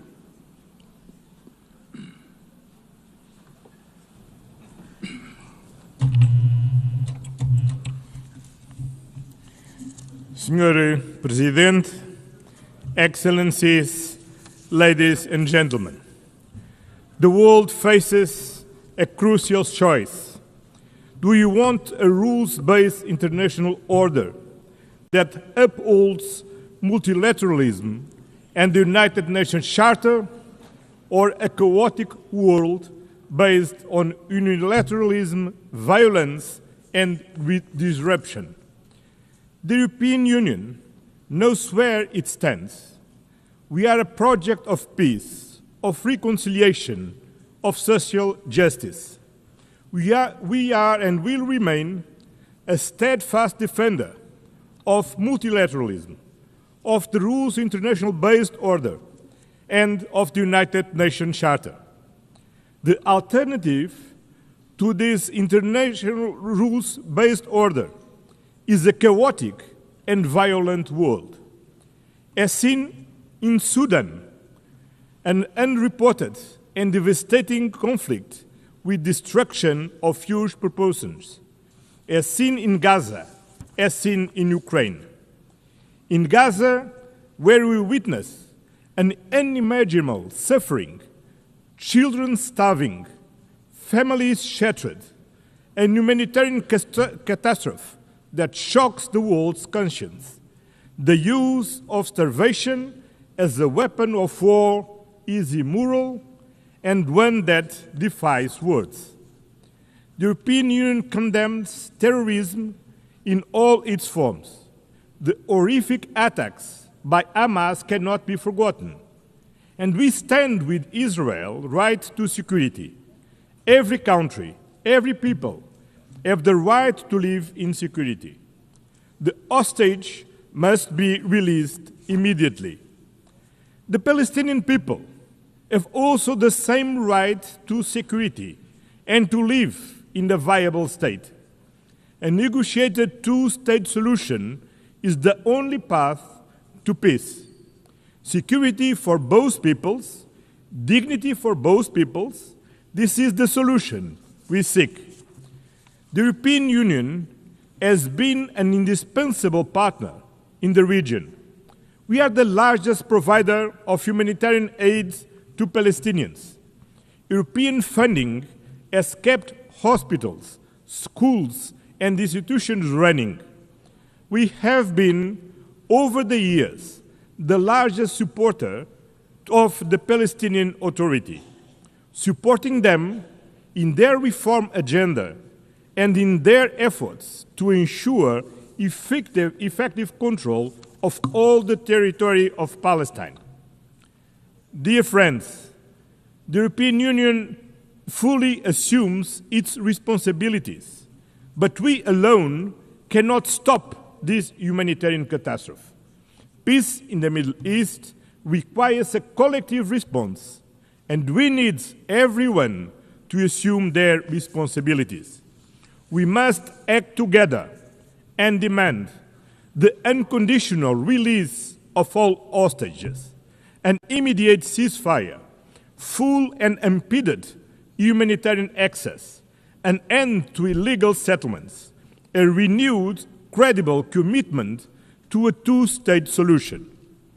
This was the strong message from the two-state conference hosted on Monday by France and Saudi Arabia, to which the European Union is fully committed.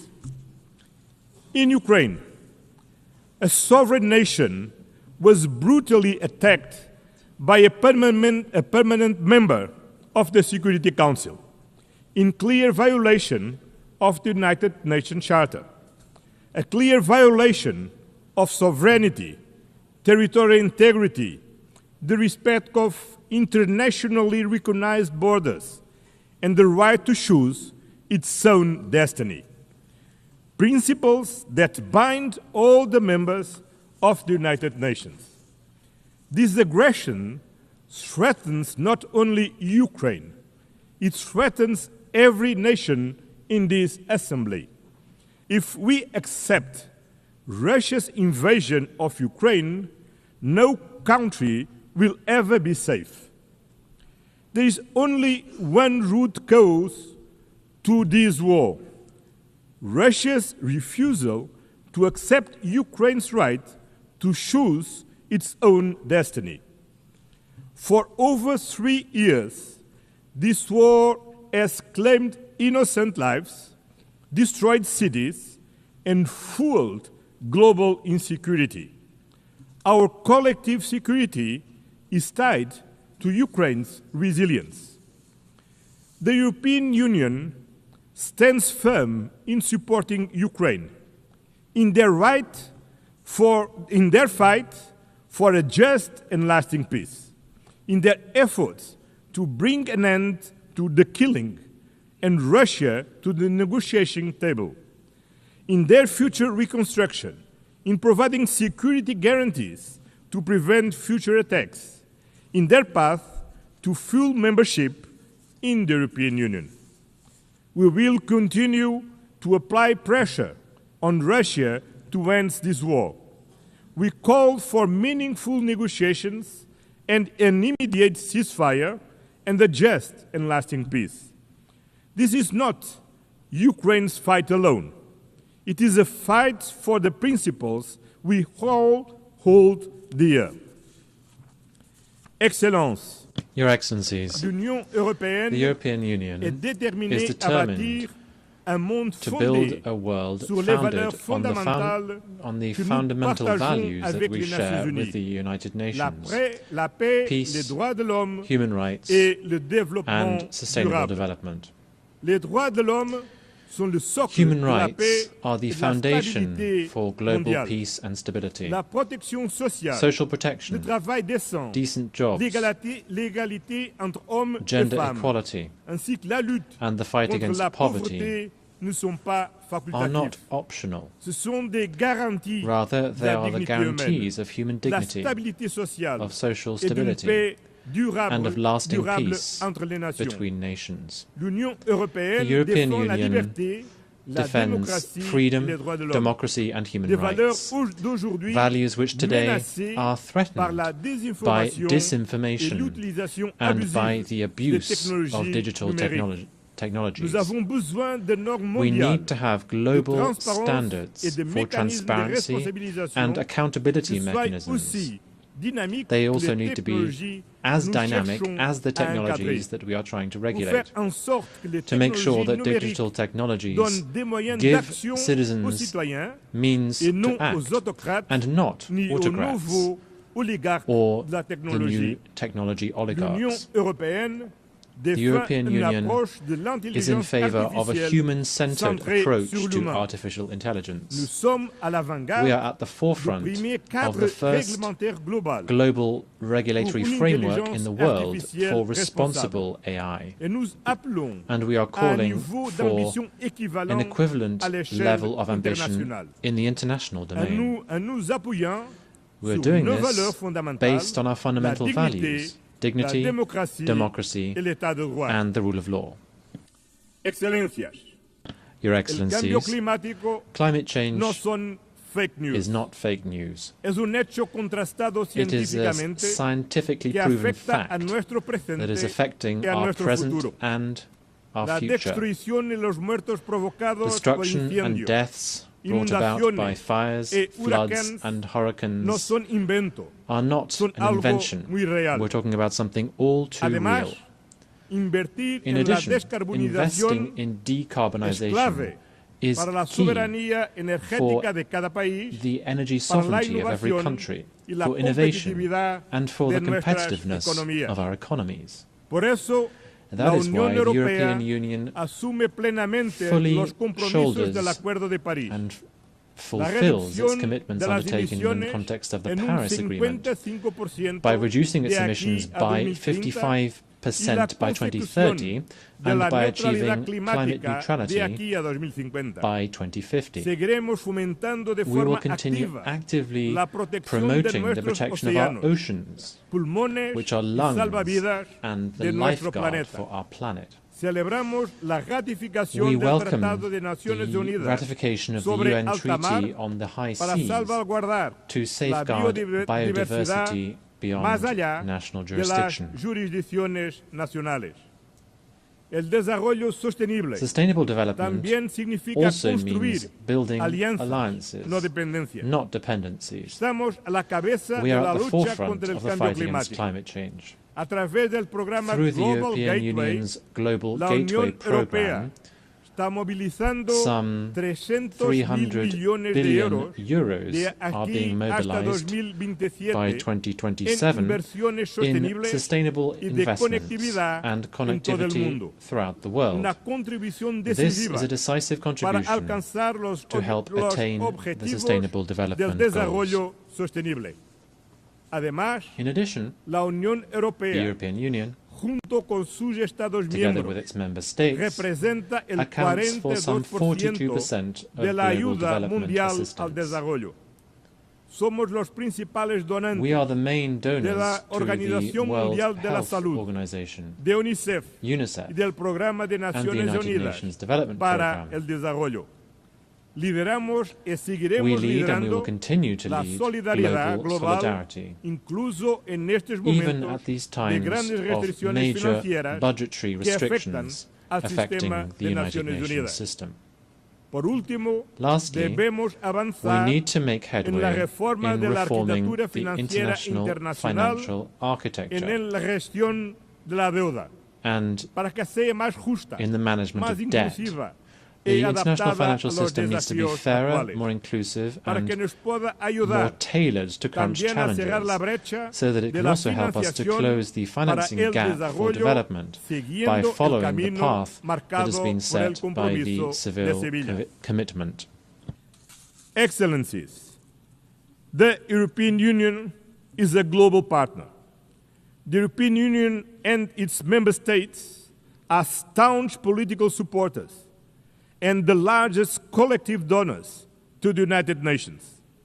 As the pillar of the multilateral system, we are working closely with other regional partners.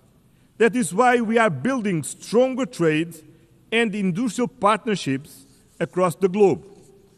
We are advancing deals with Mercosur, Mexico, India, Indonesia, the Philippines, and Thailand, not just to boost trade, but to increase global predictability and resilience. The trade and investment agenda based on fairness, sustainability, digital innovation, labor rights, and climate alignment. Because trade deals, not tariffs, deliver real benefits for all countries, companies, and citizens. In the multipolar world, we are building a powerful global network of partnerships with Africa, Latin America, and the Caribbean, United States and Canada, the Arab world, Asia, and the Pacific, as well with our European neighbors. In today's multipolar world, there is no global south or global north. Both are plural. And the European Union will continue to work with all partners in the spirit of global solidarity and meaningful partnership, because multipolarity needs an effective multilateral system, a rules-based international order under the United Nations Charter. And this commitment stems from our own history.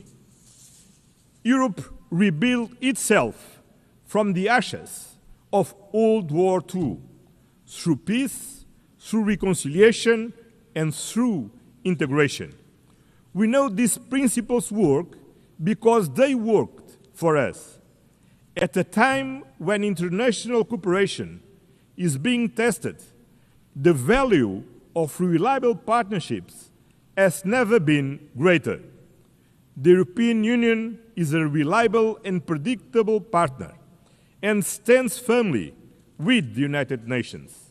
We will defend its principles, support the reforms of the United Nations Secretary General António Guterres, work to make the United Nations more inclusive, more representative, and more effective, with the UN Haiti reform initiative and the implementation of the Pact for the Future. At a time when multilateralism is under threat, let me leave you with one simple promise. You can count on the European Union.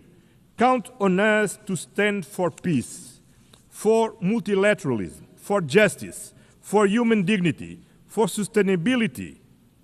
The time has come to choose clearly: peace over war, law over force, accountability over impunity, solidarity over division, sustainability over crisis, justice over inequality. The European Union has no doubts about where we stand, and you cannot have any doubt about where we are. Thank you very much.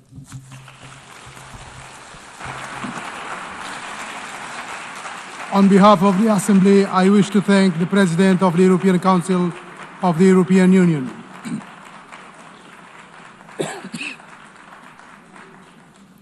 The Assembly will now hear an address by His Excellency Philip Isidore Mpongo, Vice President of the United Republic of Tanzania. I request protocol to escort His Excellency and invite him to address the Assembly.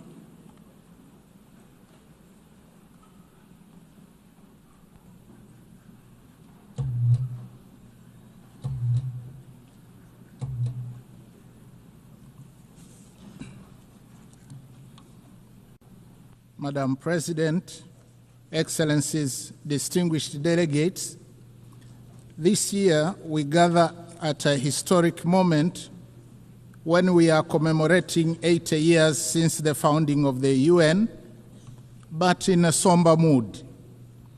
The theme of this general debate, that is better together, 80 years and more for peace, development and human rights, reminds us that determined cooperation remains our best vehicle for addressing urgent global challenges of this century and beyond. Yet we are faced with chaos in the form of unilateralism with arrogance, barbaric wars, persistent poverty, injustice, pandemics, as well as an impending climate catastrophe. As we mark 80 years of the UN, we are called to rekindle the vision of its founders, anchored on two pillars.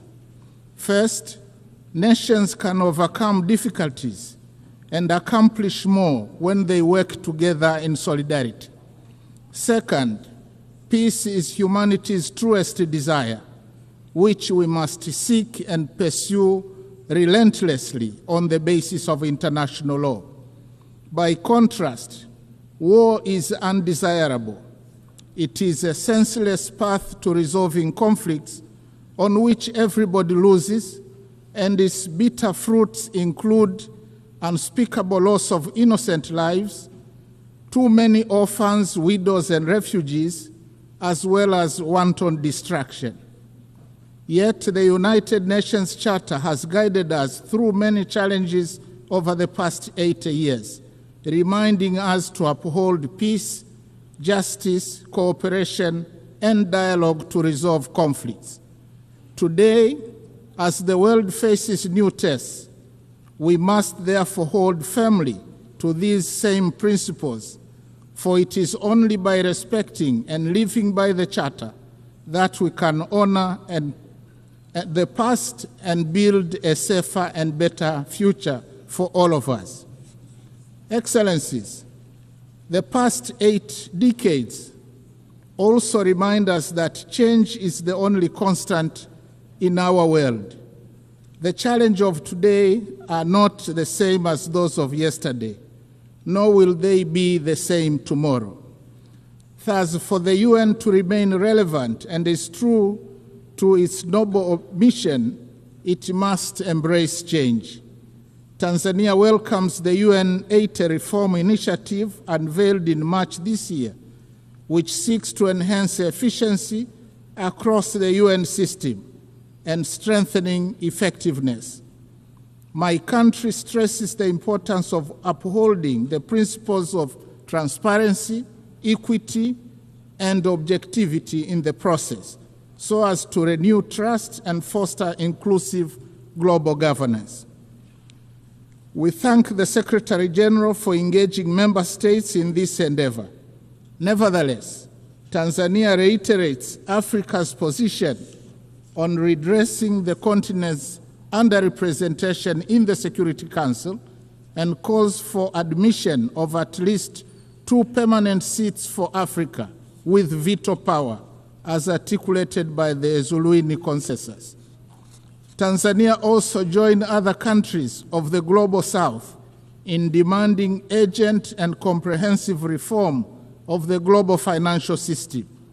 While we support the outcomes of the 4th International Conference on Financing for Development held in Seville, Spain this year, we renew the call for scaling up long-term concessional financing, revising sovereign credit rating frameworks, and rethinking debt sustainability assessments in order to unlock capital for investment in infrastructure, education, health, and climate adaptation.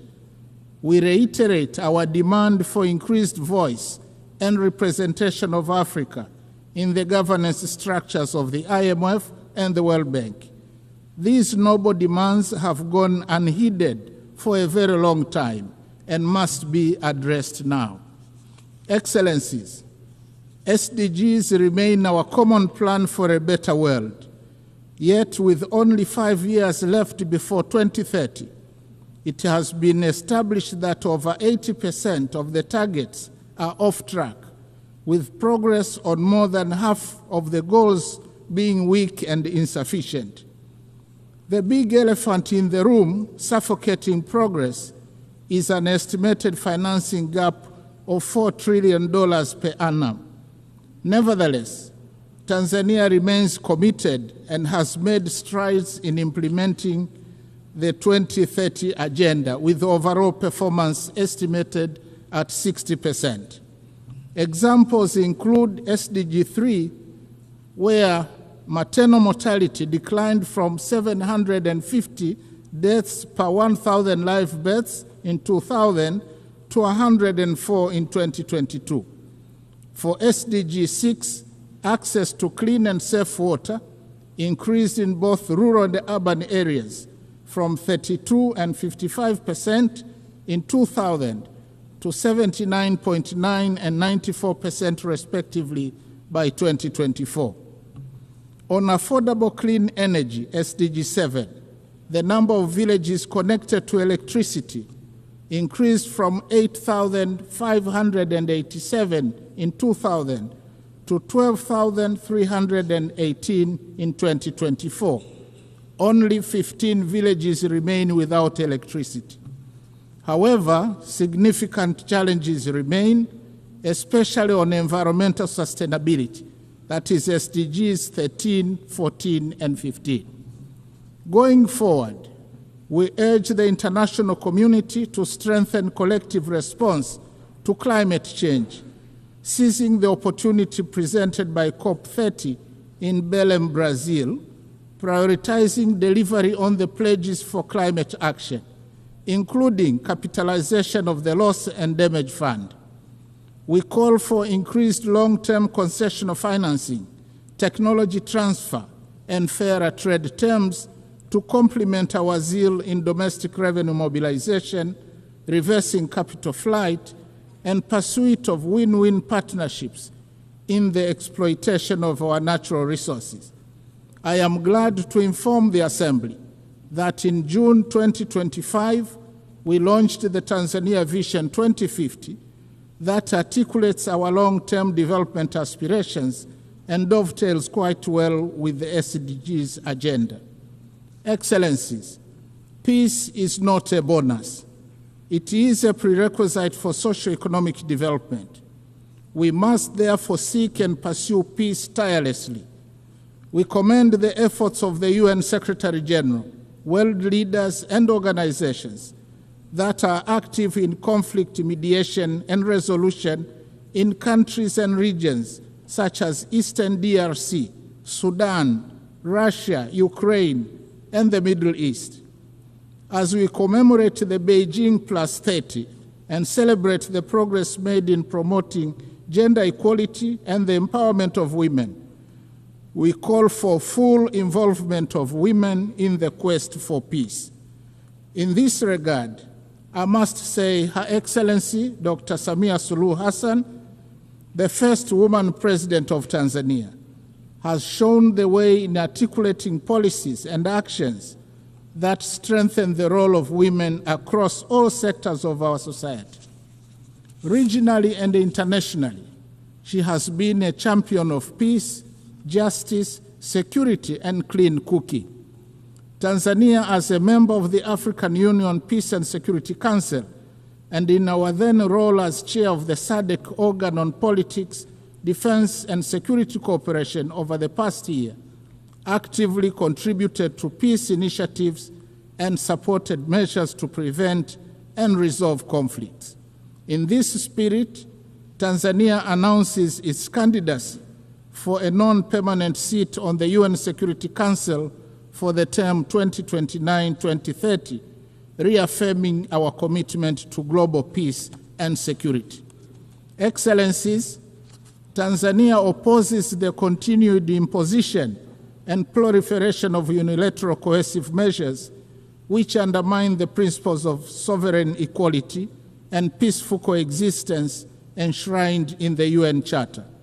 Such measures, often applied without mandate of the Security Council, represent a form of economic aggression that disproportionately harms innocent civilians by depriving them of essential needs such as food, medicines, and capital goods.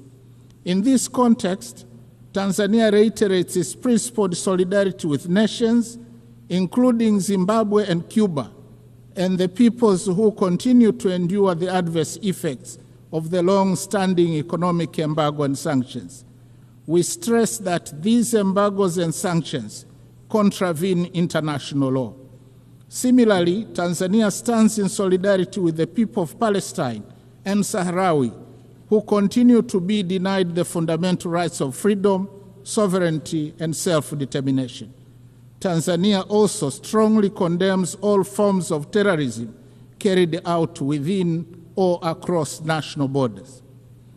Madam President, Excellencies, and distinguished delegates, in his last speech to the United Nations General Assembly prior to retirement in 1985, Mwalimu Julius Nyerere, the founding president of my country, articulated the principle that, and I quote, "To be silent when we see danger, to refrain from attacking policies which are seen as contrary to the interests of peace and justice, to do these things would be to surrender our freedom and our dignity.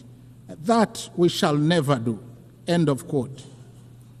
Following the same principle, Tanzania considers unilateralism and misuse of military might, as well as shameful incapacity of the international community and global powers to bring an end to bloodshed and horrific wars raging in many places around the world to be unacceptable. Similarly, Tanzania condemns the resurging use of the law of the jungle as a means of resolving conflicts, as well as committing atrocities that cast shame on the whole of humanity, particularly extreme violence against children, women, the sick, and the elderly in conflict situations, as well as imperial attitudes, including that of regarding Africa as a free mind to be exploited and ample land to be plundered. The hypocrisy and scandal of international companies, some of which are state-sponsored, to continue to prosper from the exploitation of Africa's natural wealth while causing or supporting conflicts should be brought to an end now. Instead, Africa needs win-win partnerships in the exploitation of our natural wealth. Tanzania also reminds the international community that increased military spending on research and manufacture of weapons for money is tragic and morally wrong. It obstructs the quest for peace in the world and takes away an enormous amount of resources that could have been used to propel sustainable development and prosperity for all humanity. I thank you.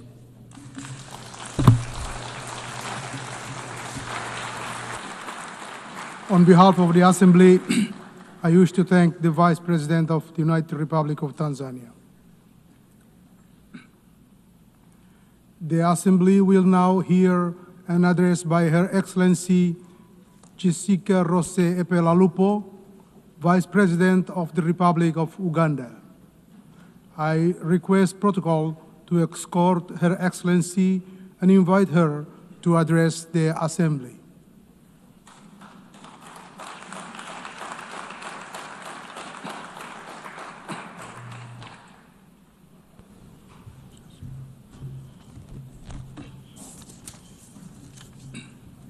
The President of the UN General Assembly, Excellencies, Heads of State and Government, distinguished delegates, ladies and gentlemen, I bring you warm greetings from His Excellency, General Yoweri Kaguta Museveni, who could not be present personally on this and on whose behalf I am privileged to address this 80th session of the UN General Assembly.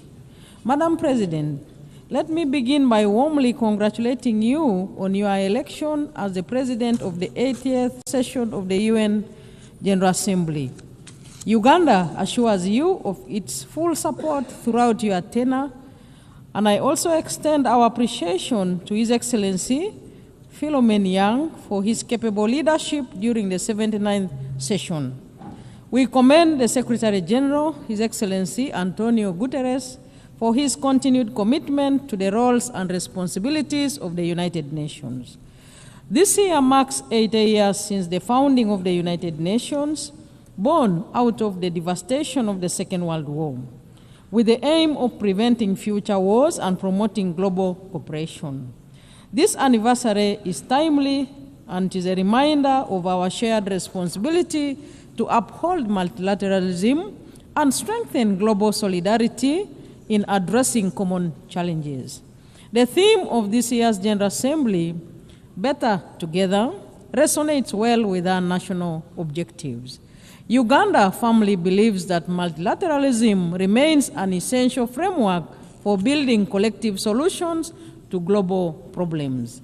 We reaffirm our commitment to the Charter of the United Nations as the cornerstone of multilateralism, international diplomacy, and cooperation with the global mechanisms to promote and support the intertwined values of humanity, namely peace and security, human rights, and shared prosperity. We are equally committed to fast-tracking the achievements of the 2030 Agenda on Sustainable Development and implementation of the Pact for the Future. Madam President, Uganda continues to play an active role in advancing peace, stability, and security within our region, e.g. in Somalia, South Sudan, DRC, and the Sudan. Uganda remains committed to the peaceful resolution of regional conflicts. We remain the largest troop contributor to the African Union mission in Somalia since 2007, which has been succeeded by the African Union Transition Mission in Somalia, and now the African Support and Stabilization Mission in Somalia. As a country, we have invested both human and financial resources in promoting peace and stability unreservedly. These efforts require reliable and predictable funding. We therefore call on the international community to commit adequate resources for peace-building and peacekeeping missions to ensure that their sustainability, effectiveness, and success becomes a reality. In South Sudan, Uganda continues to support the peace process as one of the guarantors of the Comprehensive Peace Agreement, contributing to efforts aimed at restoring stability and unity in the country. On the peace efforts in the eastern part of the Democratic Republic of Congo, Uganda has been working with regional leaders on the Nairobi and Luanda processes aimed at finding a lasting solution, and we also remain supportive of other complementary efforts by the international community.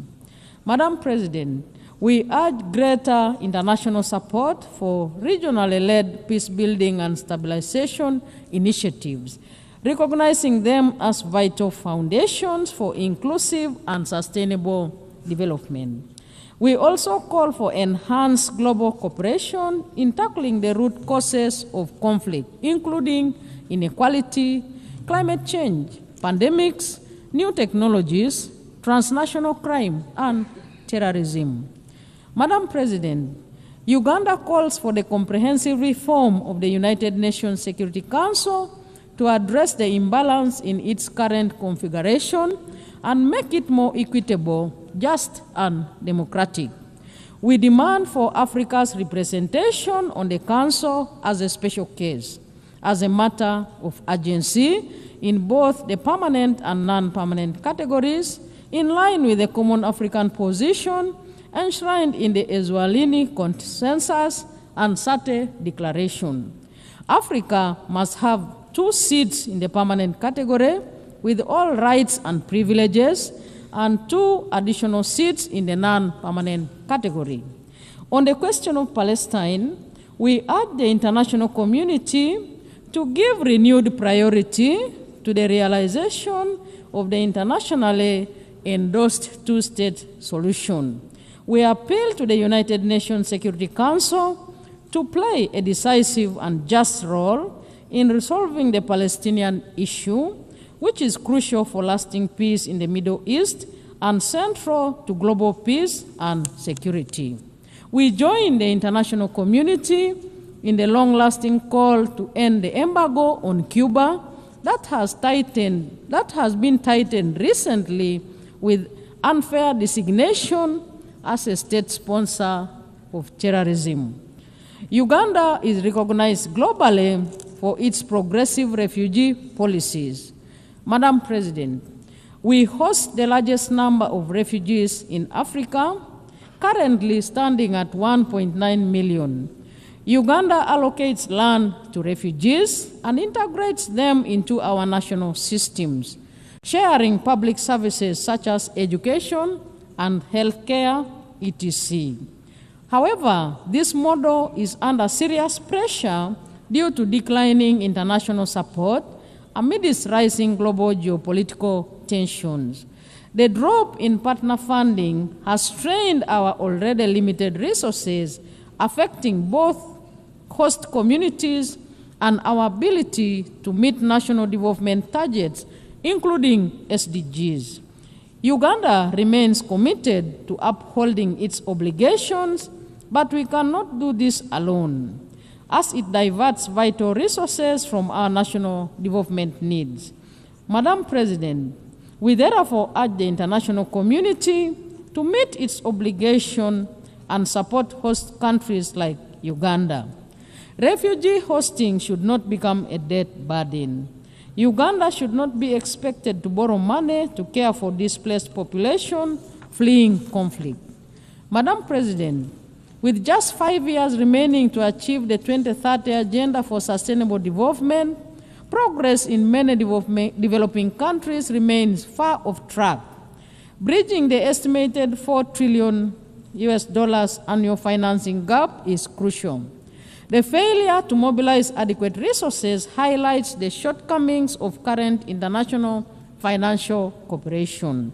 We call on the international community to fully implement existing commitments, including the Seville Commitment, the 2015 Addis Ababa Action Agenda, the 208 Doha Declaration, and the 202 Monetary Consensus. These agreements provide a framework for enabling developing countries to expand their physical and policy space and drive balanced and inclusive development. Accelerating the SDGs requires renewed commitment to multilateralism, global solidarity, and the strengthening of international cooperation mechanisms to ensure that no one is left behind. Madam President, Uganda's commitment to the promotion and protection of human rights remains central to our national development agenda. Our Constitution guarantees civil and political rights, freedoms of association, assembly, and expression, and the right of every citizen to participate in democratic governance. Since the introduction of multi-party democracy, Ugandans have enjoyed regular, free, and fair elections at all levels in Uganda. Madam President, Uganda was the first country in the sub-Saharan Africa to introduce universal free primary education in 1987 and universal free secondary education in 2007, an endeavor which has enabled our children to attain basic education and has improved the literacy and numeracy levels in our country, and all the associated benefits and multiplier effects. Health remains at the core of our development strategy. Uganda is scaling up investments in primary health care and deploying digital health solutions to improve service delivery and accountability. Our HIV/AIDS response remains a global model of political will and community engagement. Under the Presidential Fast Track Initiative, Uganda has reduced HIV prevalence to 5.5%, achieved 96% treatment coverage among those diagnosed, and over 90% viral suppression. Madam President, as the current chair of NAM, Uganda is committed to advancing the principle of unity, peace, and solidarity among its members. We support stronger collaboration between NAM and the UN in promoting the interests of developing countries. In this context, we call for accelerated progress on the adoption of the long overdue Covenant on the Rights to Development. Uganda looks forward to welcoming honorable ministers of NAM member states and observers at the 19th Midterm Ministerial Conference scheduled to take place in Kampala between 15th and 16th October 2025. Madam President, as I conclude, the United Nations has stood as a pillar of development, a pillar of peace and human dignity for the last 8 decades. It remains indispensable. It would be impossible to imagine the world today without the United Nations. Uganda acknowledges the UN's many achievements, its legitimacy, convening power, and normative influence. Madam President, more must be done to adopt and adapt and strengthen multilateralism. We must redouble our efforts to uphold international cooperation and ensure that the United Nations system is reflective of the current realities and capable of addressing the intertwined global challenges of peace and security, human rights, and sustainable development. Let us commit to leaving no one behind. Better together. I thank you. On behalf of the Assembly, I wish to thank the Vice President of the Republic of Uganda.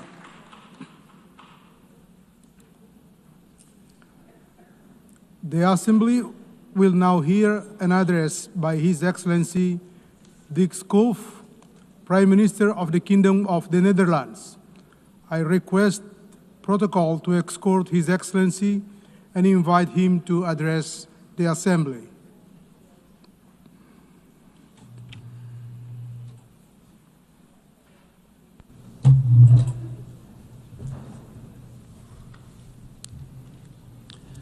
Mr. President, Your Excellencies, ladies and gentlemen, back in 1947, a 7-year-old boy, a Dutch boy called Dirk Sallemans, and his father made a long car journey to the German city of Cologne. When they arrived, Dirk couldn't believe his eyes. It was a shocking sight, he said in a recent newspaper interview. Rubble everywhere, people living in abject poverty, the entire city flattened by bombing. Today, almost 80 years later, those images are still seared in Dirk's memory, and that was precisely his father's intention. He wanted to show me what war can do to a city, Dirk recalled in the interview. At the same time, he added, we were also hearing radio reports about the establishment of the United Nations in New York, and all my father's hope was invested in that. When the interviewer asked what exactly the hope was based on, Dirk recalled the opening words of the United Nations Charter, we the peoples. And indeed, it is the peoples of the world, the people, who task their governments with saving them from war, human rights violations, and armed conflicts. We the peoples. It was those words on that day in Cologne that inspired Dirk Sallemans to embark on a career as a UN diplomat that spanned almost 30 years. And it is those same words, 80 years on from the UN Charter, that still remind him and us of that task. Of course, the world has changed dramatically since then, and unfortunately we must acknowledge that the mission, no more war, has failed. In fact, this year, even as we celebrate the United Nations 80th anniversary, we have heard it said that the UN can no longer justify its existence. Anyone who says that, however, has forgotten where we came from. Without the UN, there will be no disarmament treaties, no International Court of Justice, no climate agreements on sustainable development goals. Without the UN, which is often the only organization capable of supplying aid in the toughest places on the earth, millions of people would be deprived of food, clean water, and medical aid. Over the past 80 years, we've taken the UN's achievement for granted. We've neglected to look back on where we've come from and all the milestones we have achieved along the way. And although the situation right now might be especially difficult, I know this too. It has never been easy. Every achievement was preceded by the lengthy consultations. Countries were often at loggerheads, and sometimes it was tempting to throw in the towel. But that never happened. And the reason can only be that, despite our many differences, We all understand what's at stake. That's the context in which I view the increasingly frank debate on the UN future. Yes, the world has changed. Yes, international relations have changed. And yes, the way we work together has changed. But I believe that this can lead us to only one conclusion, that we must change with times.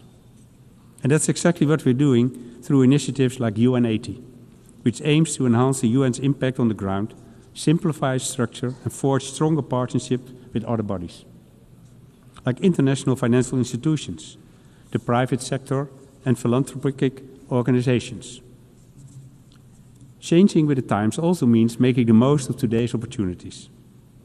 Earlier this week, I spoke with several UN youth representatives. They are growing up in a different time to you and me, with new concerns, but also new opportunities. We need their insights, not only because our decisions will affect their future, but above all, because they are the future. So if we are to move forward, we must work together by using AI and other technologies wherever possible.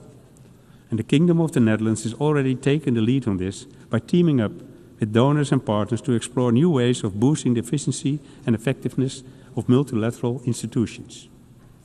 New ways, but not new principles. Because the guiding principles, as laid down in the UN Charter 80 years ago, remain unchanged. And today I'd like to reflect with you on the most important one of all, the protection of the international legal order. Back then, that inspired everything we stand for today, leading to a multilateral system of agreements and providing a powerful counterweight to the idea that might is right. In my part of the world, as well for a long time, but now we know that this is not a given.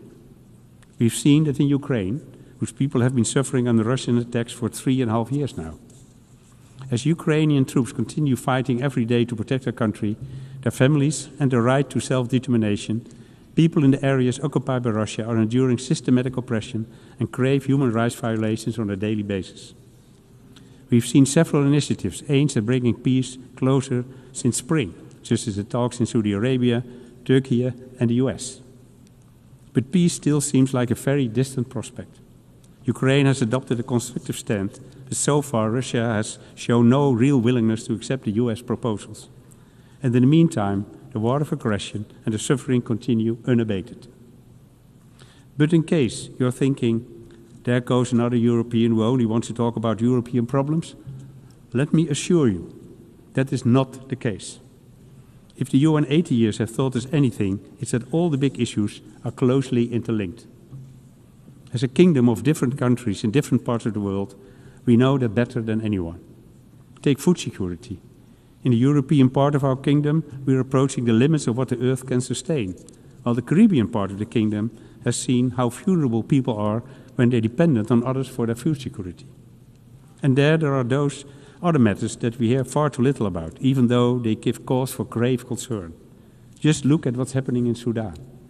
Since April 23, more than 150,000 people have been killed, and 14 million more have had to flee their homes.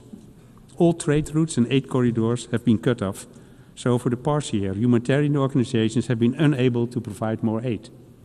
As a result, half the Sudanese population is living with the reality of food insecurity. And in parts of Darfur and Kordofan, a famine has been declared. This has to stop. The Netherlands, together with the EU and donor countries, is therefore calling on all the warring parties to respect international law and allow humanitarian aid to reach those who need it. The Netherlands will continue supporting these humanitarian efforts for Sudan, not only by working via the UN and the Red Cross, but also by giving 60 million euros to the Sudan Humanitarian Fund this year, and almost 7 million euros to the Dutch Relief Alliance in Sudan. As I've said, the horrors unfolding in Sudan have barely registered in the outside world. The same cannot be said of the horrors unfolding in Gaza.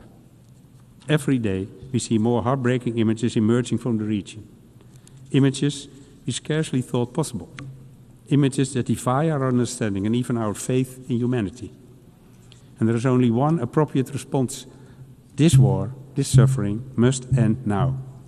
that starts with the safe, independent and unlimited access of humanitarian aid for the suffering people of Gaza, including UN aid.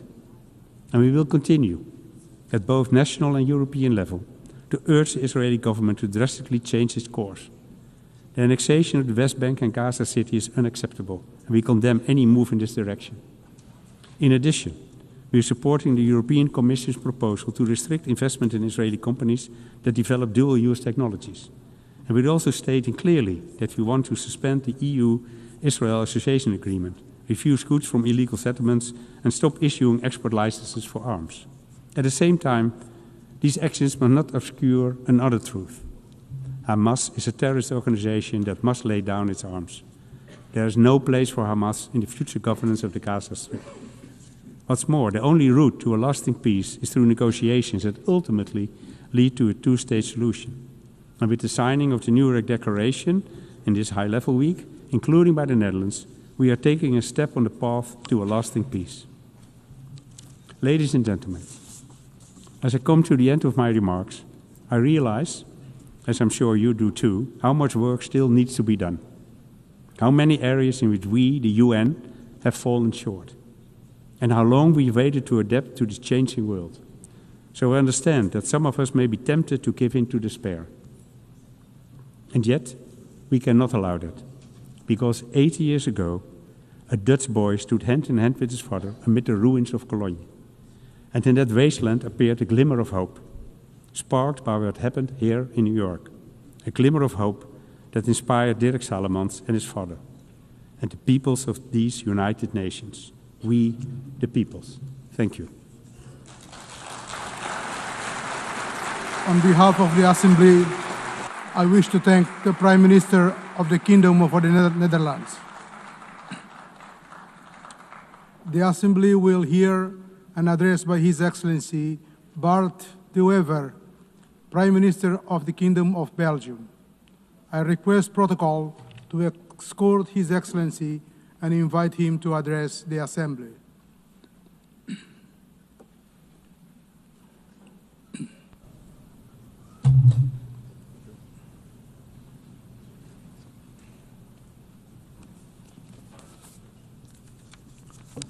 Mr. President, esteemed colleagues, ladies and gentlemen, it is the first time that I stand before you.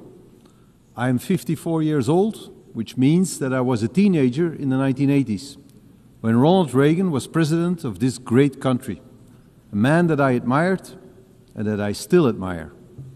Today, I'm nostalgic of that time, because then I truly believed that the Western world was bound together by shared values and mutual respect.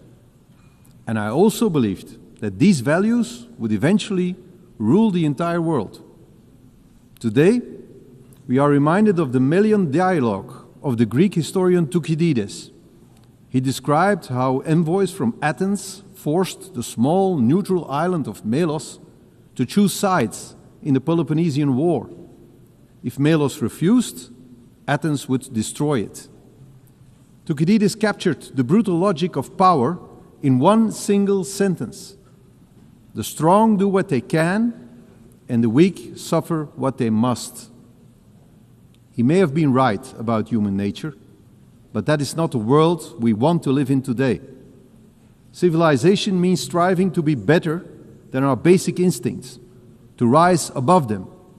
The United Nations was born out of the most destructive war in human history to embody precisely that aspiration. And yet today, international organizations are under pressure. International law is under pressure. Respect for sovereignty is under pressure. Geopolitics often boil down to sheer ego politics, and I regret this deeply. That is why I stand before you today to advocate for a world anchored in mutual respect, a world of free and fair trade, a world of strong partnerships, respect and cooperation, a world based on international law, a world that tackles climate change, a world of peace, prosperity, and progress. The United Nations remain crucial in pursuing that ambition. The United Nations are far from perfect, And this is why we support the UN Haiti reform agenda, because the challenges we face are immense. And I would like to highlight two domains in which we urgently need to move forward: our security and our prosperity. First, security. All who cherish freedom must work to build resilient and vigilant societies. We face new forms of imperialism, new military threats, and violent conflicts that destabilize entire regions. This is not the path we choose, but neither can we afford to be naive. Those who wish for peace must be prepared to defend it. That is why we stand firmly with Ukraine. We must erect a barrier against those who look at us the way the Athenians looked at Melos. Belgium is therefore assuming its full responsibility, investing more in defense. Together with our European partners, we are striving for greater integration of our armed forces and defense industry. At the same time, we must strengthen ties with all countries committed to peace and stability. We must also confront the rise of international organized crime. Criminals know no borders. Criminal networks exploit the gaps between police forces and legal systems. They fuel terrorism, human trafficking, and the illegal arms trade. But there is hope. Across Europe and in Latin America, I have witnessed a new willingness to deepen cooperation. And I am convinced that many African and Asian countries struggle with the same problems. Together we can make our societies open for business, but closed for crime. Because the security of our citizens must always remain our first responsibility. That is the first great challenge we must tackle. Another major challenge we face is to ensure as much prosperity as possible for as many people as possible. The world today is once again gripped by protectionism, and yet the evidence of history is clear. For over 2 centuries, free and fair trade has been the only true engine of progress. It has decimated extreme poverty. It has dramatically increased life expectancy. It has enabled medical breakthroughs that defeated once devastating diseases. Free and fair trade is the way forward. We must nurture it, and we must defend it. We must tear down trade barriers. We must allow our economies to grow across borders. We must stimulate productivity, strengthen labor markets, and invest in innovation. In short, we must create prosperity that is globally shared. And let us remember, prosperity engenders peace. Prosperity builds trust. Belgium stands ready to be your partner in this endeavor. Belgium is and will always remain open for business. Mr. President, distinguished delegates, let us not succumb to the harsh logic of Thucydides. Let us prove that the destiny of humankind is not to dominate or to suffer, but to cooperate and to prosper. This is and should always remain the mission of the United Nations. I thank you. On behalf of the Assembly, I wish to thank the Prime Minister of the Kingdom of Belgium. The Assembly will now hear an address by His Excellency Allah Maye Halina, Prime Minister and Head of Government of the Republic of Chad. I request protocol to escort Her Excellency and invite her to address the Assembly.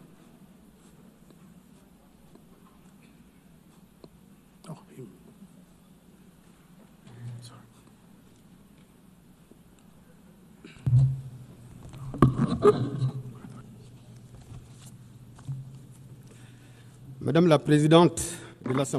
President of the General Assembly, ladies and gentlemen, heads of state and government, Secretary General of the United Nations. Because of constraints linked to his national agenda, Marshal Mahamat Idriss Déby Itno, President of the Republic of Chad, head of state, who wished to be involved in this important meeting at the United Nations, has not been able to come to New York. He would like to convey his sincere regret for not being here, and has conferred upon me the task of delivering his message, which reaffirms Chad's commitment to the principles of multilateralism and the sovereignty of peoples. It is therefore for me a great honor to deliver to this august assembly the message of the President of the Republic of Chad, Head of State, and I quote, Madam President of the General Assembly, ladies and gentlemen, heads of state and government, Secretary General of the United Nations, Permettez-moi à l'entame de mes propos rendre grâce à Dieu le Tout-Puissant, source de sagesse et de force qui nous a permis de nous réunir dans un esprit de dialogue pour nous pencher sur les défis de notre temps et de notre monde, au premier rang desquels les questions de développement, mais aussi les préoccupations de paix et de sécurité internationale. Je tiens à adresser toutes nos félicitations à Mme Annela Baerbock, présidente de la 80e session de l'Assemblée générale pour son élection, et l'assurer du plein soutien de mon pays dans l'accomplissement de son mandat. De même, je voudrais exprimer nos infinis remerciements à l'ambassadeur Philémon Yang, président sortant pour sa brillante direction de la session précédente. Aussi, voudrais exprimer notre sincère appréciation et tout notre soutien au secrétaire général M. António Guterres pour ses efforts inlassables en vue de maintenir haut le flambeau du multilatéralisme incarné par l'ONU, dont la mission, voire la raison d'être, whose mission and even raison d'être is currently being tried by numerous challenges that are constantly affecting our common bedrock of humanity. Madam President, Your Excellencies, ladies and gentlemen, L'Organisation des Nations Unies 80 ans après sa naissance, dans la douleur de guerre, doit aujourd'hui renaître dans la vérité de nos espoirs. Le thème choisi cette année, mieux ensemble 80 ans et pour la paix, le développement et les droits de l'homme est plus qu'une célébration. Il est une interpellation, une invitation à réexaminer le rôle, la pertinence et surtout la légitimité politique et morale de notre organisation commune. Il serait injuste de nier le mérite historique de l'ONU. Elle a contribué à préserver la paix mondiale, encadrer la décolonisation, faire progresser les droits humains et offrir un cadre de coopération multilatérale. Néanmoins, il convient de souligner que 80 ans après sa création, l'ONU reste encore loin d'avoir accompli les accomplished the aims that were conferred upon it by the Charter, despite undeniable progress that I have mentioned. We have to note that the UN has never disappointed as much as it is today, in particular because of its inability to stop bloody conflicts that continue to prevail in several areas of the world, in Africa, in Asia, in South America. There is increasing defiance because too often major decisions taken by this organization seem to serve the interests of some great powers to the detriment of the aspirations of the countries of the South, because the Security Council remains a very fixed structure, a legacy of the post-war period, where Africa, the cradle of a fifth of humanity, remains excluded for all major representation, because sanction and intervention mechanisms are often selective, and indignation seems to be conditioned on where it's happening geographically. We need to be bold enough to say here, peacekeeping missions of the UN have often failed in their promises and in their duty, be this in Haiti, in the CAR, in the Democratic Republic of Congo, or in Mali. The Blue Helmets, in certain cases, have been accused of inaction and even behavior that runs counter to the very principles of the organization that they represent. How can we understand that instead of protecting, some have been complicit in violations? How can we explain that after being there for decades, conflicts still persist and in some cases are worsening? These failures, often tragic, erode the legitimacy of the UN on the ground and in people's hearts.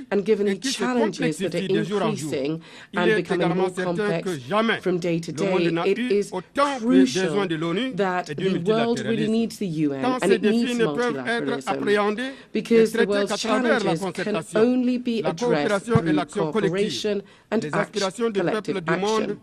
The aspirations of the peoples of the world for a peaceful life, a healthy planet, and equal opportunities, access to well-being and prosperity, all whilst human rights are upheld, are valid, as are everybody's right to live in a just, fair, and safe society.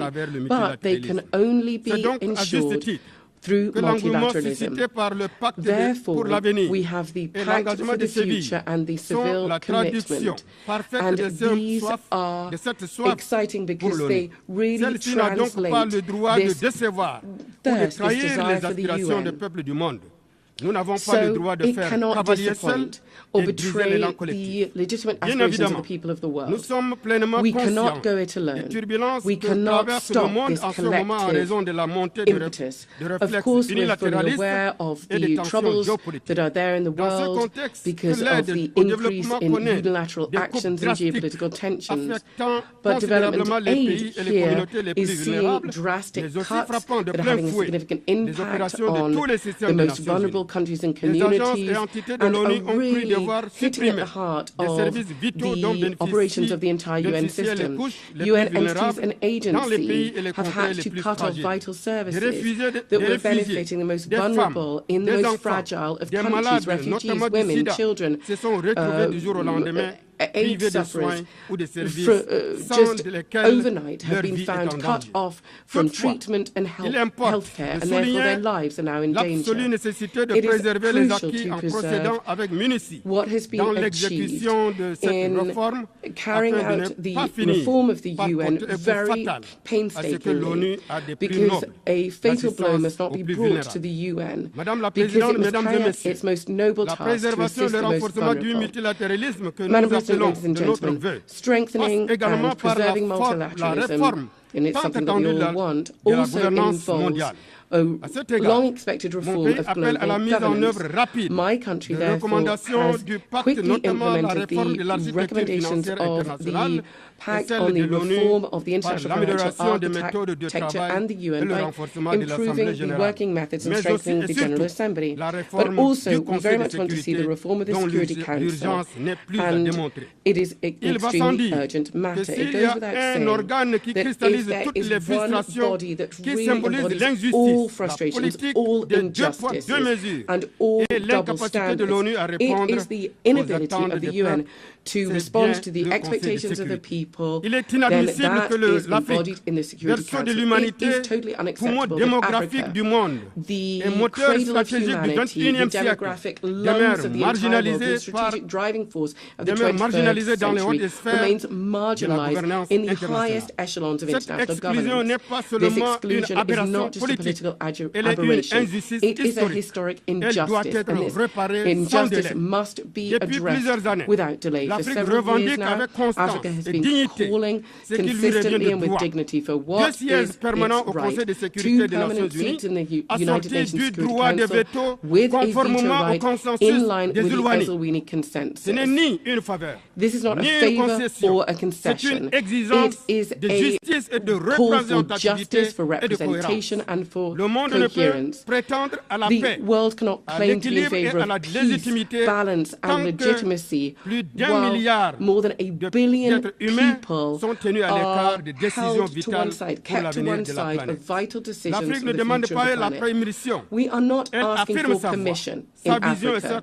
We are reaffirming our voice, our vision, and our vocation in Africa. Unfortunately, many people believe that a lot of the world is indifferent to the ills that Africans are facing, and the Security Council is just providing very basic service.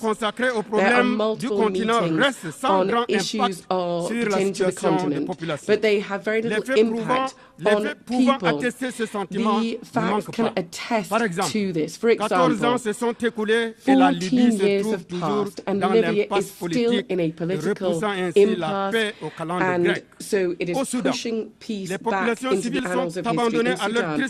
Civilians have been abandoned to their sad fate because the Security Council has not been able to, or has not wanted to shoulder its responsibility by bringing the warmongers to cessation of hostilities and to ensuring and bringing about a peaceful settlement of their disputes. This inability of the Council to fully play its role as the guarantor of international peace and security is a reason to speed up its reform, to adapt to the reality of today's world, and to make it more inclusive, more representative, more democratic, and therefore more effective. Ladies and gentlemen, Madam President, in a world that is constantly changing, where there is increasing interdependence and challenges transcend borders, my country, Chad, would like to reaffirm from this rostrum a fundamental truth. State sovereignty is the bedrock of international order. Sovereignty is not a privilege or a concession. It is an inalienable right enshrined in the United Nations Charter.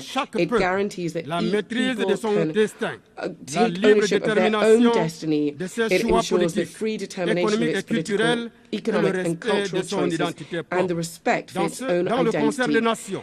In this body of nations, each state is one particular note bringing about global harmony.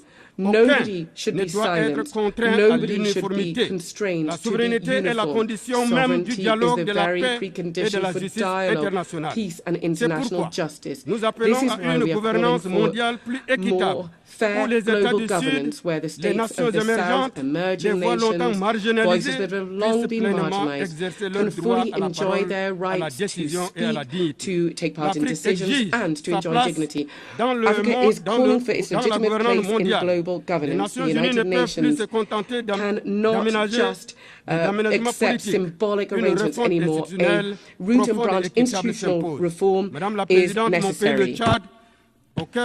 Madam President, my country, Chad, in the heart of Africa, is both witness to and part of the struggle for peace and security.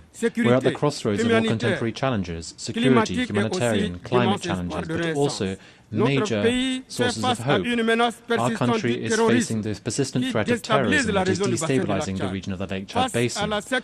Given the threat posed by Boko Haram, Chad has not received any external support and has had to deal with this on our own. This sacrifice bared by the people of Chad, which has often been done without receiving gratitude, bears witness to our country's commitment to bring about peace and security. It is time for the international community to recognize this reality and to support us in this struggle. Above and beyond security, Chad is also facing the tragic effects of climate change. We are seeing droughts and natural disasters affecting our food security and undermining our development. We are calling for heightened solidarity to provide equal access to financing, to green technologies and vaccines, which are critical to build resilient and fair societies. In this context, we urgently need to step up efforts to preserve our ecosystem, notably around the Lake Chad Basin, where the retreat of this lake is directly threatening the life of millions of people.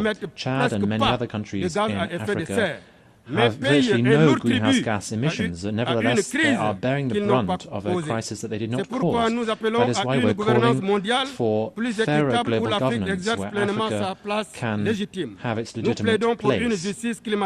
We're calling for effective climate justice and equal access to financing, to green technologies and vaccines. Madam President, distinguished ladies and gentlemen, Chad has been through many different political convulsions and is part of a sub-regional context which is marked by crises, conflicts and wars. But we were able to overcome this transition, holding our head high. Our country has been able to overcome the most pessimistic predictions, and we have been able to make progress based on dialogue, which has been part and parcel of this transition. From this rostrum, I would like to express our gratitude to God and to the people of Chad who have made this success possible. We would like to thank our partners, in particular the UN, for their decisive support. Thanks to this multifaceted support, Chad has been able to take decisive steps forward towards democratic and inclusive governance. I'm certain that my compatriots will continue with this momentum and that we'll be able to overcome the remaining challenges. And in so doing, we will continue dialogue and national reconciliation to bring about peace and national unity, to defend our territory, and to overcome the challenge of achieving socio-economic development. All of these measures are part and parcel of the political program which led to my election in May of 2024. It is in this context that the government has just adopted the new National Development Plan for 2025-2030, which is the Chad Connection 2030. This focuses on 4 key domains, and it aims to carry out significant changes in our economy and in our society.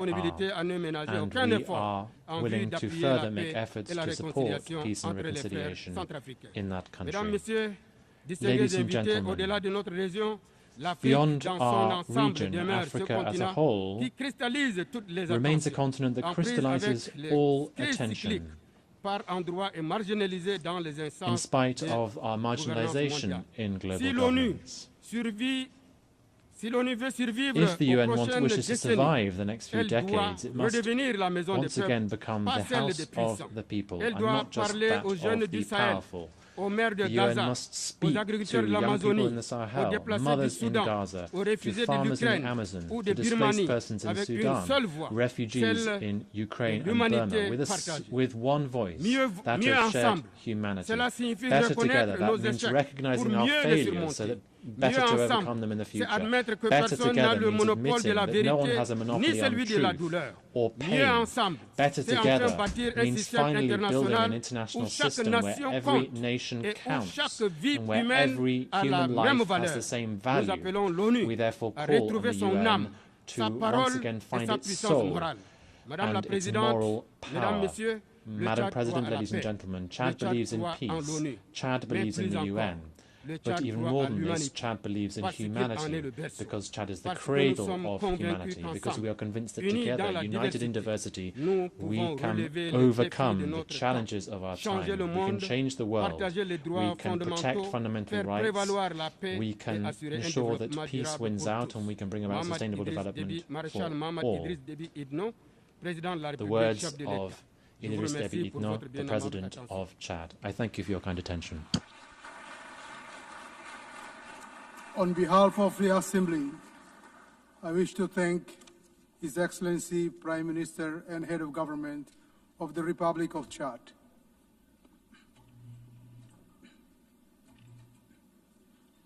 The Assembly will now hear an address by His Excellency Kamil El Tayeb Idris, the Transitional Prime Minister of the Republic of Sudan. I request protocol to escort His Excellency and invite him to address the Assembly.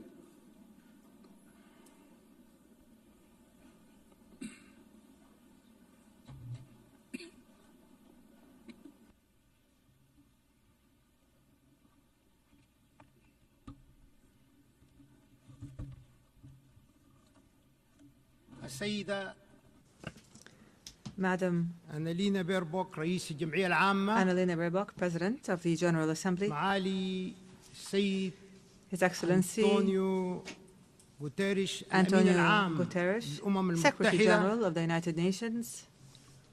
أصحاب الفخامة, Your Excellencies الملوك, and Majesties, رؤساء Kings and الدول Heads والحكومات, of State and Government. السادة الوزراء, Your Excellency, Ministers, السيدات والسادة, ladies and gentlemen, رؤساء الوفود, heads of delegations, السلام عليكم peace and God's ورحمة الله blessings وبركاته. be upon you. وهني السيدة I congratulate أنالينا Ms. بيربوك Annalena لانتخابها Baerbock for on her رئيسا election للجمعية as العامة President of the للدورة General ال80. Assembly's 80th كما session. هني السيد فيلمون بانغ I also congratulate Mr. على Pellemanian رئاسة الجمعية on his العامة presidency of في the دورتها General Assembly السابقة، at its previous session. ونقدر حسن And أدائه we appreciate وجهوده المبذولة his good performance من أجل and السلام. the efforts that he made for the cause ونخص of peace. بالتقدير We especially معالي appreciate الأمين العام His للأمم Excellency, المتحدة the Secretary General of the أنطونيو United Nations, غوتيريش Mr. Antonio Guterres, لجهوده الدورية for his tireless والدؤوبة efforts ومبادراته القيمة and valuable من أجل initiatives السلام for peace والعدل and justice, وتحقيق أهداف and for the achievement ومبادئ الأمم of the goals المتحدة and principles of the United ودعمه Nations, and لقضايا for his الدول support النامية. for the causes of developing countries. ها أنا ذا I stand ها before أنا you ذا today. أقف أمامكم اليوم I stand before you باسم today حكومة السودان on المدنية behalf of the civilian government of the Sudan.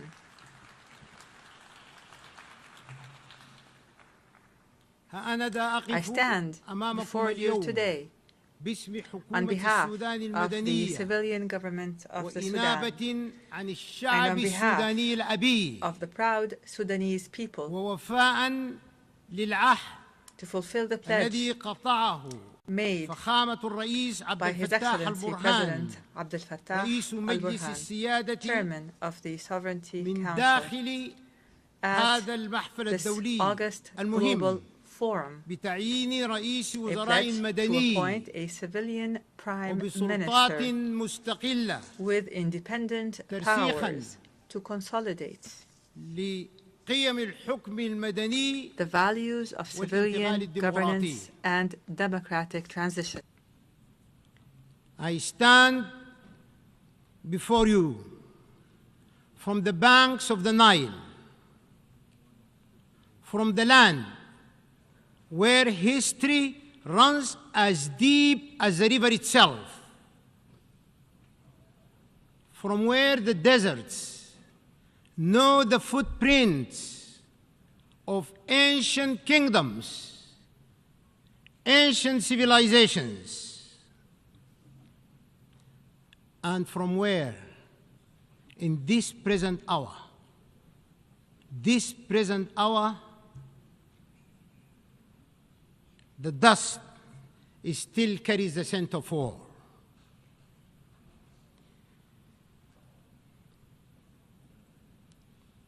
Sudan has bled.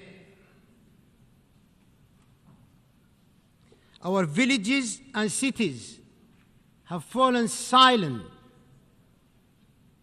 under the shadow of unprecedented war, unprecedented invasion in the history of mankind.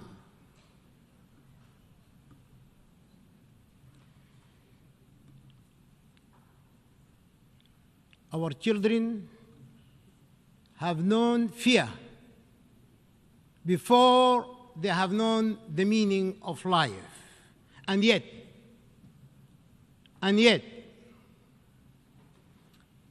amid the ashes of war, there is a unique pulse that refuses to die. It beats in the refugee's quiet prayer, in the farmer who plants, though he may never reap, and in the mother who sings her child to sleep beneath an open sky. From that pulse, distinguished leaders of the world, from that pulse, I share with you these words. Hope reborn of our unity and strength emanating in our peace.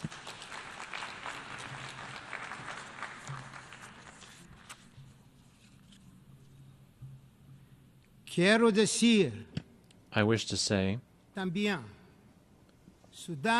in addition to this, that Sudan is a great civilization. Its resources are necessary for the entire world. Madam President, we are witnessing great challenges. We are facing enormous dangers posed to the principles of the Charter and multilateralism, while threatening regional and international stability. Meanwhile, the norms of international law are being eroded as the crimes of genocide, aggression, and the employment of foreign mercenaries to occupy the territories of states and slaughter their peoples. These crimes multiply in contempt of the Charter and violation of international law, as is now happening in my country. Mr. President,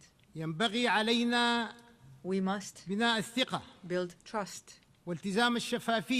We must reinforce transparency and strengthen the role of the General Assembly, preventive diplomacy, and the peaceful settlement of conflicts. The capacity and the role of the United Nations can be strengthened through collective action and multilateral international cooperation. We can take advantage of the momentum generated by the UN 80 initiative, the outcomes of the future summit, and of major international conferences. Despite the international consensus on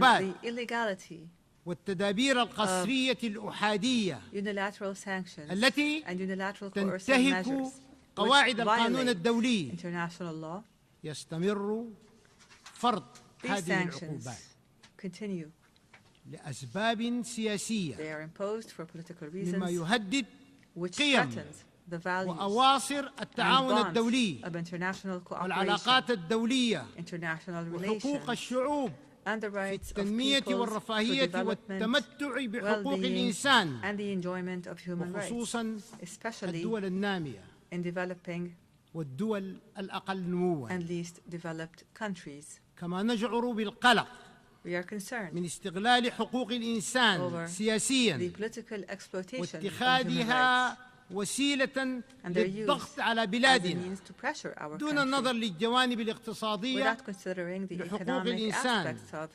التي تتأثر بهذه العقوبات والتدابير الأحادية.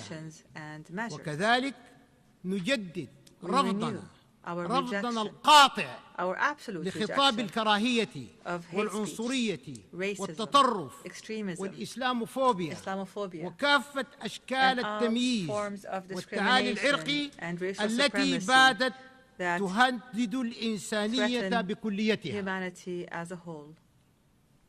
سيد الرئيس، لقد تعرض شعب السودان خلال الأعوام الثلاث الماضية إلى مخاطر وتهديدات وجودية بفعل جرائم ميليشيا الدعم السريع المتمردة. أجبر السودانيون على الخروج من ديارهم ووطنهم تحت وطأة القتل الممنهج والتعذيب والنهب والاغتصاب والإذلال والتدمير المتوحش لكل مقومات الحياة. وكل ذلك كان مقصودا بحد ذاته ضمن مشروع متكامل للسيطرة على السودان ونهب ثرواته وتغيير ديموغرافيا إن الحفاظ على سيادة الدولة ومؤسساتها الوطنية الراسخة and its well-established national institutions is a top priority. وقضية وجودية للشعب السوداني وعليه فإن is an existential issue for the Sudanese people. والتحول الديمقراطي Therefore, the civilian transition and democratic transformation under the leadership of the civilian government of hope and the establishment of peace will not be achieved without ensuring that we have strong national institutions that preserve the sovereignty and territorial integrity of the state. The international community, and you are the leaders of this international community. You are the entire international family. The international community must work to stop the flows of lethal weapons, advanced ones, to the terrorist militia. It must condemn the militia, criminalize it, and classify it as a terrorist group, and must stop the flow of mercenaries.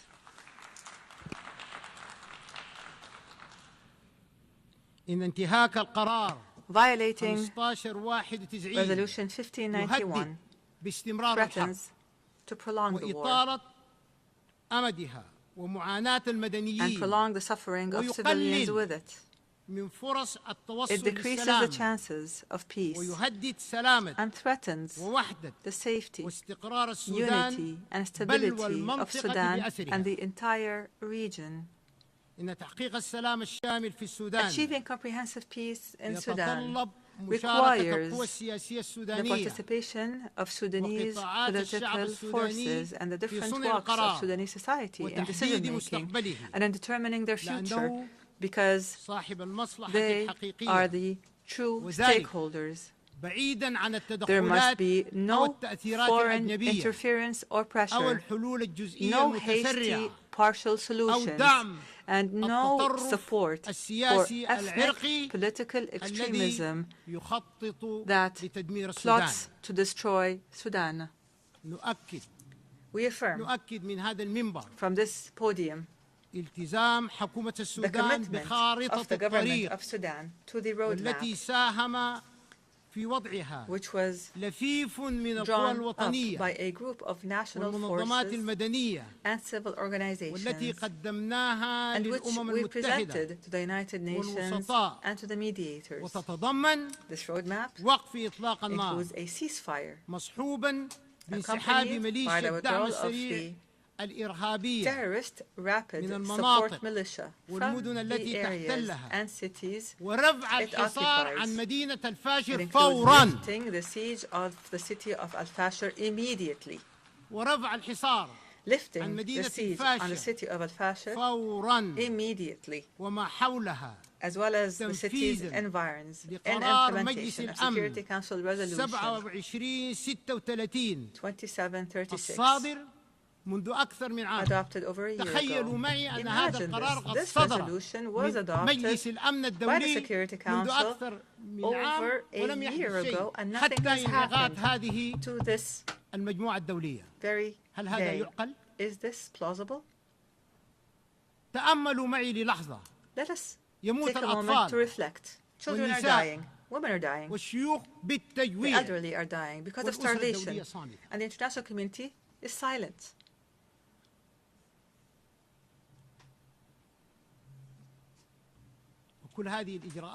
All of these measures include the dignified and safe return of the displaced and of refugees. It includes facilitating humanitarian access to the needy and affected, and continuing with the transitional political process towards democracy. Here, advanced steps, truly advanced ones, have been taken to implement this roadmap. I have formed a civilian government of technocrats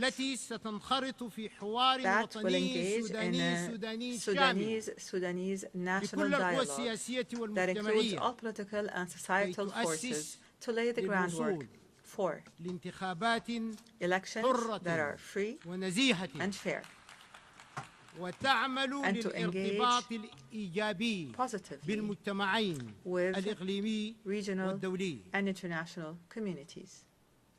In this context, the government has committed and continues to facilitate all procedures for all Sudanese citizens abroad to return and engage in this important historic dialogue.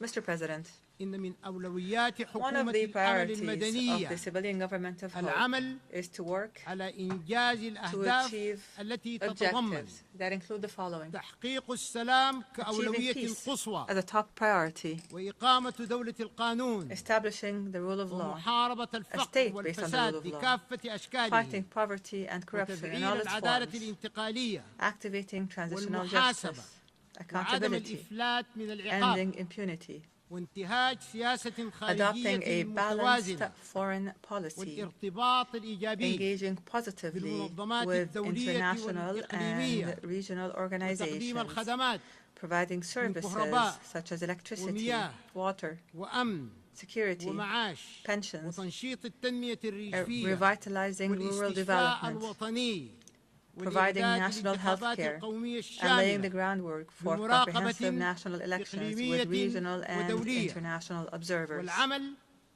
We will work to remove the remnants of war, to return to the capital, the national capital, Khartoum, and start reconstruction efforts, raise the quality of the health sector, and increase the participation of women and youth in the national dialogue for peace.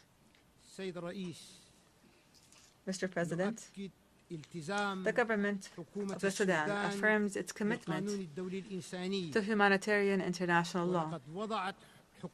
The government of Sudan developed a comprehensive national plan for the protection of civilians that it submitted to the Security Council and the Secretary General of the United Nations. The plan covers all aspects of protection, including the establishment of a national mechanism of protection and a mechanism that facilitates humanitarian access and supports United Nations humanitarian efforts and the rule of law, accountability, and action to halt the proliferation of weapons and combat violence against women and children, This plan addresses issues of displaced persons and the refugees and seeks to achieve a comprehensive peace. Moreover, the government has signed a cooperation framework with the United Nations. And in this regard, the government renews its commitment to facilitate, protect, and secure the passage of humanitarian aid through all the agreed-upon crossings identified by the government of Sudan. The continued international silence on the crimes of the rebel terrorist militia and their siege of the city of Al-Fashir and their bombing of IDP camps and places of worship and educational institutions, their looting of markets and of public and private property, and the destruction of health facilities throughout the country. This silence is tantamount to an encouragement and to giving a green light for these militias to continue with their crimes and their violations. Our doors will remain open. Our doors will remain open to the United Nations and regional and international organizations. We call on the international community to support the choices of the Sudanese people and their civilian government, and to support African solutions to conflicts through the will and national ownership and without any tutelage. Mr. President, the dangerous deterioration and escalation and the status quo, what has become of the situation in the Middle East, especially the catastrophic situation in occupied Palestine and the Gaza Strip, warn of serious consequences for the region and its people. And its peoples. And here we renew our conviction that no stability and no security will be achieved in the region without a just and permanent and comprehensive settlement of the Palestinian question. That would allow for the establishment of an independent, sovereign Palestinian state with Al-Quds as its capital on the borders of June 1967 in accordance with international legitimacy resolutions. And here, we condemn the blatant Israeli attack on the sovereignty of the sisterly state of Qatar, which threatens international peace and security. Without peace, there is no viable future. Without peace, there is no viable future. Excellencies, ladies and gentlemen, we are fully supportive of peace and security, human rights, and sustainable development goals, without which there will be no lasting peace. However, let me say it clearly and openly, our sovereignty and territorial integrity are red lines. We will never give up. I promise you, we will never give up, and I thank you for your attention. Thank you. On behalf of the Assembly, I wish to thank His Excellency, the Transitional Prime Minister of the Republic of Sudan.